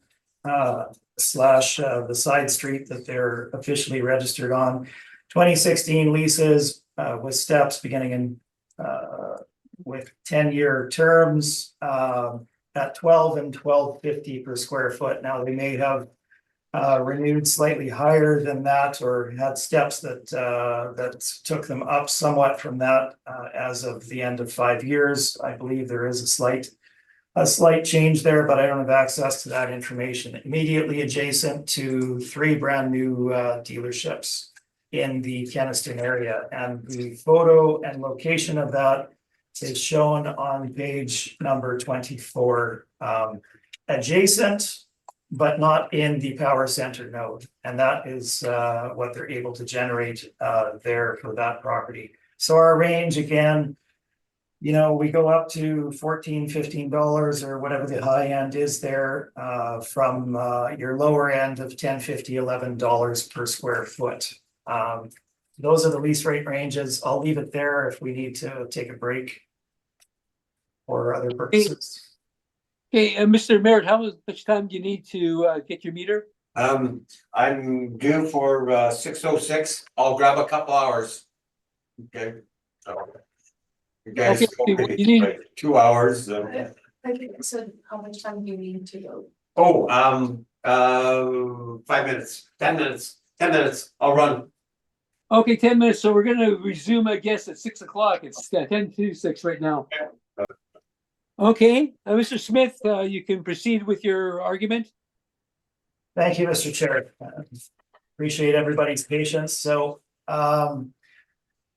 we covered the showroom retail leases that I presented on page number 18. Again, they're all there for you. You can see the locations. We're looking at relatively recent rents for the most part that are in either comparable locations to the auto dealerships adjacent to them or in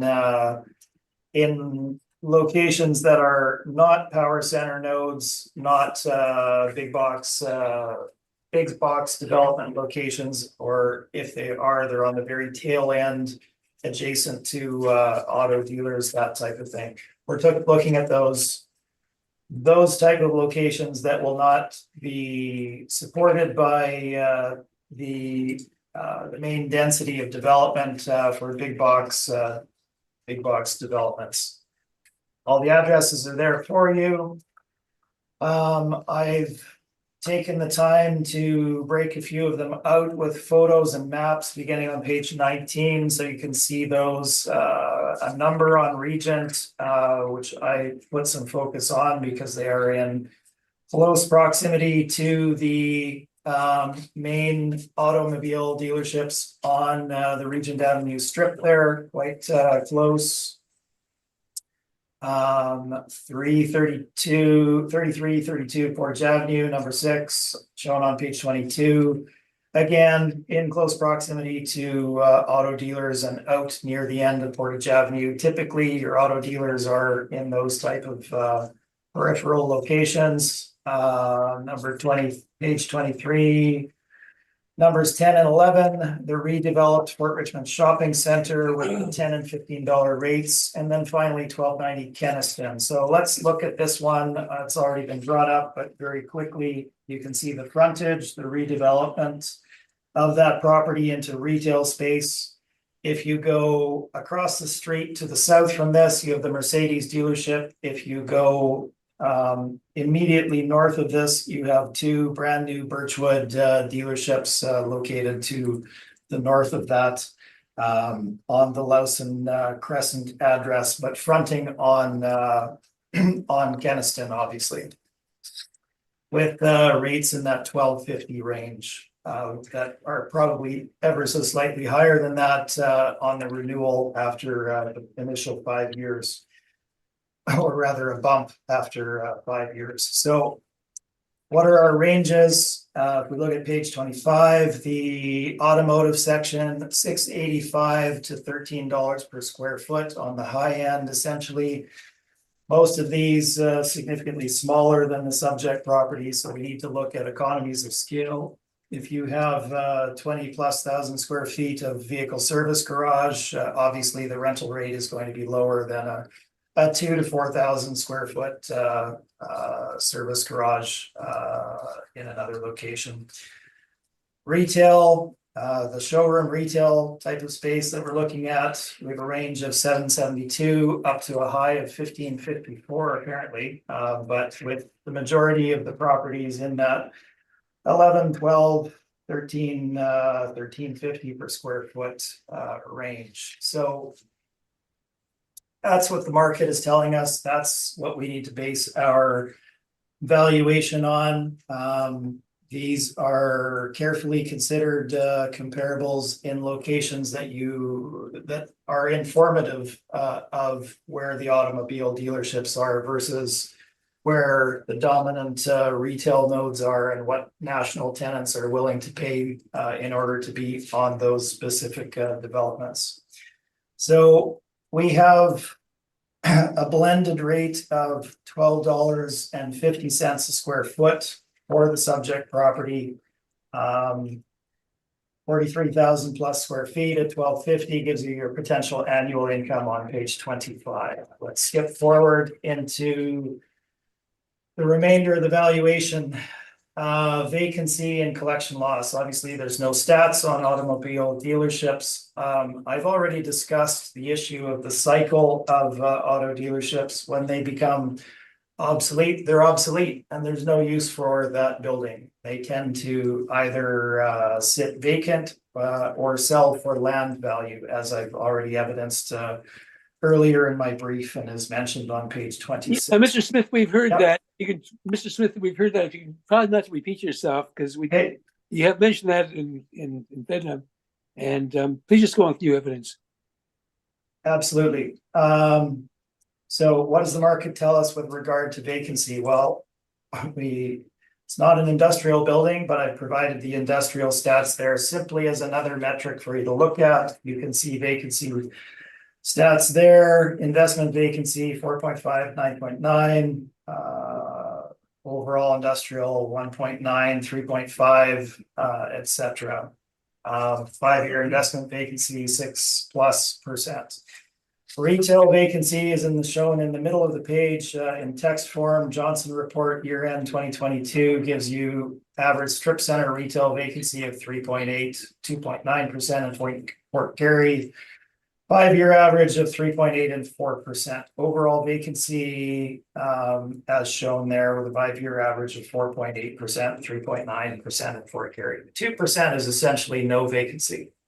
That's barely accounting for anything. As I said, when these places go dark, they have no, they're really not useful for other purposes. So we have used a 4% vacancy based on those reasons. I'm not going to go through the expense allowance argument. As we've all heard it many times, we've used 5%. There's also been a decision on 444 St. Mary Avenue, which was not an official test case, which Mr. Cole participated in, but it was the first case to go before the municipal board that was exhaustively heard on this particular issue. And they came in at 4.6% or something for that particular property. And we have used 5% for our analysis. The shortfall allowance, I believe Mr. Neufeld already mentioned this, that the taxes themselves would be north of 6. I'm not adjusting that in my valuation, but it is something to keep in mind. We are being conservative in our valuation here. I'm not looking for the bottom valuation possible for these properties. I'm looking for a fair valuation. Let's move on to capitalization rate.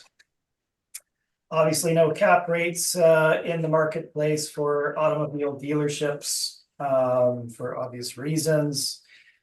It's also an asset class that does not draw investors, as the earlier presenter mentioned. There is a single REIT, surprisingly, that does invest in auto dealers, but only one in Canada. Reason for this is it's not an attractive asset class for property for investors to own, and that the returns are shakier and not it's simply not the blue chip investments that many of the other asset classes can be. They view it as being more risky, and obviously there's less draw for it for those reasons. So cap rates, let's look at the market and what is out there. We've provided you with a market cap rate study for retail at the bottom of page 28. These are all retail strip centers that transacted close to the valuation date in the city. They're all true market transactions, arm's length, etc. They're all strip malls, so not the same thing, but it's indicative of what's being paid for retail in the market. All well located: Henderson, Pembina, Portage, Osborne Village, and Corridon Avenue. So very well located centers. Sales between 2018 and 2021, and our cap rates range from a low of 6.3% up to a high of 8.9%, with the majority of the cap rates being in that 6.5% to 7.5% cap rate range, as referenced by the main market participants, which we'll cover off in a minute. I have some photos of a few of them beginning on page 29. So you can see the type of properties that we're looking at. These are quality centers in good locations, and the cap rates that we're seeing are such as noted on page number 28. Now, how does this apply to the subject property? Well, we have a different animal, obviously. Not an asset class that is viewed in the same way as retail. There is certainly more risk for these. As an investment owner, you certainly have the risk of the changing automobile marketplace, and whether anybody will stay long term in that particular asset that you own.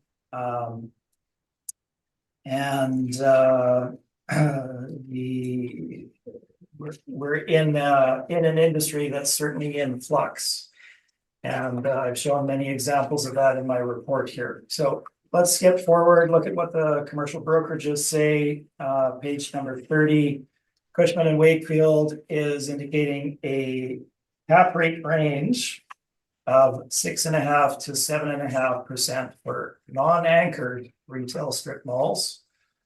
With Collier's revised cap rate range being 6.5% to 7.5% as well for, again, investment grade retail assets, which the subject would not be. Now, subject property is a special use building, designs automotive dealership and repair facility. So what else do we need to keep in mind with regard to capitalization rates? So again, this has already been covered earlier today. Interest rates. Dramatic rise in interest rates in the period of time immediately before the valuation date, beginning in early spring or springtime rather of 2022, right through the valuation date. So you have in that earlier time frame, you had Bank of Canada interest rates of 0.5% rising, as already stated, to 4.75% as of valuation date. So what is a shift of 4% in interest rates due to the market? Well, it shuts it down essentially. The transactions dropped off a cliff. There were no purchasers willing to buy at what they would be able to borrow their funds for, given the returns that they would get. So you had no sales transactions occurring. There's exceptionally little traffic in the marketplace as of that time frame. And the cap rates that you had prior to that time frame, as shown on my page number 28, would be somewhat different if they were to occur as of the valuation date of April 1, 2023. So there's a very direct correlation between the rates you're able to borrow at and the cap rate that you're willing to pay based on the return that you need for the property. Add to that restrictions on property rights. You can only use these facilities for automotive dealerships, and as I've already stated, there are no retailers that are going to locate in these facilities in any case. They wouldn't be drawn there even if they could go there. There's really no draw for them. So what is appropriate for the valuation? Well, we're not saying that these are poor properties. That's not what our intention is. But there is the risk that we're seeing, and there is the investment climate that surrounds the property as of the valuation date. So we have applied a cap rate of 7.5% to our valuation for these reasons. This is summarized on page 30 in my chart at the bottom there. You can see the parameters that I've included and the resultant market value of $6,491,000. Now, I'll get chastised for this, but I will mention, as stated on page 30, the decisions based on other auto dealerships that I've included in the addenda for background information for the panel. This is not comparing assessments. It's merely historic information serving as information and precedent, essentially. So we had cap rates of 8% for Point West, 7.5% for newly built dealerships on Lawson, and 7.25% for those same ones in 2023, newly built on Lawson. So our final market value, again, $6,491,000. The addenda materials simply include these decisions that I referred to. And at the back of the brief, the articles that I've also referred to in the report, which I will not cover, with regard to the shift in the automobile industry and the demand for real estate for dealerships going forward. I'll leave that for you to review if you wish, and I'm happy to answer any questions you may have. Thank you. Mr. Paul, any questions? I do have a few, but just generally speaking, before I get into it, you give a pretty good overview of your perspective on the car dealership industry. But you're not valuing it on the performance of the car dealership. You are still going to the marketplace for retail and some auto related. There's no ability to value it based on the, But I'm gonna make some commentary and ask you some questions regarding that. We see a push in the real estate, as far as the real estate for car dealerships, bigger, better. And you see that with the new builds. You've stated that the car industry is dying, or it's gonna be reduced, or there's gonna be other modes of delivery, different kind of vehicles. Yet we see private investment at an all-time high for bigger and better and more. Can you comment on that? yeah, absolutely. So and I would disagree with some of your statement there. I haven't said the industry's dying or that there'll be no cars soon or anything of that. Depending on different perspectives, but your perspective is that the industry is not gonna be as strong forward, dipping down. Yeah, I'm saying the industry is in flux and it's shifting, and there's less demand for automobile dealerships than there has been in the past, and that's likely going to continue in that vein going forward. I don't know how many there will be, where they'll need to be located, what size they'll be, etc. Are new developments larger? Yes, typically they are typically larger than what they built, as noted. I mean, there was a 9,000 square foot one at Unit 20 Point West, not really of use as a used auto dealership, but obsolete, right? So yes, there has been a shift to larger properties being developed when they do go up. So generally what I've been seeing in the marketplace, and perhaps you'll agree, is whether you're Birchwood Ford on Regent, whether you're one of the large luxury vehicles located down Kinnison Common around Waverly. Whether you look at the additions put on to existing dealerships, there is a drive to gain more economic opportunity on that site, on all sites. So interesting. So and I take your point.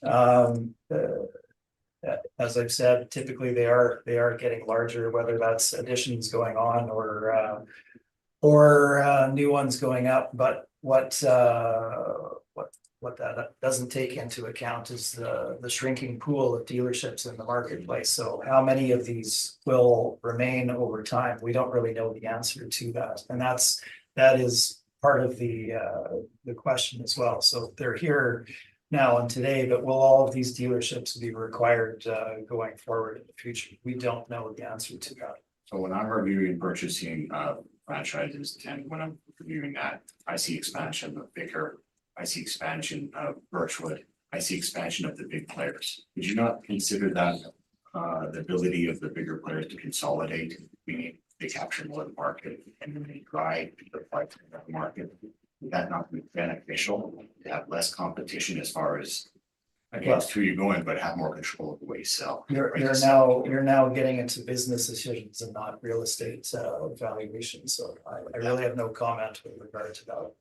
Well, you're speaking to the overall economic outlook of the partnership. Would that not be a reflection of percentage of sales increasing to have bigger dealerships? It seems completely in line with bigger is better.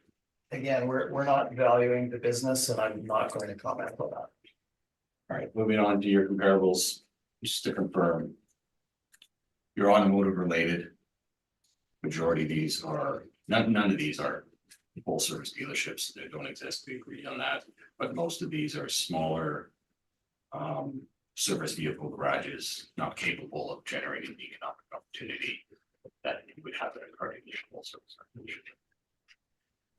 Well, there's a range there, certainly. As I mentioned, there are a number of actual auto dealers or auto sales locations, all of them used auto dealers, of course, not first run. As we know, they're all owner occupied. Yes, if you go into the marketplace and look for full service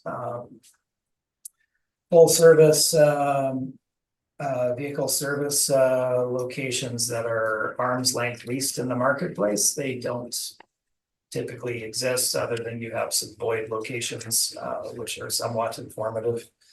But you look for the largest best located ones that you can find in the marketplace, and it's an exercise in essentially trying to frame the subject property with the market information that's out there. So is it perfect? No.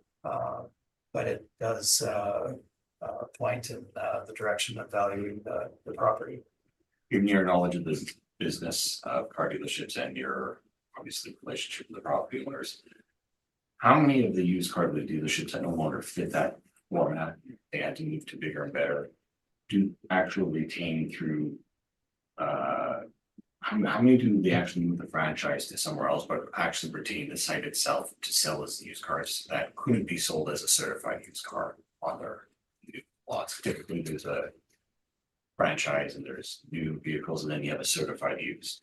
For the quality of car that can't fit that anymore, do they still retain ownership typically of the older sites or partnership with a franchisee that be operating a used car dealership there, sending the used vehicles there that can't be sold on them? Or Well, I don't think I have any information with regard to that in my presentation, but you're getting a bit beyond my report certainly, and we're getting into business decisions here. Do they retain the real estate? In some cases, certainly they do. And many reasons for that. In many of their older locations, they don't have adequate display space, etc. Right, so they retain it so that they can have space for vehicles for sale or service, etc. that they don't have on an adjacent site, things of that nature. so what I'm saying is there is still an alternative use, but you're still being controlled. A good majority of them aren't arm's length leases in place. They're simply moved on, but still retain some form of ownership in place. Certainly some in the marketplace, not all, and I wouldn't characterize that as being what happens all the time.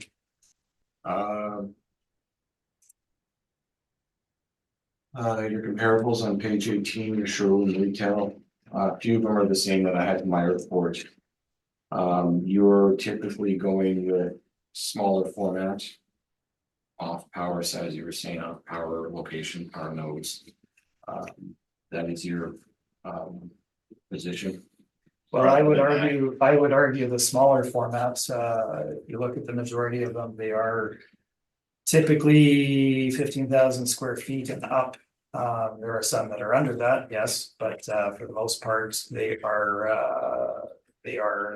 of a significant size that does give you insight into the size of an auto dealership, and particularly the front end of an auto dealership.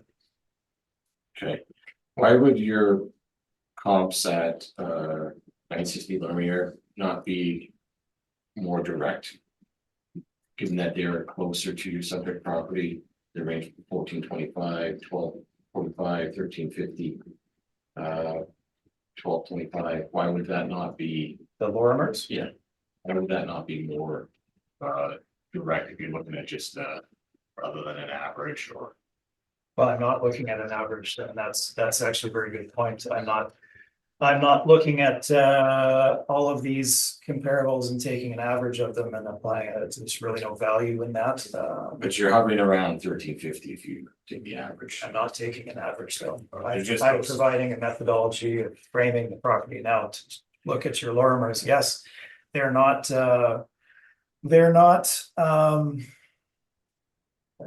are they reasonably close to the subject property? Yes, and in the past, I've actually used these Lorimers as good comps too. And frankly, I could have for this time, but I went with the ones that I felt were most informative and closest to auto dealers, that being many of the ones on Regent, which are almost immediately adjacent to retail, to auto dealers.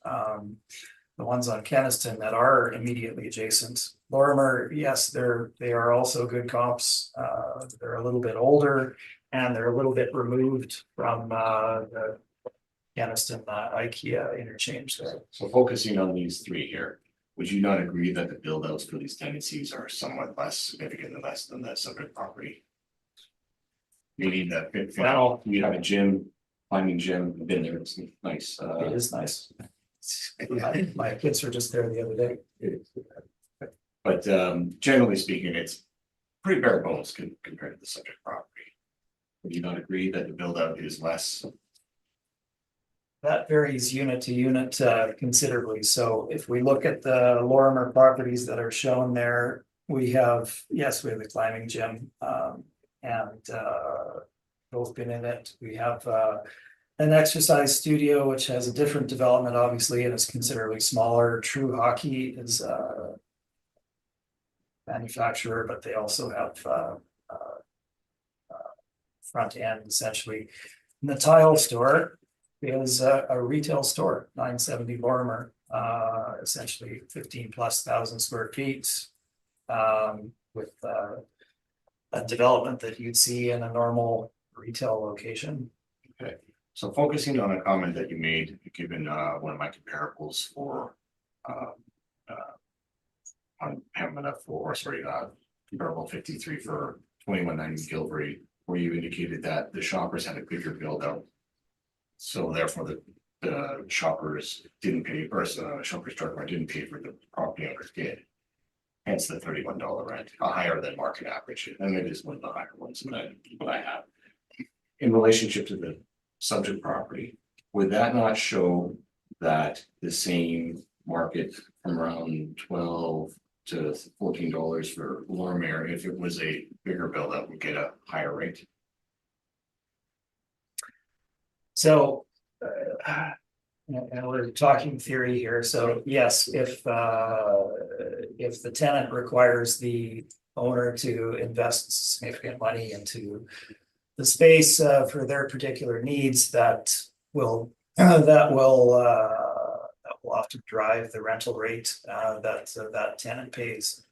So we can see that that's shown throughout here. So I'm not saying that the front end of the building will get X rate, and the back end will get X rate, but obviously it's going to be higher for the front than it is for the service garage at the back, quite clearly from the comps shown. And to that end, though, we've already spoken about the build out for auto dealers and the drive from the brands themselves and transferability of that. It's really not there. If you got a Ford dealership, you got a Ford dealership. No, I There's get that, Mazda that's going in. But let's hold on to that one for that point for a second. Is the build out? That's affixed to the building, that's a fixture on the building, that's part of the real estate. It's not equipment, it can be moved, it's affixed to the building. Right, Yeah, it's the. so it's the therefore it is development part of the building. it is part of what we should be valued at. Well, what we're valuing is what will that space rent for in the marketplace, given all of the detail that we've gone through. All of the detail, not select components of it, but all of the detail in the marketplace, which is why it takes me so very long to present this. And to the overall average of $12.50 that we're looking at is representative of the service garage that would go for in the market, and what the front would go for in the market, if theoretically you could put retail in there, which you can't. I'll rest on that point. I just have one other question.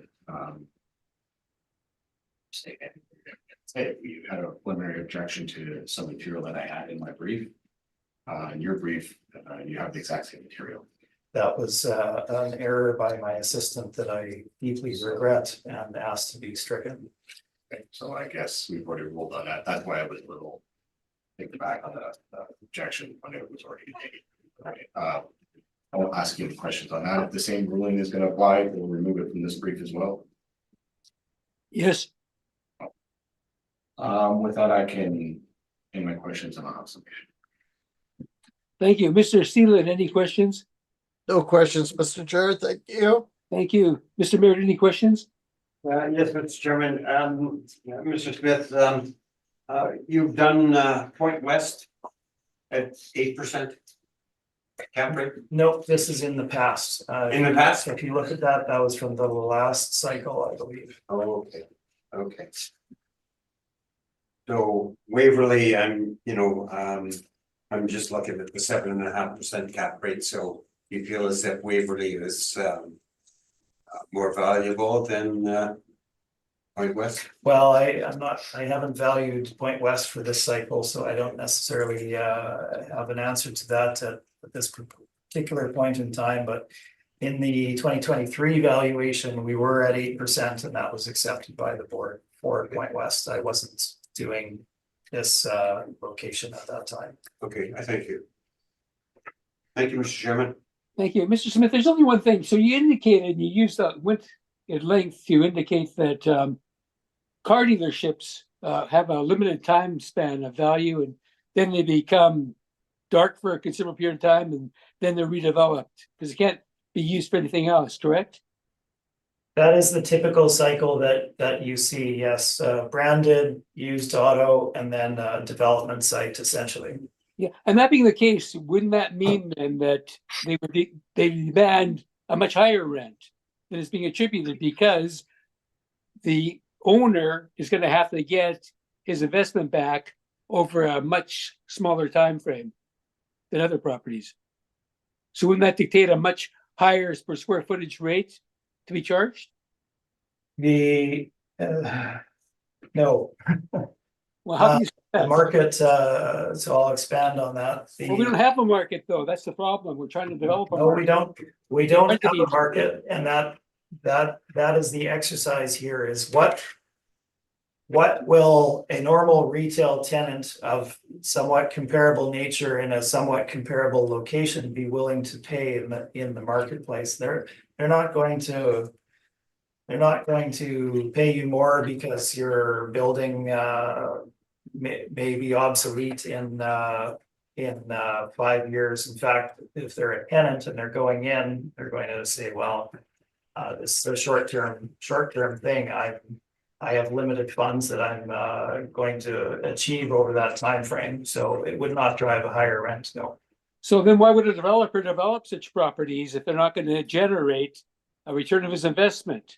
If it's over a short period of time, he's going to have to get it faster. Will he not? So we're getting into the weeds a little bit, and I'm not meaning, I'm in no way denigrating your questions at all, but we're getting into that crossover between business and real estate here.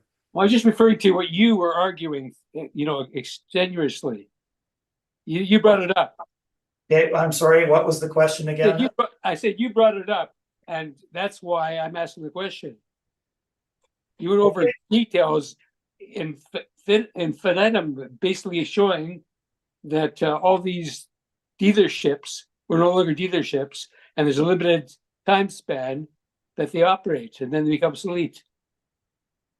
It is a property type that does have more fluidity to it than say your typical multi-tenant industrial or apartment for sure, and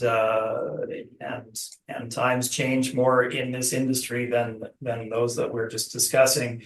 That doesn't mean that somebody's going to pay you more rent to locate in that facility for a shorter span. Okay, thank you for your answer. Is there any summation required? Yes, please. Please go ahead. Okay, on my page 29, and you'll see it throughout the briefs. I want you to focus on one sentence highlighted in the red box, and I'll read it for you now. The municipal board, the board, is satisfied that the subject is similar, although not identical, to large national, international retail properties located in or near regional shopping facilities, our notes. They're very clear on that. That's what we're putting our focus on for rents. That's all my rents are.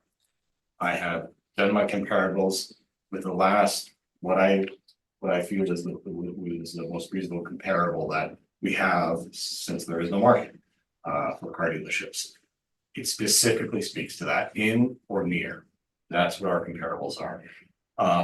From that point, when we look at the type of physical property, given that they are car dealerships, their branding, their need to maintain a franchise, they have to keep their properties that they're always in good condition. Whether they are older in good condition or newer in good condition, they're always in good condition. And their build out that they have is typically greater than what you see in the marketplace. And if we're looking at it from a perspective of if you have a bare bones building, which we're bringing in, most of them, and have a little bit of national branding, a little bit of branding for the type of tendencies that we have. The tendency for a car dealership with their branding is significantly better.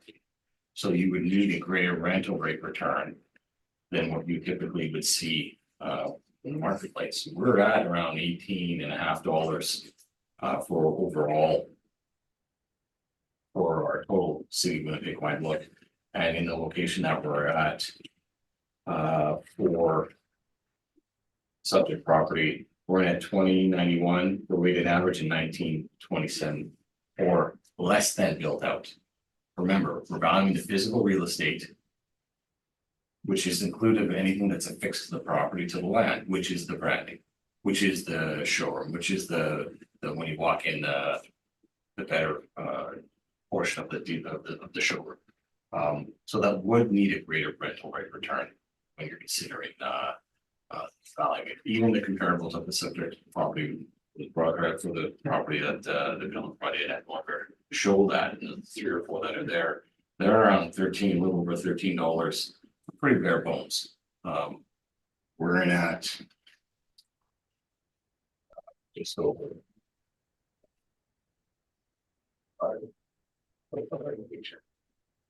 We're at 1390. So when you look at the relationship to what we see as far as the comparables there, or my comparables running, I think that's a fairly low rent that's applied by the model. I'm not asking for it to be changed, obviously, for using all market parameters. And we're using a straight retail approach from that. So with that, I think the assessment is fair and reasonable, and we consider our evidence with due weight. Thank you. Thank you, Mr. Paul. Mr. Smith, any summation? Yes, thank you, Mr. Chair. So to that end, if the municipal board order on City of Winnipeg's page 29 and the specific part that Mr. Paul referred to were still considered to be fair and equitable, we wouldn't have 200 to 300 outstanding realty appeals at the municipal board with 3 test cases in place to go forward to determine what the fair methodology and of valuing this particular type of asset class is. So the relevance of this particular order that the city follows, as well as the other one that they've included, is both 20 years out of date and highly in question by the number of appeals that are out there, as well as the decision by the board, as well as appellants in the city to go forward with 3 test cases to determine what the fair methodology is. So the reliance on this particular outline section is certainly very much under question right now. Now, what's the whole crux of the matter is how do you best value these properties? Well, you need to look at the whole thing. You need to look at the bundle of rights. You need to look at the restrictions. You need to look at the location, the asset class, and what the market is telling us. So is it that retail shouldn't be considered? No, retail certainly should be considered for a portion of it, as well as auto dealer, or rather automobile service. We're not looking at a straight retail building. I don't think that's even a question. When you drive by any of these places, there is a very clear definition between front and back and the uses of those facilities. So it's the methodology that needs to be determined here.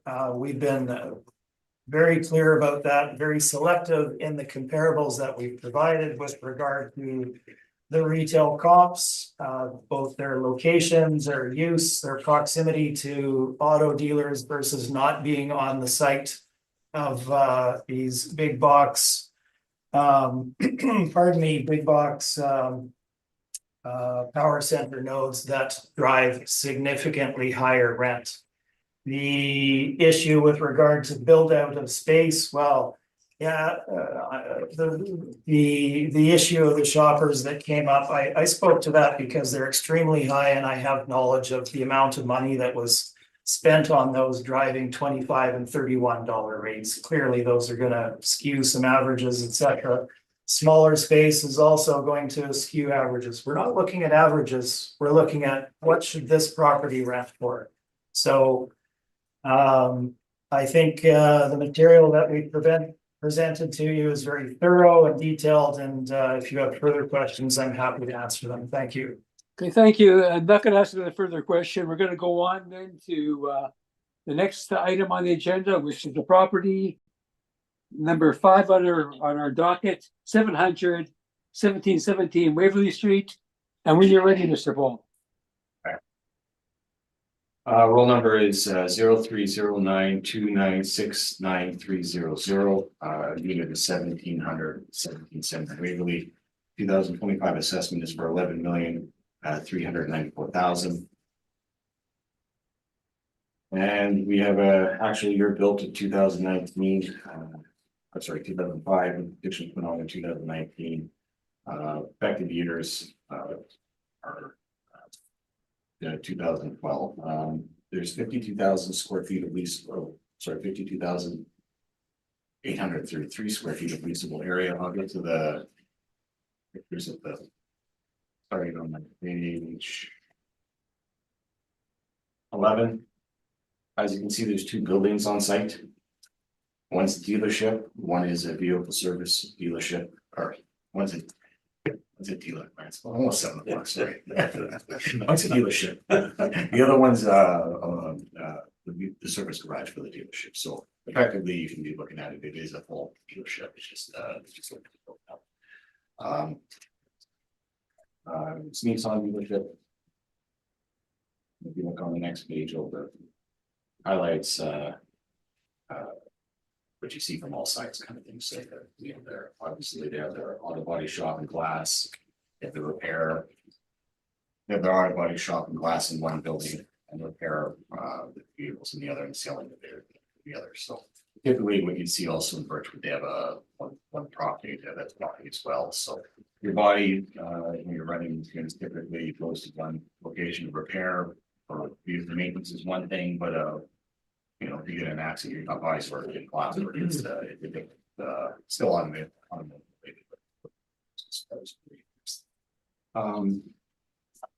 Given that we went over everything with high level detail for the other properties, I'm going to simply read what we have for the comparables you already know. For starting on page 8 is the income streams, the dealership. We have 26,477 square feet at $14.43, which produces a PGI at $382,063. Our vacancy at 2% and our expenses at 3% and shortfall at $6. Sorry, effective gross income was 370,422. Our expenses at 3% and shortfall at $6. Gives a net operating income at $360,012 and capped at 6.05% gives us a value of $5,951,000 for the dealership itself.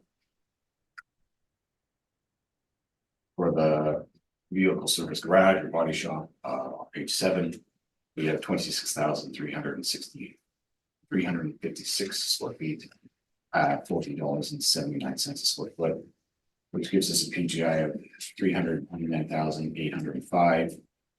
2% applied to that gives an effective gross income of $382,009.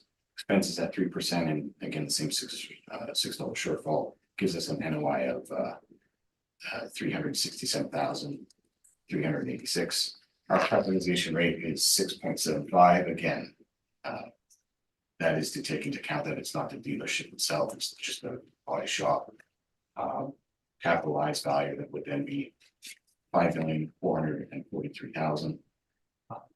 summation of the two income streams is on page 9, which gets us back to the 11,390,000. I think we've answered everything that we could answer in the first appeal. Same arguments apply. I don't have any questions.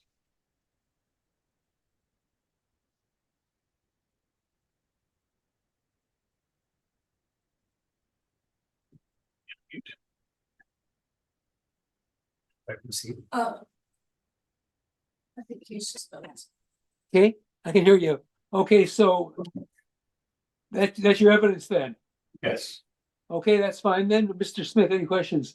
Very briefly, so looking at the two buildings, vehicle service garage, 26,000+ square feet. Vehicle dealership, 26,000+ square feet. The model has used a higher rent for the vehicle service garage at $14.79 than the vehicle dealership. I see. Can you explain that?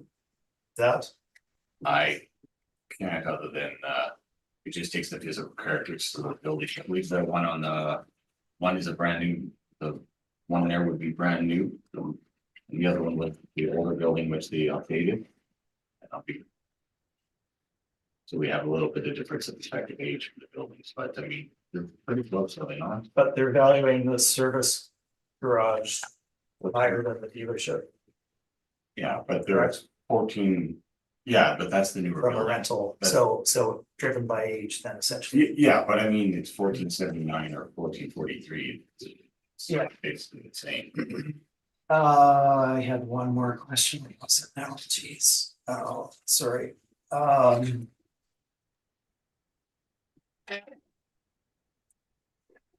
Oh, just for all three properties, you haven't had a chance to inspect these, I'm sure, given work demand, Years. right? This one here, So I think I did the front on this. there is a service garage portion of the dealership, correct? Yeah. Yeah, okay. That's all my questions. Oh, yeah, no, Thank you. I stated that, like the body work, glass work is done in one building and the service of the vehicle repairs is done in. Those are all my questions. Thank you. Thank you. Any questions, Mr. Merritt? I have none, Mr. Chairman. Mr. Sealy, any questions? Yes, I'm curious, the vehicle service garage versus the dealership, which one's newer? The auto body vehicle services, Newer, okay. Okay, but they were both updated, when that one. okay. But you have a higher cap rate. A higher cap rate on the vehicle service garage. Right. Is there a reason or is this model driven and there's no? It's model driven, but typically we have a higher cap rates on all vehicle service garages than full service dealerships. That's why it. When you look at effectively on the same role, it is essentially dealership. But a lot of these, like Richard has the same thing where they'll have one auto body shop for all of them, even though there's common ownership, they'll send them there. So this may be the same matter here. It's a fairly big, it's 26,000 square feet auto body and glass shop located on that site. So Certainly. Thank you. That's all my questions, Mr. Chair. Thank you. So, Mr. Paul, I guess my only question really is there one income stream there on the tax or two? there was two income streams, one for the vehicle dealership and one for the VSG, the vehicle service garage. Okay, because Or body originally, shop, if you want to call it. yeah, because originally just had one assessed value, so I wasn't sure. Yeah, no, there's a breakdown on page 9. No, I see the breakdown on page 9, but I'm just saying, when we make our decision, do we have to break it down to two income streams?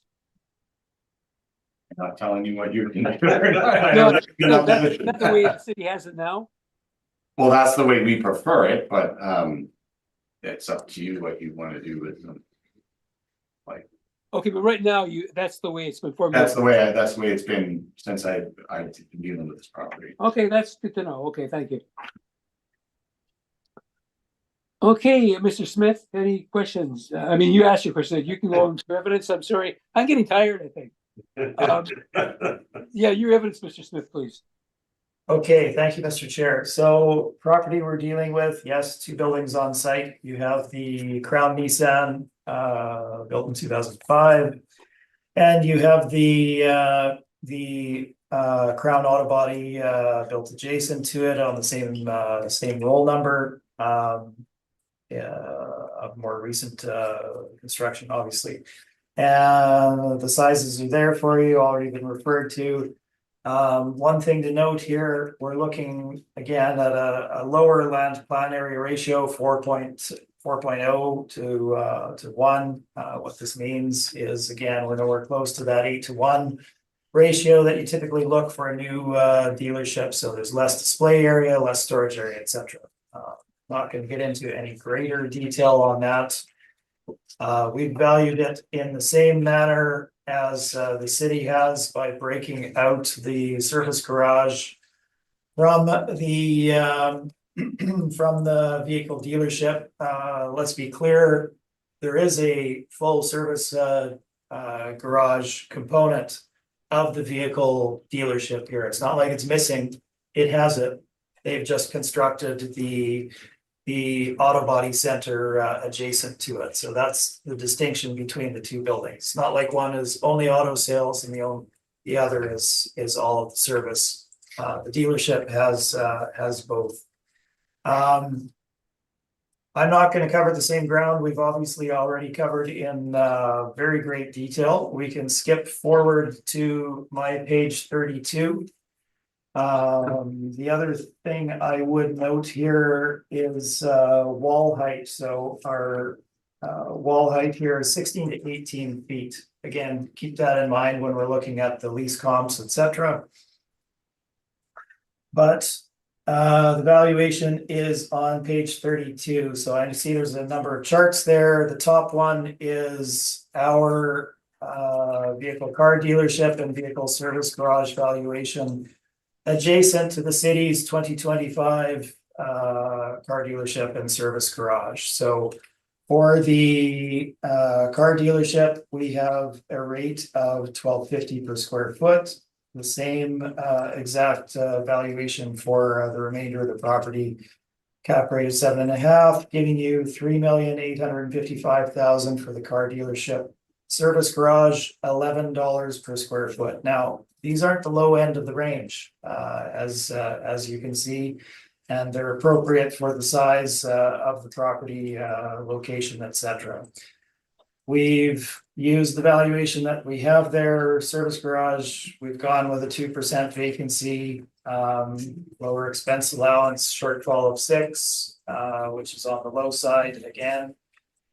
And you're buying the whole property, not a component of it. So the cap rate is the same at 7.5%. You're not buying this building separate from that building. You're buying the property. And the cap rate is 7.5%.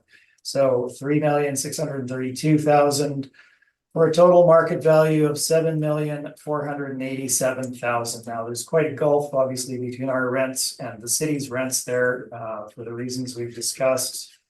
And interestingly, the city's cap rates have dropped considerably from 2023, despite there being really very few market transactions in retail to look at here, and rising interest rates. I've given you the 2023 city summary at the bottom there as well for review. That is my presentation, and I'm open for questions. Thank you. Thank you. Mr. Poole, any questions? Other than the vehicle service garage, do they service only the franchise vehicles, or do they service? They'll service whatever comes in. So from other dealerships throughout the Waverly? The service and collision center, or Yeah, we service talking and about collision center. Collision center. well, they'll do whoever comes to them with their vehicle. That's the only question I had. Yeah. Thank you. Any questions, Mr. Seelan? Questions, Mr. Chair? Thank you. Mr. Merritt, any questions? I have none, Mr. Chairman. Thank And you. I don't either, so thank you. So now we can proceed then to item number 6. which is the property at 917 Waverly. And when you're ready, Mr. Paul. Same idea, we've already heard all the arguments, I'll just go through the numerics. Roll number is 0309296920. Unit 917 Waverly, built in 2005. Addition put on in 2019. Leasable area is 29,076 square feet. We go to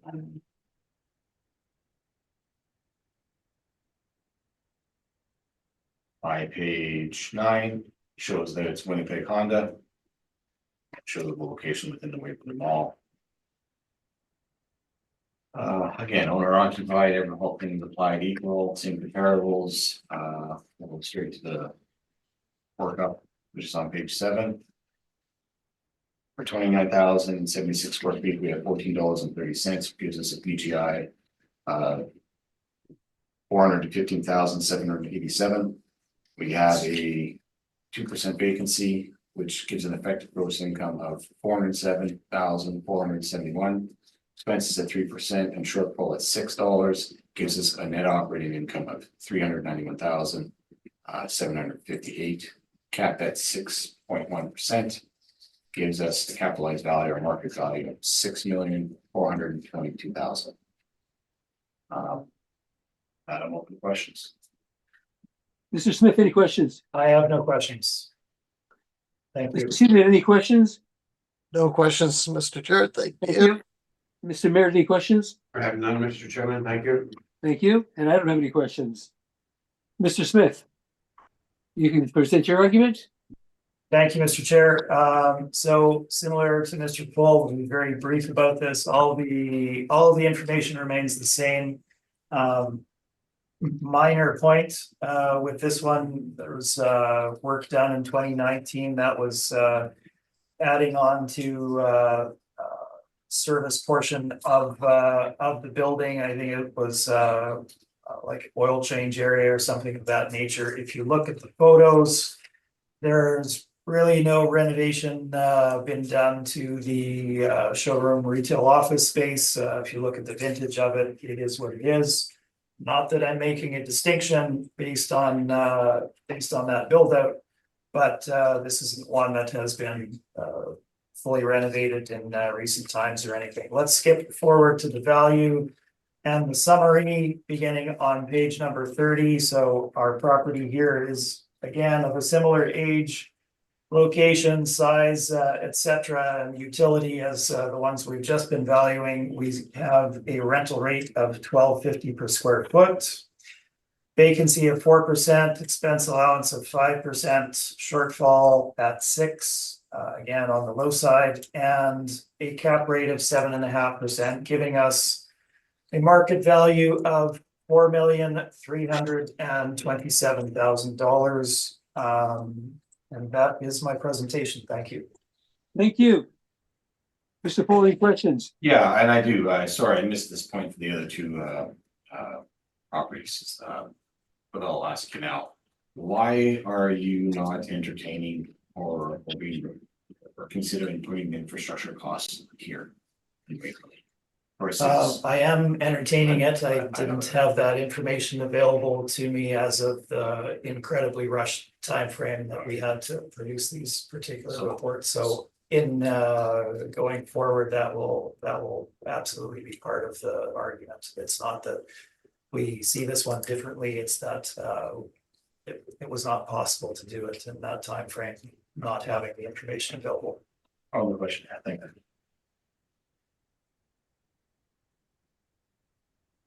Okay. I'm sorry, I missed that last, it didn't come through. You finished asking questions, Mr. Paul? Yes, sorry, yes. Oh, Sorry. thank you. That's Only fine. question. I'm sorry, I didn't hear. Okay, That's okay. Mr. Silent, any questions? No questions, Mr. Chair. Thank you. Thank you, Mr. Mayor, any questions? I have none, thank you, Mr. Chairman. And I don't either. Thank you very much. And thank you for your presentations. And it's been a long day, but we'll deliberate and get our decisions out as soon as possible. Thank you for your attendances. Thank you. I very much appreciate your patience and time. Thank you, everyone. Thanks. Back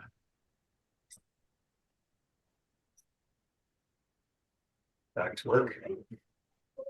Got five multi-family